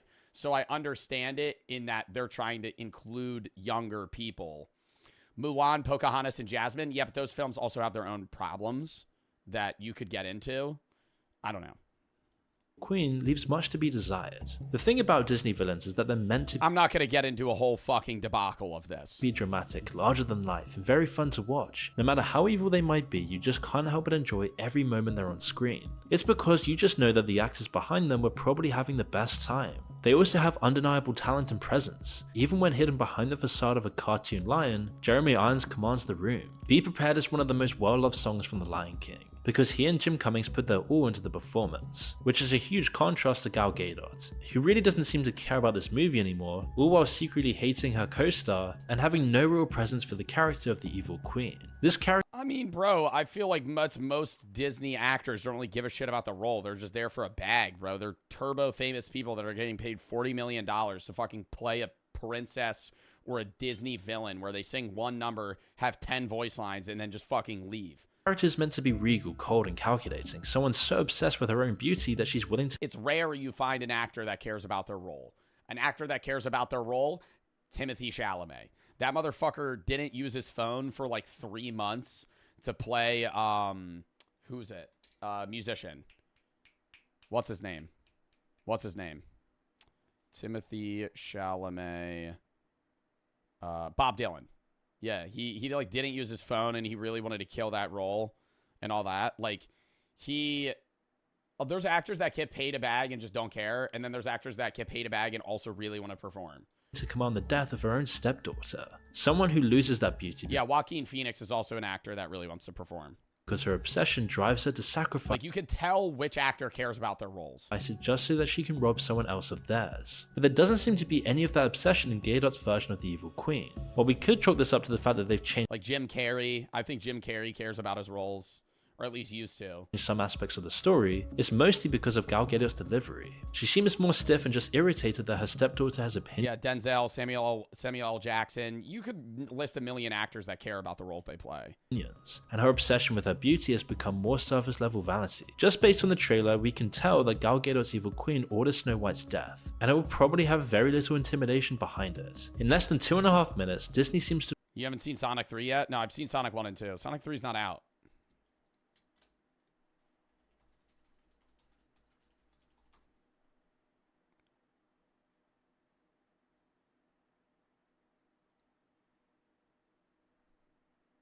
Was it good? Was it good? Was it good? I need to go see that. Fuck. I was going to do an ad for their trailer thing, but I thought it was like a month away. I thought it was in January. It was good. Don't tell me anything. I love Jim Carrey.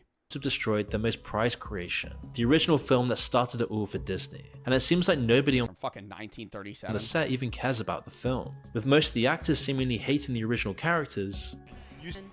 I think that's what upsets them, is that they change the story, and then the argument is, why don't they just make a new movie where they could retell that story and just not have it be Snow White? And I understand that point, but it's also them just trying to bank on the Snow White name, right? Like, if Disney comes out with a new film where they're telling this story, but it's just very similar to Snow White, they're going to watch the movie and they're just going to be like, this is fucking Snow White.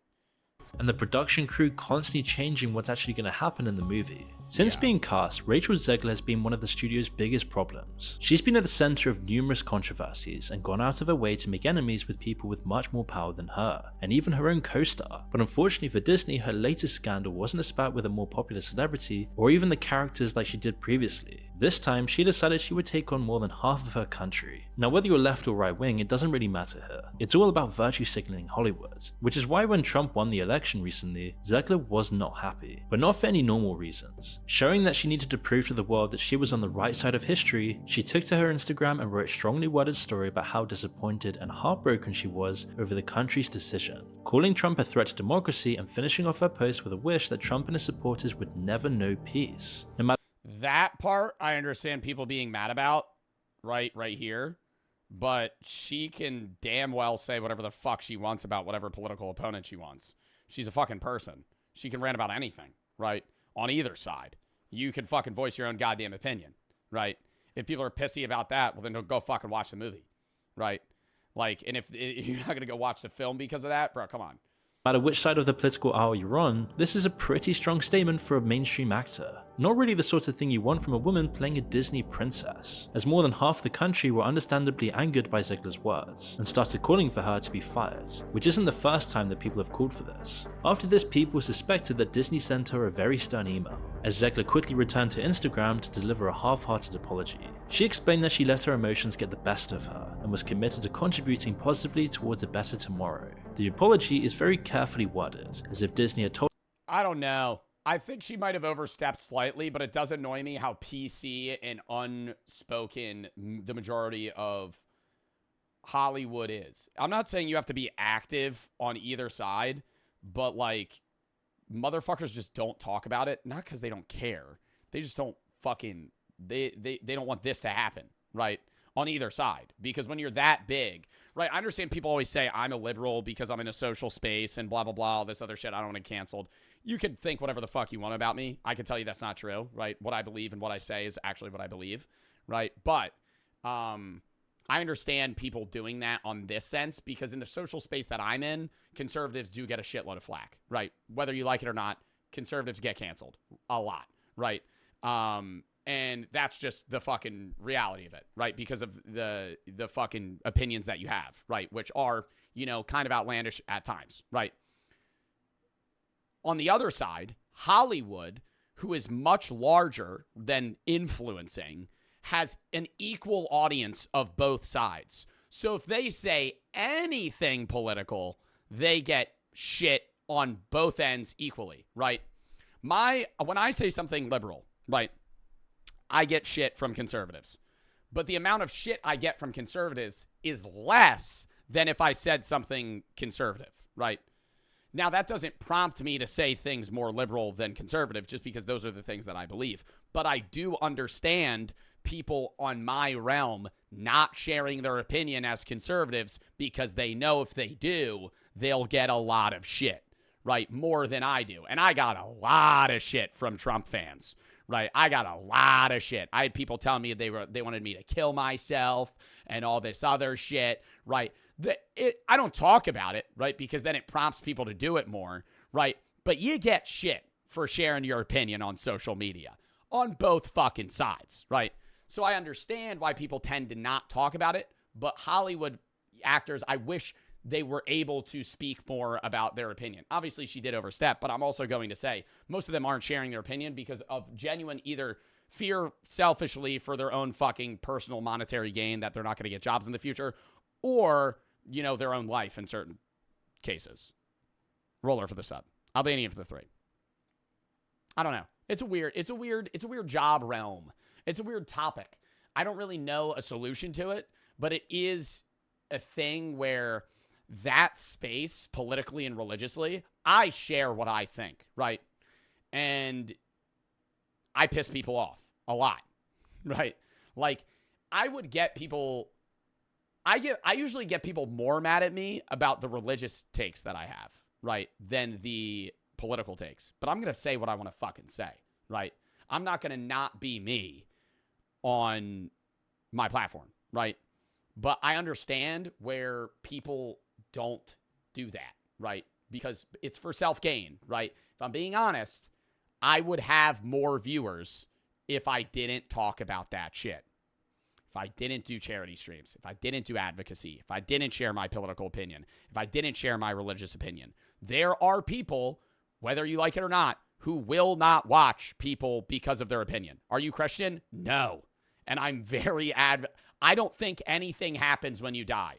I'm not an atheist, but I think you die and that's it. And that pisses people off. And when I do philosophy streams, they get mad. And people stop watching me, right? Because of it, right? But I don't care, right? Because if you're not able to watch me because of what I have to say, then don't watch me, you know? That's just how I see it. It's easier for me to say that, though, as a liberal as well, right? I have to note that, right? It's easier for me to say that because I'm in a space where my opinion aligns with a lot of the culture around canceling people for the alternative, right? So I have to recognize that as well. Told her exactly what to say. However, no one else was buying it. I usually get more shit for my philosophy takes because that's where I don't usually align with the majority. Because even though there's a lot of liberals, there's also a lot of liberal Christians. And when I say I'm not Christian, that upsets people. I've never shit on Christianity, but I'll say a lot. Like, if people ask me why I don't believe in Christianity, I'm going to tell you. And then it upsets people. Zegler had shown her true colors once again, and after many forced apologies, nobody was buying it anymore. But it wasn't just hurting Snow White's chances of success, it was also poking... Or any religion for that matter, because Christianity also gets a lot of flack because it's easy to shit on Christianity in the US. And I understand that. But I don't shit on Christianity. I don't shit on any religion. I do talk about Christianity a lot, and that's not because it's like the easiest religion to flack on. It's more so just because the majority of my audience is American, which means the majority of my audience is Christian. Holes in Disney's paper-thin arguments over... Mason for the 3. Why do people care about politics so much? I support Trump. I still don't care what others support. I know. I understand why people care about politics so much. I think it's a weird space where people watch somebody and they like their content and it's easy to ignore, right? If you don't say your political opinion, people are just going to assume that they agree with you, right? I have a lot of people that will be in my comments and go, oh, I thought Joe was conservative because I'm a white guy. I'm a white male, right? I have money, right, from social media to a degree, right? So they're going to just assume, right, that I'll agree with them, right? Or on anything, right? They'll assume that I'm Christian. They'll assume this, right? And people do that with everybody, right? If they watch you, they're going to go, well, I'm assuming they agree with me. And then when they say the outside or the other, then they don't want to watch them anymore. It's easy for people to ignore it if it's never brought up, right? You can support somebody that never shares their political opinion because there's an off chance that they agree with you. But the second they voice themselves against you, now you can't support them anymore. And I understand that, but it's just a shitty thing. But there's nothing to do about it. There's nothing to do about it. Over its integrity, as there's been far... Sorry for the long rant. I know we're watching the Snow White video, but I feel like it is kind of relative. Too many scandals to count with Disney in recent years, and we've actually made several videos in the past discussing just this alone. And Disney's I dislike in the West how it's acceptable to diss Christianity, but you can't diss Islam. Well, I don't think that you can't diss, I don't think you should diss any religion, right? I think that's disrespectful. If you're like, this is a fucking bullshit. I would never say that, right? But I think you can bring up genuine critiques on both Christianity, Islam, Buddhism, Hinduism, any of them, right? And it makes sense, right? Like you can do that respectfully. I think people are more sensitive against, I guess, less westernized religions receiving flack from Americans because it's assumed that you know nothing about them, right? So most people that are in the U.S. that shit on the Islamic religion know nothing about it, right? That's why they're getting disrespect, right? Is because you're saying shit about the Quran when you've never read it, right? You've never learned about it. You've never done any of that. So how are you one to talk about something that you know nothing about, right? It's like that. Same thing with politics. seeing the backlash they've got to all their virtue signaling stuff, are now trying to reel it in. But it seems like they're losing control of all of this. Right counter 14. I say right a lot. Which is why ignore it. Many suspect that Disney, the filler word, is once again bracing itself for a rough start to 2025. This comes after many years of disaster, as money has just been going down the drain for the company recently. Now, of course, Disney is notorious for having big budgets for its films. It dedicates thousands of hours and millions of dollars to projects that people love. However, it seems like as the cost of projects has gone up, the quality has also taken a nosedive, as we can quite clearly see with Snow White. Bro, because it's not even just Disney, it's just movie companies believe that the more money they throw at something, the better it'll do. And that I think that's the Marvel fucking failure, if I'm being honest. I think Marvel as a whole, and this is just a Joe Bart take, and it could be the dumbest thing ever, but I'm just spieling here, right? I'm riffing. I think Marvel ruined cinema to a degree. I think it's one of the best things that we've ever had, but I also think it's one of the worst because it's some of the highest budget films that have existed, right? With a lot of known actors, a lot of fucking money thrown into that film, and they've all performed, right? And they were released, they were churning them out, right? And they were just making, you throw $200 million, you make $1 billion. You throw $200 million, you make, so they're throwing a lot of money, but they're also getting a crazy return, right? We need to get back to the time where there's niche filmmakers or even big budget directors that are taking smaller budgets to just make films that they want to make. And those are the ones that are going to do better. I feel like people have focused less on the story and more on the CGI, the actors, the emotion, and the delivery versus the actual story. If the script sucks, the movie sucks, right? And Snow White's different. But there's a lot of movies that get released that have $200 million as a budget, and the movie's just a bad idea, right? So no matter how much money you're going to throw at the fucking film, it's going to suck because it's just a bad idea. The Chala for the sub. Schnee for the sub. Mason for the 3. Right. According to Forbes, the example of that is how good the movie Whiplash is because it started off as a short film with very little budget, won a short film contest. Once it got a budget, it became one of the best cinematic masterpieces. Yeah. And I'm just saying, I don't know. Like, I think some movies need big budgets, especially CGI-based movies or movies with prominent actors. But throwing $200 million at a fucking film is crazy. You just, I get back to when we made comedy films. I said this before. I say it on stream all the time. Get back to when we made comedy films that were fucking $2 million budgets, $5 million budgets, right? And you get some unknown actors. I feel like every movie you see today in theaters and that gets popular is already known actors. And there's like so little actors that are getting into the space that are young outside of like 5 people that you could probably list on your hand because nobody's ever getting a chance. Production costs have jumped. Yeah, Jenna Ortega, even Timothy Chalamet, he does a great job. And I'm not dissing these actors, but like Jenna Ortega's in every fucking movie ever now. If they ever need a young woman, they go to Jenna Ortega. Get somebody else, right? I'm sorry. Get somebody else, right? I love her acting. I'm not dissing her, but I'm saying like, holy shit. It's like she's in like 8 every guy. She's gonna be the next Rock, right? It's just to throw Dwayne Johnson in every fucking film ever made, and it's gonna do well. Let's throw Jenna Ortega in every movie ever made, and it's gonna do well. It's the same thing, right? Yo, Julia or Drila Kuma. I can't read. Thank you for the raid. The Chala for the sub. I'm ranting about films. Shanae for the sub. Hello, I'm Joe Bart. if you don't know me, I do YouTube, Twitch, TikTok, stuff like that. We're ranting about random stuff. It's fun. Welcome. I do variety content. Today's React Day, near the end of the stream. But I also do gaming. Up to 269. It's all about money. Yeah, I know it's all about money, and they want to profit as much as they can.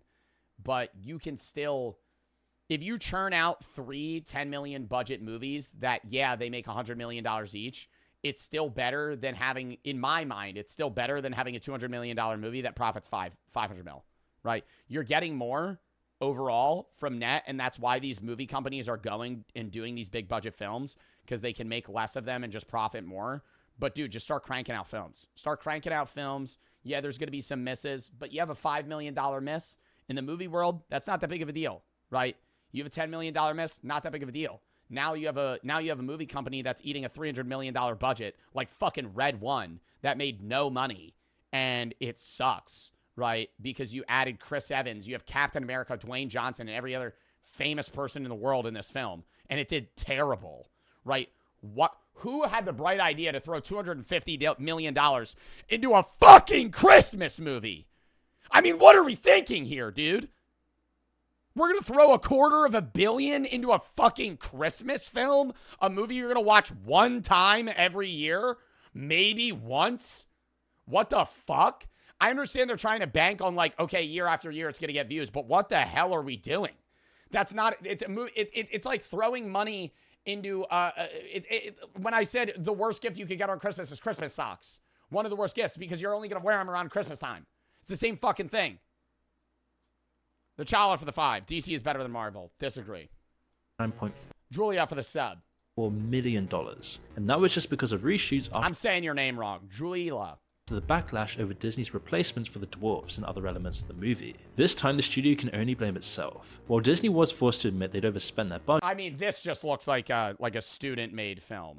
and that was just because of reshoots after the backlash over Disney's replacements for the dwarves and other elements of the movie. This time, like, that guy's wearing a blazer. and the studio can only blame itself. While Disney was forced to admit they'd overspent their budget, it refused to admit defeat. A $55.5 million reimbursement from the UK government gave the studio a bit of leeway, but the cost of the film was still insane. And the crazy thing is that these aren't even the final numbers. And yet by looking at the trailers and the reception to it online, it seems like this movie is going to be yet another giant train wreck for the studio. For almost 2 years now, Disney has spent so much money on reshoots, post-production and marketing just for this movie. So it's safe to assume that by the time Snow White makes it onto the big screen, its total cost will be well over $300 million.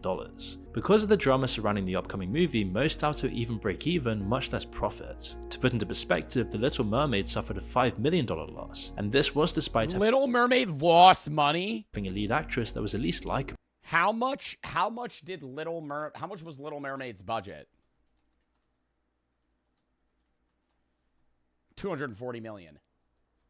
Maybe cut some corners here, okay? Maybe fucking, where are we getting $240 million? How much is CGI costing? How much where's all this money going? That's what I just can't fathom. $240 million to make a fucking movie. Are you dead ass right now? Where is the money going?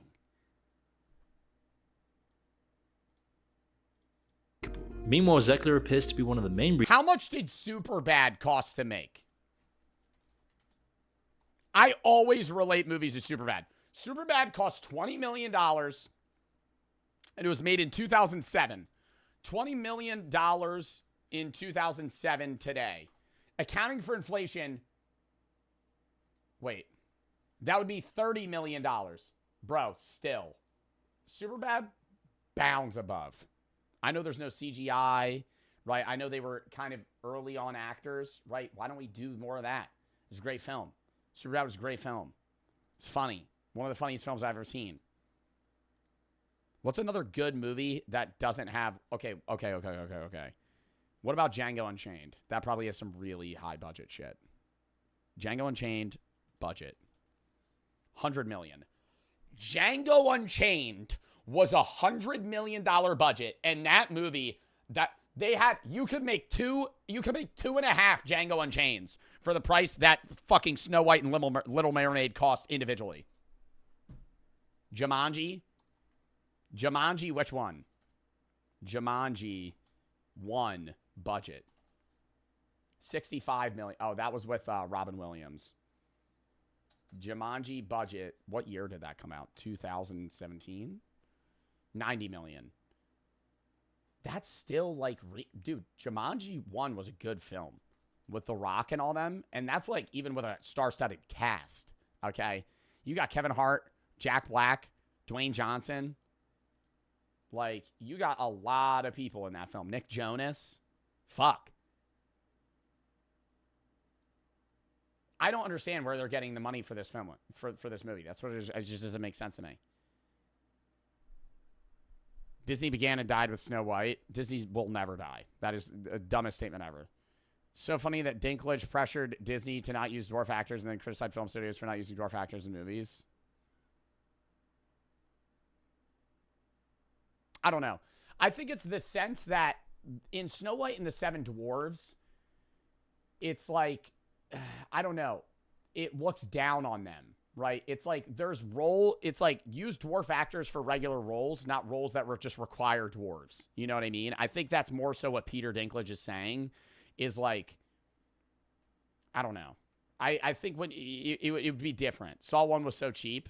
Yeah, but that's also the same thing with like Michael Myers, dude. That movie's so old. All right, we're calling that there, that chat. We'll watch a different, that last video another day. W fucking stream. The child for the 5. Are you going to watch the new Jack Pembroke video today? He came out with a new video? No. Chat, if you have any videos you want to watch, games you want to play, video /tab, game /tab. Exclamation Discord, mod spin the Discord link. If you have any videos you want to watch, games you want to play, send those there. Oh, the McDonald's? I might watch that soon.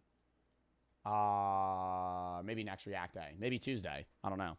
Or Thursday. But yeah, W stream chat. We had a great chat. Audience today. A lot of people in the stream. It was a really fun stream day. I think we had a lot of good reacts.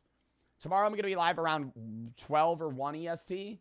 We're going to be doing Minecraft, the SMP, as well as maybe a bit of Get to Work or something else. I don't know. But it'll probably be, 4 or 5 hour stream tomorrow. Tuesday is Christmas Eve. We're going to be live at noon. I'm going to be live noon to 4. We're going to be rating your guys' Christmas trees, playing the horror game Gift Collector, as well as maybe some random games. Wednesday's Christmas Day. I'm not live. Thursday is Unbans and Reacts at noon. Friday next week, I'm probably going to be live for like 2-3 hours. Maybe a little bit of React gaming. Probably gaming. MC and Horror is going to be Saturday. Sunday's Reacts. Next Monday is MC, 2 to 6. And then Christmas Eve next week, next Tuesday, is going to be a sim day. Sim/random day. We'll probably do Get to Work and a bunch of other random games. But yeah. If you have any games you want to play, videos you want to interact with, videos, outside of that, I'm going to post on the main YouTube today, so go watch that. But yeah, appreciate y'all, and I will see y'all soon. Let's fucking raid. Who do we want to raid? Who do we want to raid? Who do you want to raid?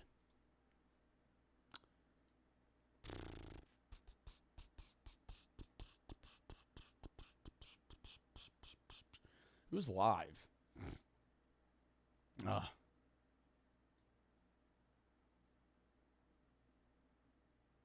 Small Fries. Oh, he's playing Detroit Becomes Human. Chris Melberger. What is Chris Melberger playing? Tavern Sim.